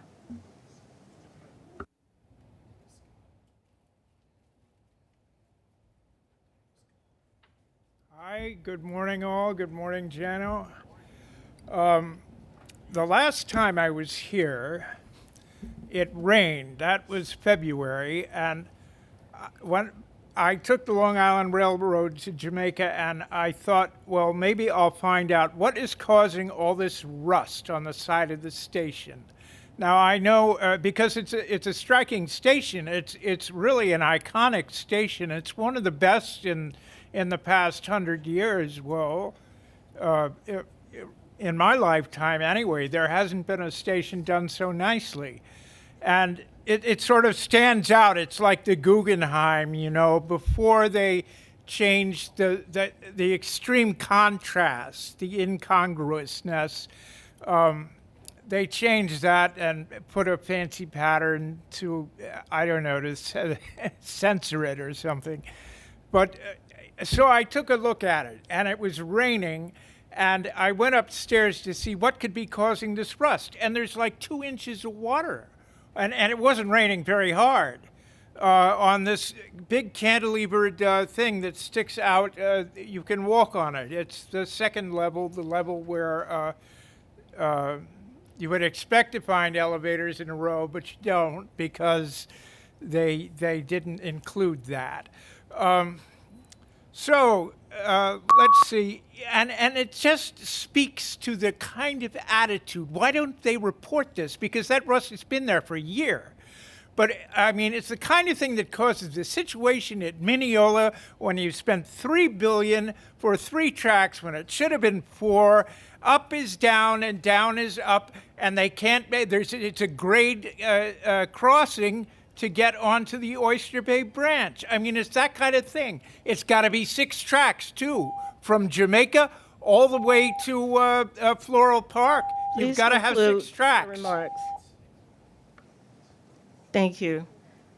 Our next speaker is Jesse Figueroa, followed by Alida Dupree. Good afternoon, everybody. Jesse Figueroa here, U.S. Army veteran and member of the Long Island Railroad Accessibility Task Force. I like to say I'm looking forward to congestion pricing T-minus 60 days from now. And that's one part. And number 2, keep the job rolling, keep the ball rolling with capital and other good things. And number 3, please be safe out there. Thank you and God bless. Thank you. Our next speaker is Alida Dupree, followed by Kara Girl.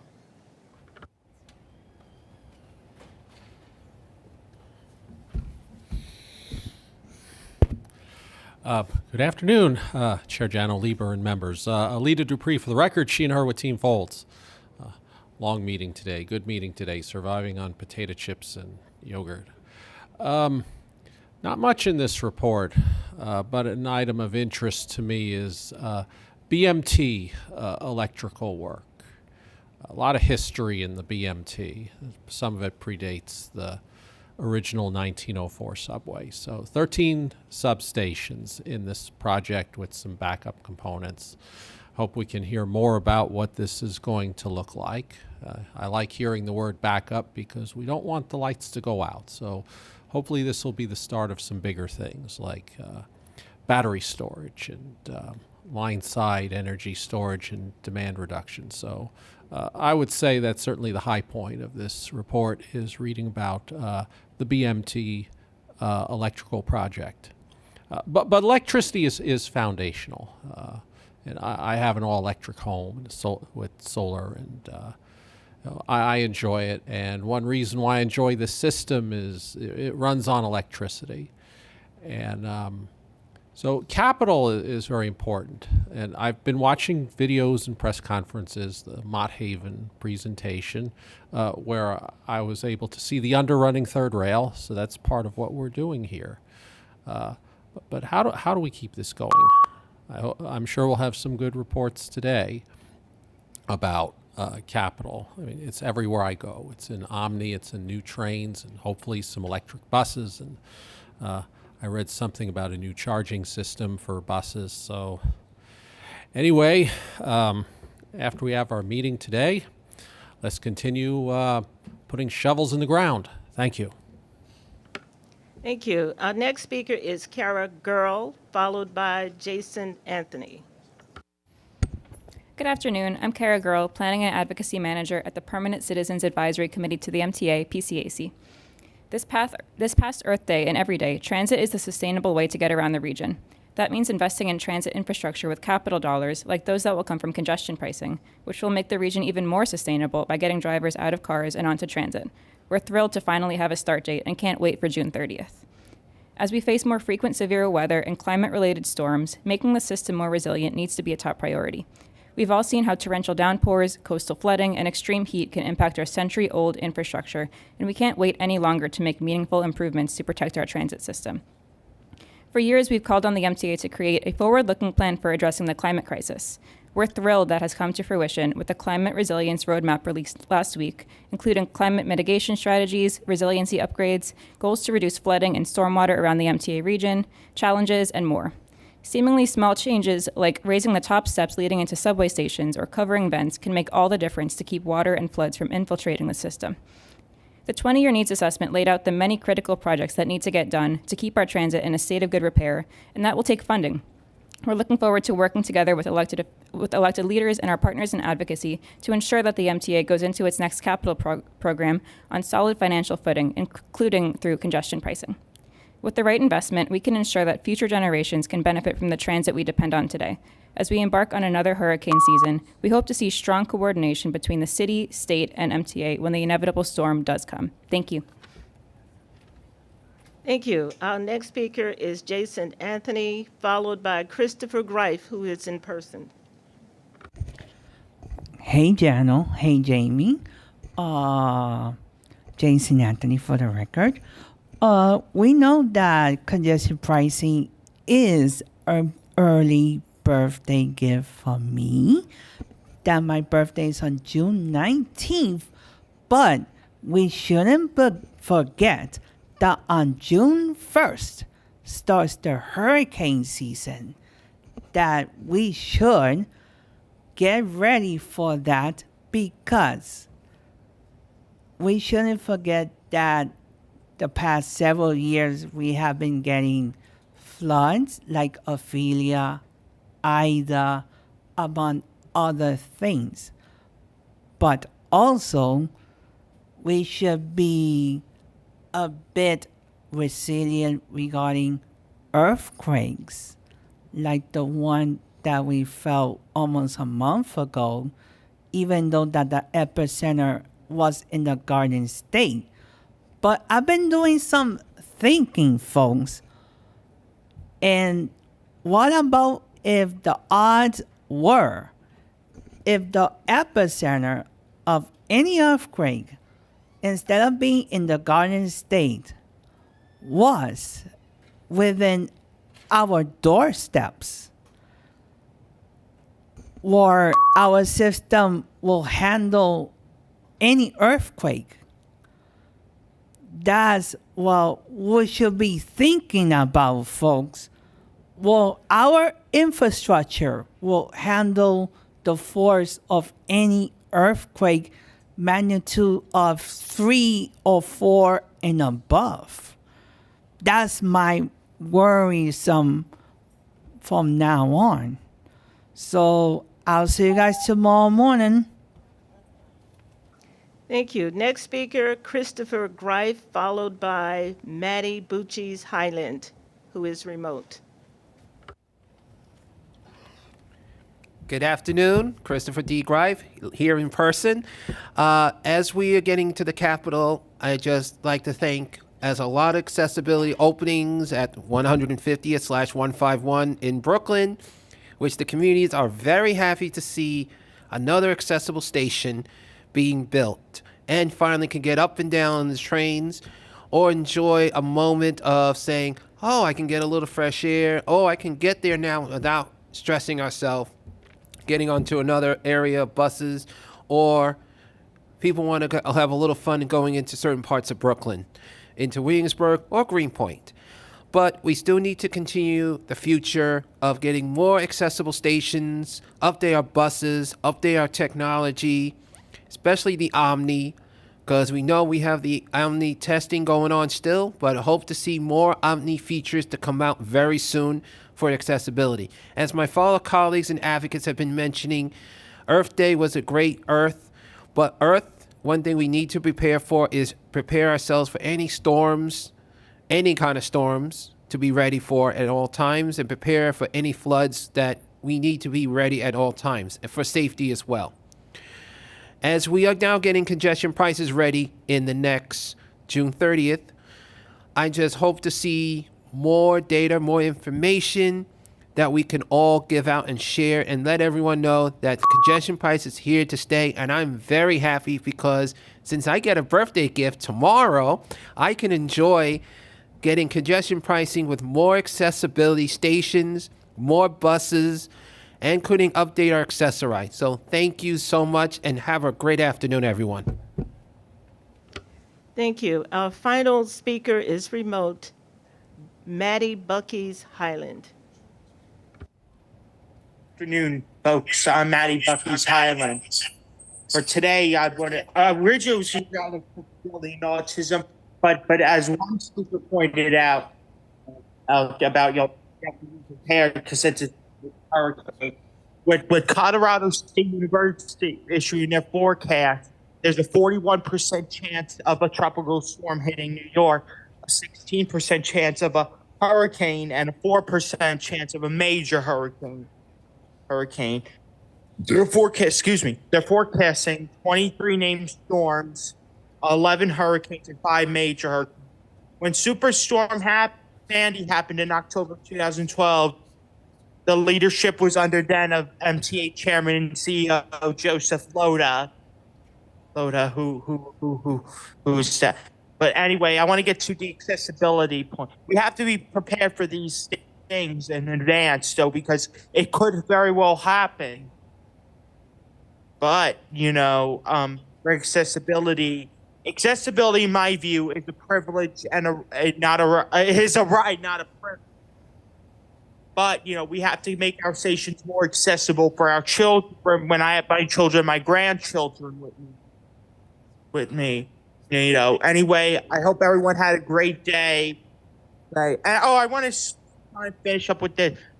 On behalf of the Metropolitan Transportation Authority and the Autism Awareness Community, we want to thank you for living in a world where we are accepted and understood for who we are. Thank you very much. God bless each and every one of you. I'll see you all tomorrow. Zoom. Chair, that concludes the public comment session. Thank you, Ms. King, and thank you to our public speakers. Copies of the March Capital Program Committee minutes have been distributed and are available on the website. Are there any changes or comments on the minutes? Hearing none, may I have a motion to approve? Thank you, Ms. Barbas. Second, thank you, Mr. Jones. All in favor? The minutes are approved. Any changes to the work plan, Mr. Springer, Torres Springer? Mr. Chair, there is one change to the work plan. We're rescheduling the full Omni update, previously scheduled for April for next month, but in the interim, I'll be providing some Omni updates in a few minutes as part of my report. Okay, I need a motion to approve the change to the work plan. Thank you, Ms. Barbas. Second, Mr. Herbst. Thank you. All in favor? The motion to change the work plan is approved. Back to Mr. Torres Springer. Thank you, Chair. Afternoon, members of the committee. I have quite a few updates today. Hopefully, lots of them of great interest to what we're doing as part of this ambitious capital program of ours. Next month, I'll show you a little more on this. This is swapping out the interlockings on the Culver line down at the entrance to Coney Island Yard, which is fascinating, was for the F train entering Coney Island Yard. This is part of the CBTC project, but it's a great illustration of how, as we're re-signaling and modernizing signals and making things work more efficiently, we're also dealing with the state of good repair needs of the system by upgrading those old interlockings. We'll have more to show you on that next month. Let's get to some completions. Over the last month, we opened the Metropolitan Lorimer Complex on the G and the L.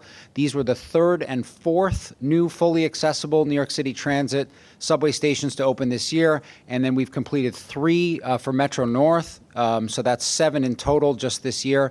For this project, this is really exciting. It's the completion of the 8th and final station as part of the first design build ADA package that was issued.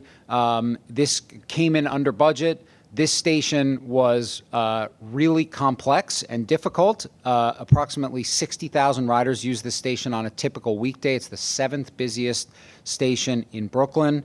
In total, and we always talk about how ADA is not just about popping in an elevator. 6 new elevators, a lot of state of good repair work, 6 new platform stairs, a refurbished street staircase, and 2 new street stairs. All of this got done under budget, and we're always excited to have our accessibility advocates join us at these events, as we always manage to do. So the other big completion was the completion of the reconstruction of 63rd Street Tunnel. You can see the Cornell mascot joined us on Roosevelt Island.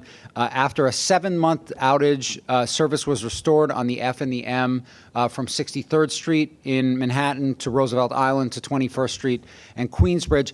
This is the final phase of the direct fixation contract that also included, full replacement of running rails, third rail, ties, the concrete foundations underneath the track, all signal and power equipment for that contract for 38,000 feet of track.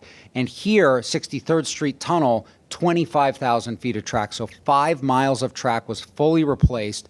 We never like to take service out, but we ran an effective replacement shuttle, and by doing so, we prolonged the life of this tunnel and service for many decades to come. This project came in on time and on budget, and we were very pleased to reopen that service last month.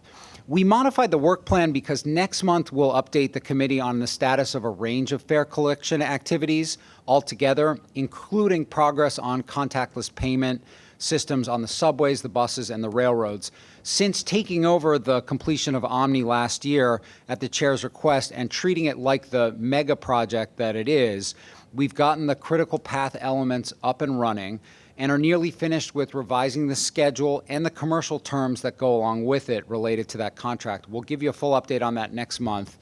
One example of progress is that we have completed the pilot phase of the rollout of the new OmniCard vending machines.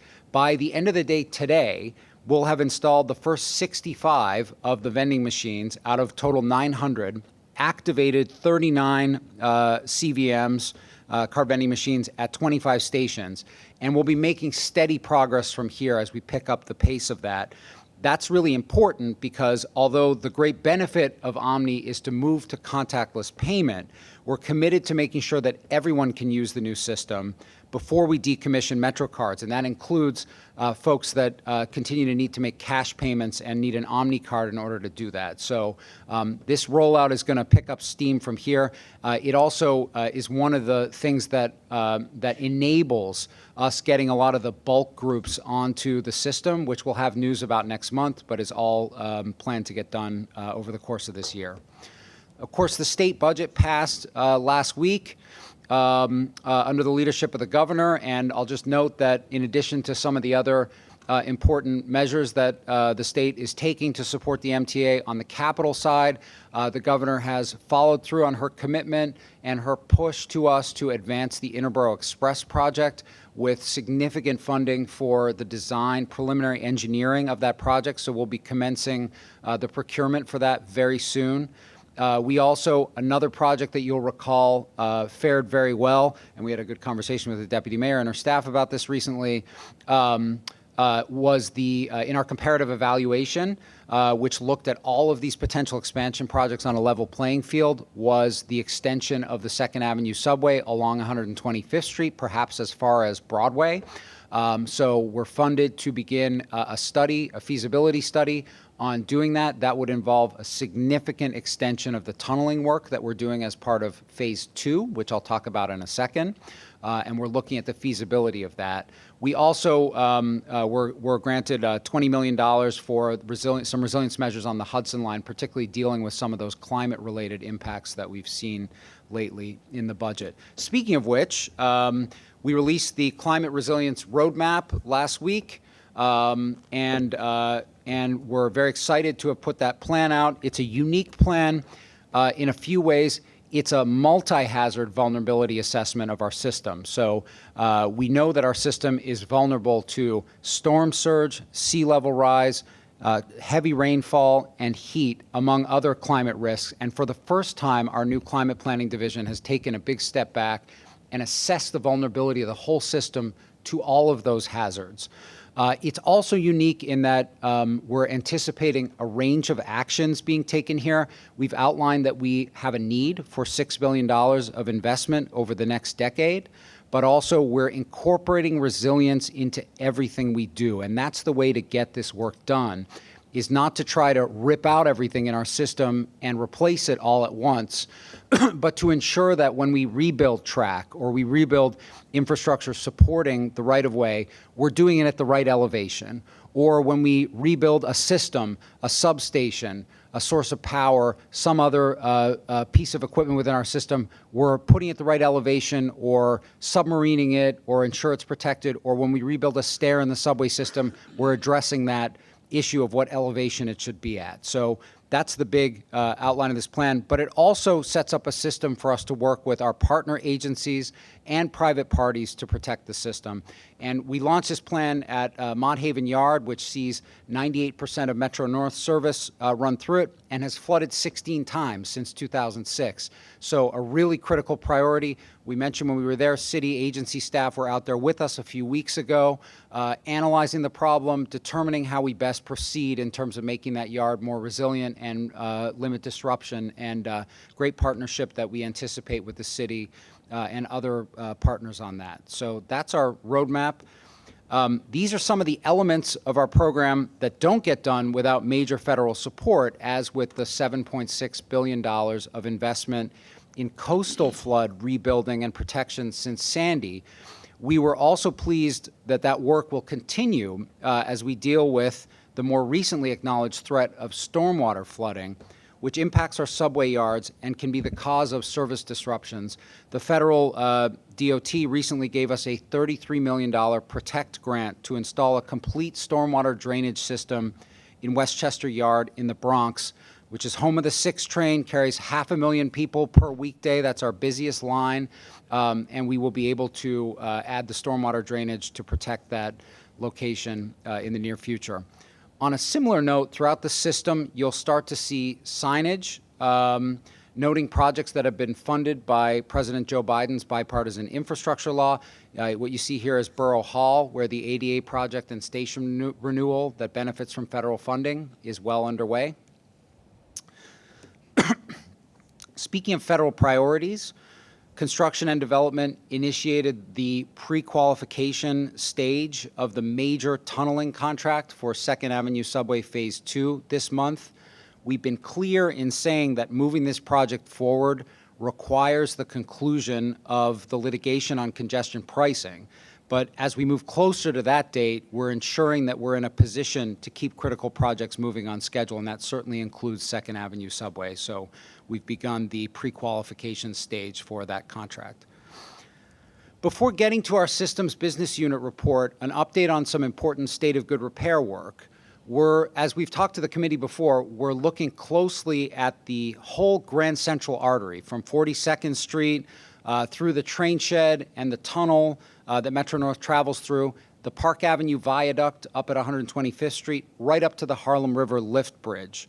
We've previously discussed the importance of the Park Avenue Viaduct, which, like Mott Haven Yard, carries 98% of Metro North service. we awarded a federally funded contract to address structural state of good repair issues, essentially replacing the viaduct in place from 115th Street to 123rd Street. Through a design-build contract, the contractor came in 21 months ahead of our estimated schedule and will do this work without any disruption to service.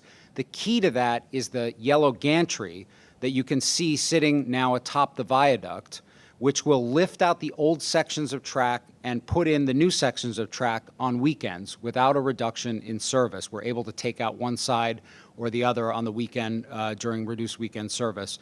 This first phase is on schedule and on budget. We expect to start actually all of the structural work underneath the viaduct, really the replacement of the entire structure, has been essentially completed with the exception of a couple of blocks.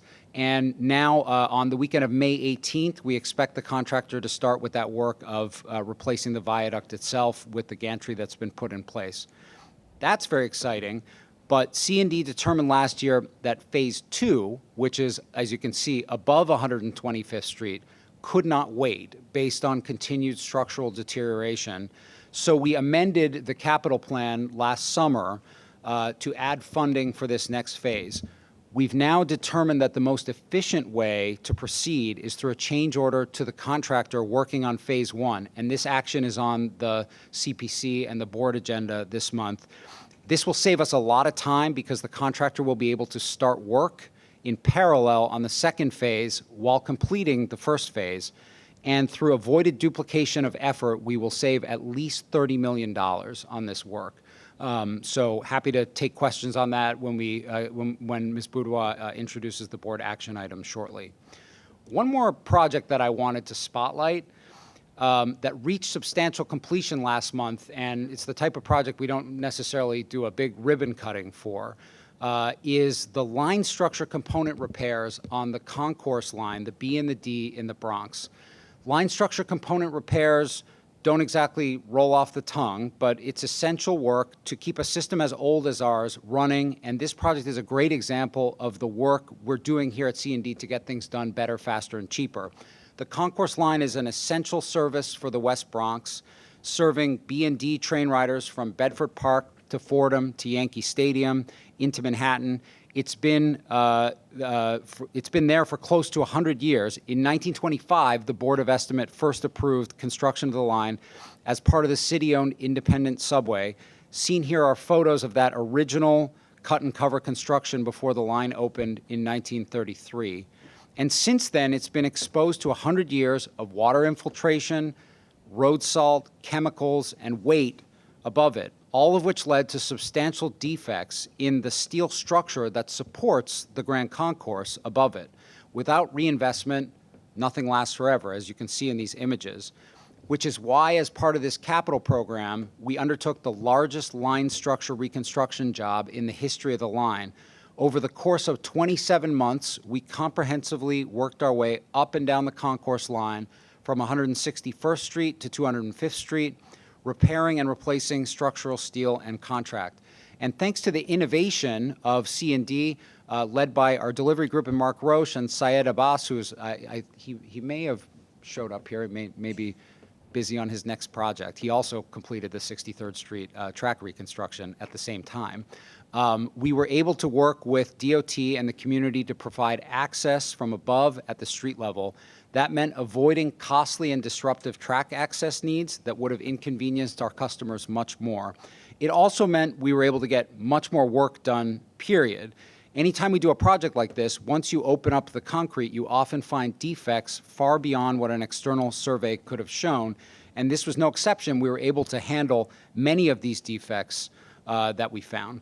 The result of this was a project delivered on time and on budget, even as we got more work done than we originally scoped. So we got more done and did it on time and on budget. And while much of this work is hidden in plain sight, for our customers, the results were immediate. We used the outages that were required to coordinate some of the very first renovations undertaken by our partners at Transit. So as we head toward the next capital plan in the fall, which, as you know, will focus on continuing to ramp up our state of good repair efforts. These success stories point the way for what we were able to accomplish. I'm going to transition to our systems business unit, but I'm conscious that I had a lot of updates there. So I don't know, Chair, if you'd like to stop and make any comments or take any questions. Always invite the board and other folks to inquire questions, comments. I mean, for me, looking at this just reinforces what I've been saying in a lot of my public statements, which is it's time for the folks to stop judging us by projects begun under Governor Pataki and start judging us by projects this team is doing now. And you just heard about the on-time, on-budget track record of the ADA projects, the 63rd Street Tunnel, track rehab, 5 miles of track rehab, and most recently, that concourse line structure project. On time, on budget. It's a theme you're hearing about again and again. But with that, unless there are questions, we'll throw it to the business unit for their comments. Great. So we're going to hear from Eric Jones, Vice President and Deputy Business Unit Lead, who's stepping in for our business unit leader, Mark Beanstock, who's out today for the holiday. Go ahead, Eric.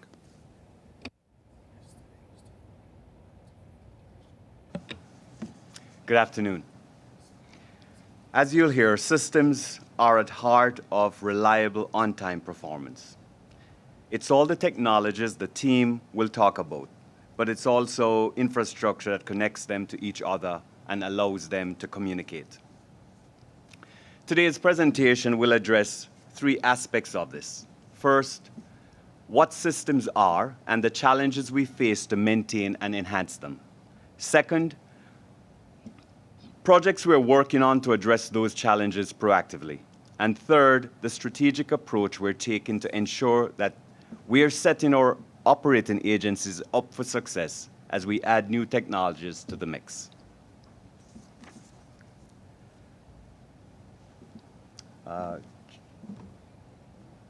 Thank you. What are systems? We'll begin with a scenario we're all familiar with to illustrate waiting on a train on the platform. As you first enter the station, you will find real-time information screens, more security and safety cameras than ever, and newly enhanced fare gates with Omni technology. While waiting on the platform, there's greater access than ever to real-time wayfinding, upgraded and expanded train arrival times, customer assistance with help points, and personal device connectivity with Wi-Fi and cellular. Next. There is more than meets the eye to make all of this happen. These benefits require an array of systems on the back end that work together and depend on one another to operate reliably. All of this in-station technology converges in a local communication room, the central nervous system of the station, through fiber optic, radio, and copper cabling communications. In there, local computer systems process data and share control with operators at the Rail Control Center, now renamed the Operations Control Center, or OCC, and allows for communication with customers in the station. All of this occurs in real time and at a massive scale that is growing as more systems and requirements come online. The subway alone has hundreds of radio antennas, hundreds of miles of radio cable, fiber optic cable, copper cabling, and over 640 communication rooms. Across all of the MTA, there are tens of thousands of critical devices, thousands of critical locations, scores of mission-critical systems and mission-critical facilities.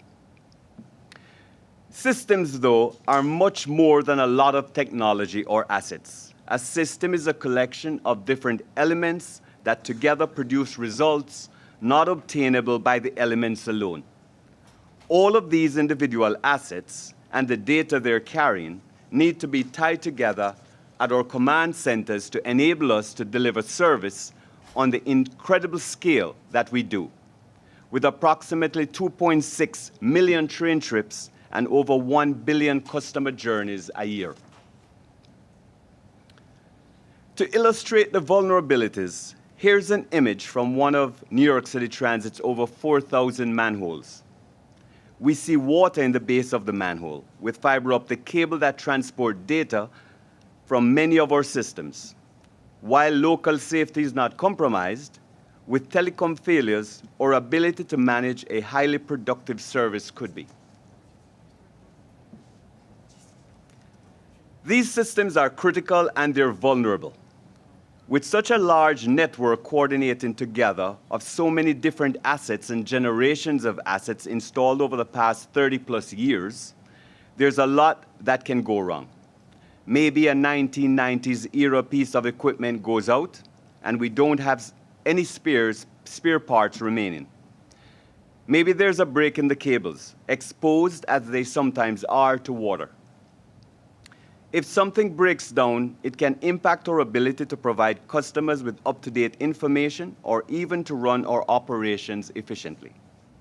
For example, while safety was never compromised, we've recently seen outages at our operations control center stemming from the failure of 30-year-old equipment that required us to revert to manual operation of service for hours on end.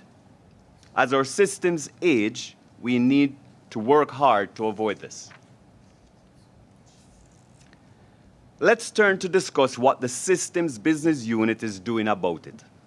The Systems Business Unit was established in 2022 to develop within C&D an expertise in these mission-critical systems and control center operations, which incorporates multiple disparate systems to manage the operation of the subway system. There are three aspects to what we do. One, state of good repair work, replacing old infrastructure and replacing obsolete technologies. Two, adding new capacity, expanding existing systems and adding entirely new ones. Three, optimizing operations, integrating new and old systems with the people who operate them in mind. Beginning with state of good repair, shown here are examples of systems upgraded and improved by the Systems Business Unit. Old analog emergency booth communication systems to new high-speed digital systems with redundant communications paths. Obsolete radio systems to new reliable radio systems for subways communications. Static paper customer information centers to new digital dynamic information centers. Old stations public address systems, which were often hard to hear, to new digital audio public address systems with upgraded LCD screens. Not pictured here, but equally important, we upgrade the copper and fiber optic communications infrastructure, install uninterruptible power supplies, communication room cooling systems, fire detection and alarm systems, access control, CCTV and security systems. All systems and infrastructure necessary to keep our facilities, subways, and bus service operating. All systems upgrades also require upgrading our physical plant and network capacity. Here's an example of a project that is both addressing state of good repair and upgrading an antiquated system. The BMT division's Supervisory Control and Data Acquisition, or SCADA system, that monitors and controls third rail traction power, is being upgraded as part of our new approach to delivering mission-critical systems. We're working closely with MTIT and Transit to modernize field equipment and replace 4 generations of software and green screen technology dating back to the 1980s that is currently operating at our power control center with a new modern standards-based industry solution. A new backup emergency power control center is also being built under this project as part of our resiliency improvements. The modernization contract for the IRT SCADA is planned to be awarded in 2026, to be followed by the IND. I will now turn the rest of the presentation over to my colleague Paul Corrigan, Vice President in charge of our Industrial and Systems Engineering Group.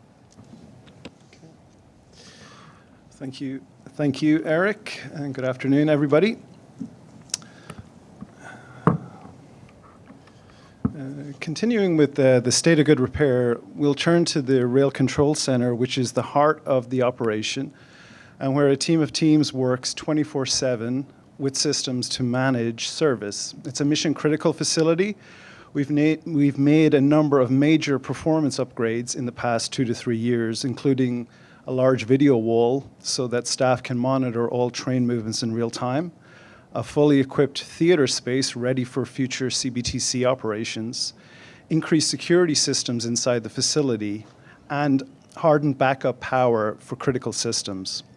For long-term resilient upgrades, we've just begun design of a total HVAC replacement and resilient power system upgrade for the building, as well as mirroring systems to backup sites. We're also working beyond the RCC at over 27 other critical facilities across all of the MTA agencies and are developing plans for similar upgrades at those locations as well. Turning to future needs for systems, for all systems, on the right of the chart you'll see there's an excerpt from the recent 20-year needs publication, which shows a lot of need has been identified for systems to keep pace with a growing service.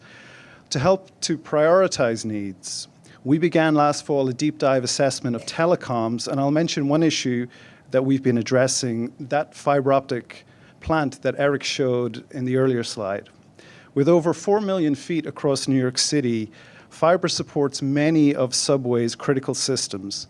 A modern installation in good condition may have a lifespan of a few decades.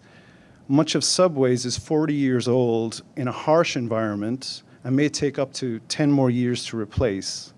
The fiber also has other useful and functional life concerns, so the needs identified are crucial to address. The overall picture emerging is that we need a significant investment compared to prior programs in telecoms, as well as other systems, and we've begun working with our partners across the MTA to determine the best path forward.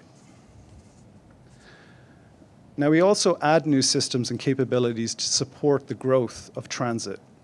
We see firsthand how technology and data are enabling us to manage operations and the customer experience more efficiently and more effectively.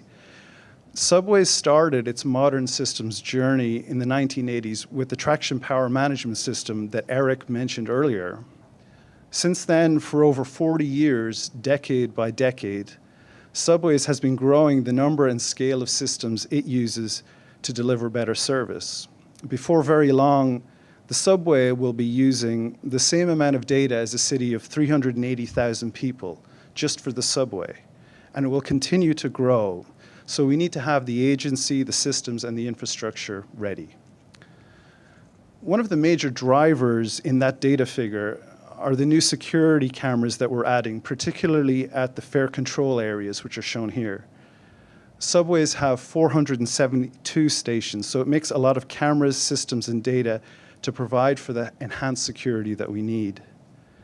As a case study, shown here is an $87 million construction project underway to add fare control cameras in 106 stations, with a further 100 stations coming in follow-up contracts.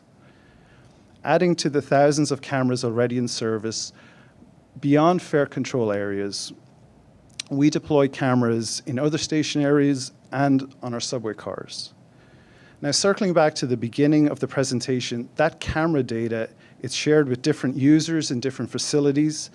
So you see how the user, the facility, the fiber infrastructure, the station, and the camera technology, they all tie together and depend on one another as a total system. So with that concept of tying together in mind, I want to turn now to how we're bringing existing and future needs and systems together in the most constructive way. So, as we upgrade technology and add capability, it takes thoughtful planning to marry the new with the old. The challenge is also more than just technology. New systems, they change the way that we work and perform as a team of teams. So we need to master optimizing our operations with new technologies as a system for greater benefit. As shown on the right, our approach has been asset and project driven to now and worked well when systems we're fewer and less interconnected. But with today's challenges, we now need to add a new approach to system management, driving capabilities that join technology, operations, maintenance, engineering, industry, and management factors together to develop the best solutions. So to do this, we're establishing a new strategic group for mission-critical systems at the MTA, called Mission Systems Directorate. It brings together leadership from C&D, MTA IT, and all the agencies in developing a joint future for systems at the MTA. As its first step, it will focus on telecoms, developing a robust strategic approach and plan for all MTA agencies to begin to work towards. Now, I'll give just 3 benefits of the examples to capabilities that this approach will bring. So first, in customer assistance, improving call reporting and response coordination across multiple teams at the RCC and the field, as calls for customer assistance are at over 1 million per year and growing. In platform safety, improving platform safety with new solutions like track intrusion detection systems, where optimizing communication and decision-making between the station, the train, the RCC, and the power control center are crucial to reducing response times. And in track work safety, improving safety for our track workers on the right-of-way by better integrating traction power status at the PCC with operations at the RCC, as more work than ever is taking place in the field. These are just some initial examples. There are many more complex issues in systems across the MTA that the Directorate will be taking on to benefit the growing MTA system and ultimately the traveling public. And with that, I'll yield back to the Chair, and thank you. Okay, complicated stuff, but this is where the action is in a modern technology-driven system like ours. So any questions or comments from the board before we turn to the IEC for their review of this group's activities? Okay. IEC.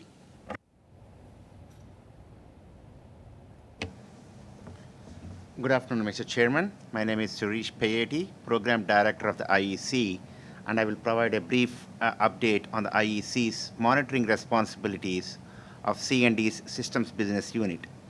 Currently, the IEC monitors C&D's Systems Business Unit through projects reviewed for cost and schedule adherence in the Quarterly Traffic Light Report, TLR.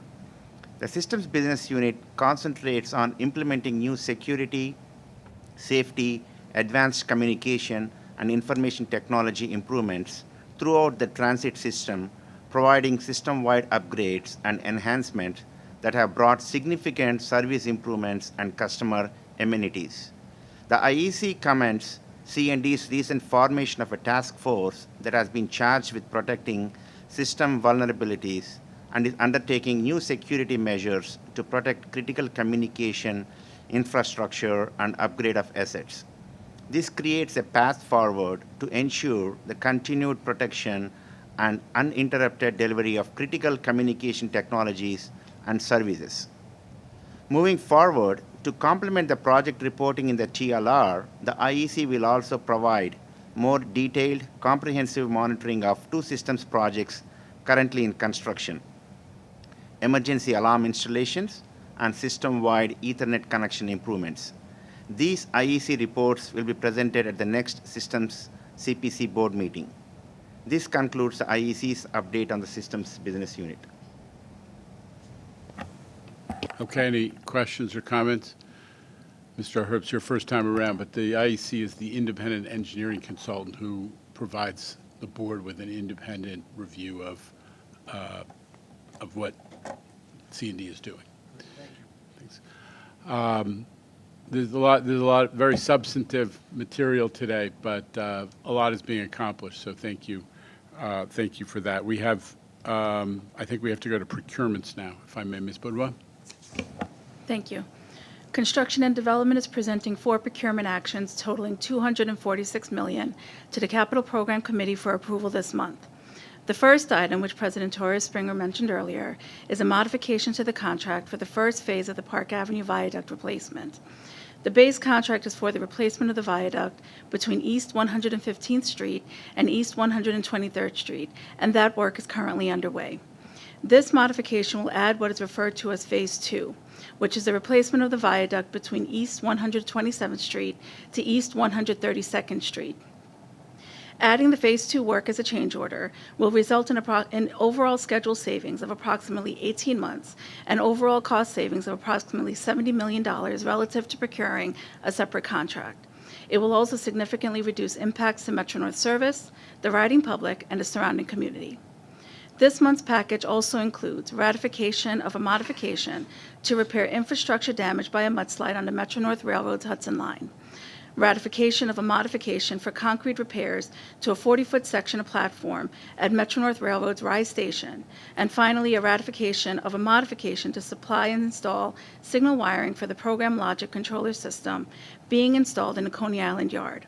These items are described in detail in the staff summaries contained in your committee books, and I hereby submit them for your consideration and vote. Any questions for Ms. Boudoir? Comments? Okay, in that case, motion, Ms. Barbas. Thank you, Ms. Lopez, for the second. All in favor? Okay, the items carry. I think that concludes today's agenda. May I have a motion to adjourn? Thank you, Ms. Lopez. Mr. Herbst, thank you. We are adjourned.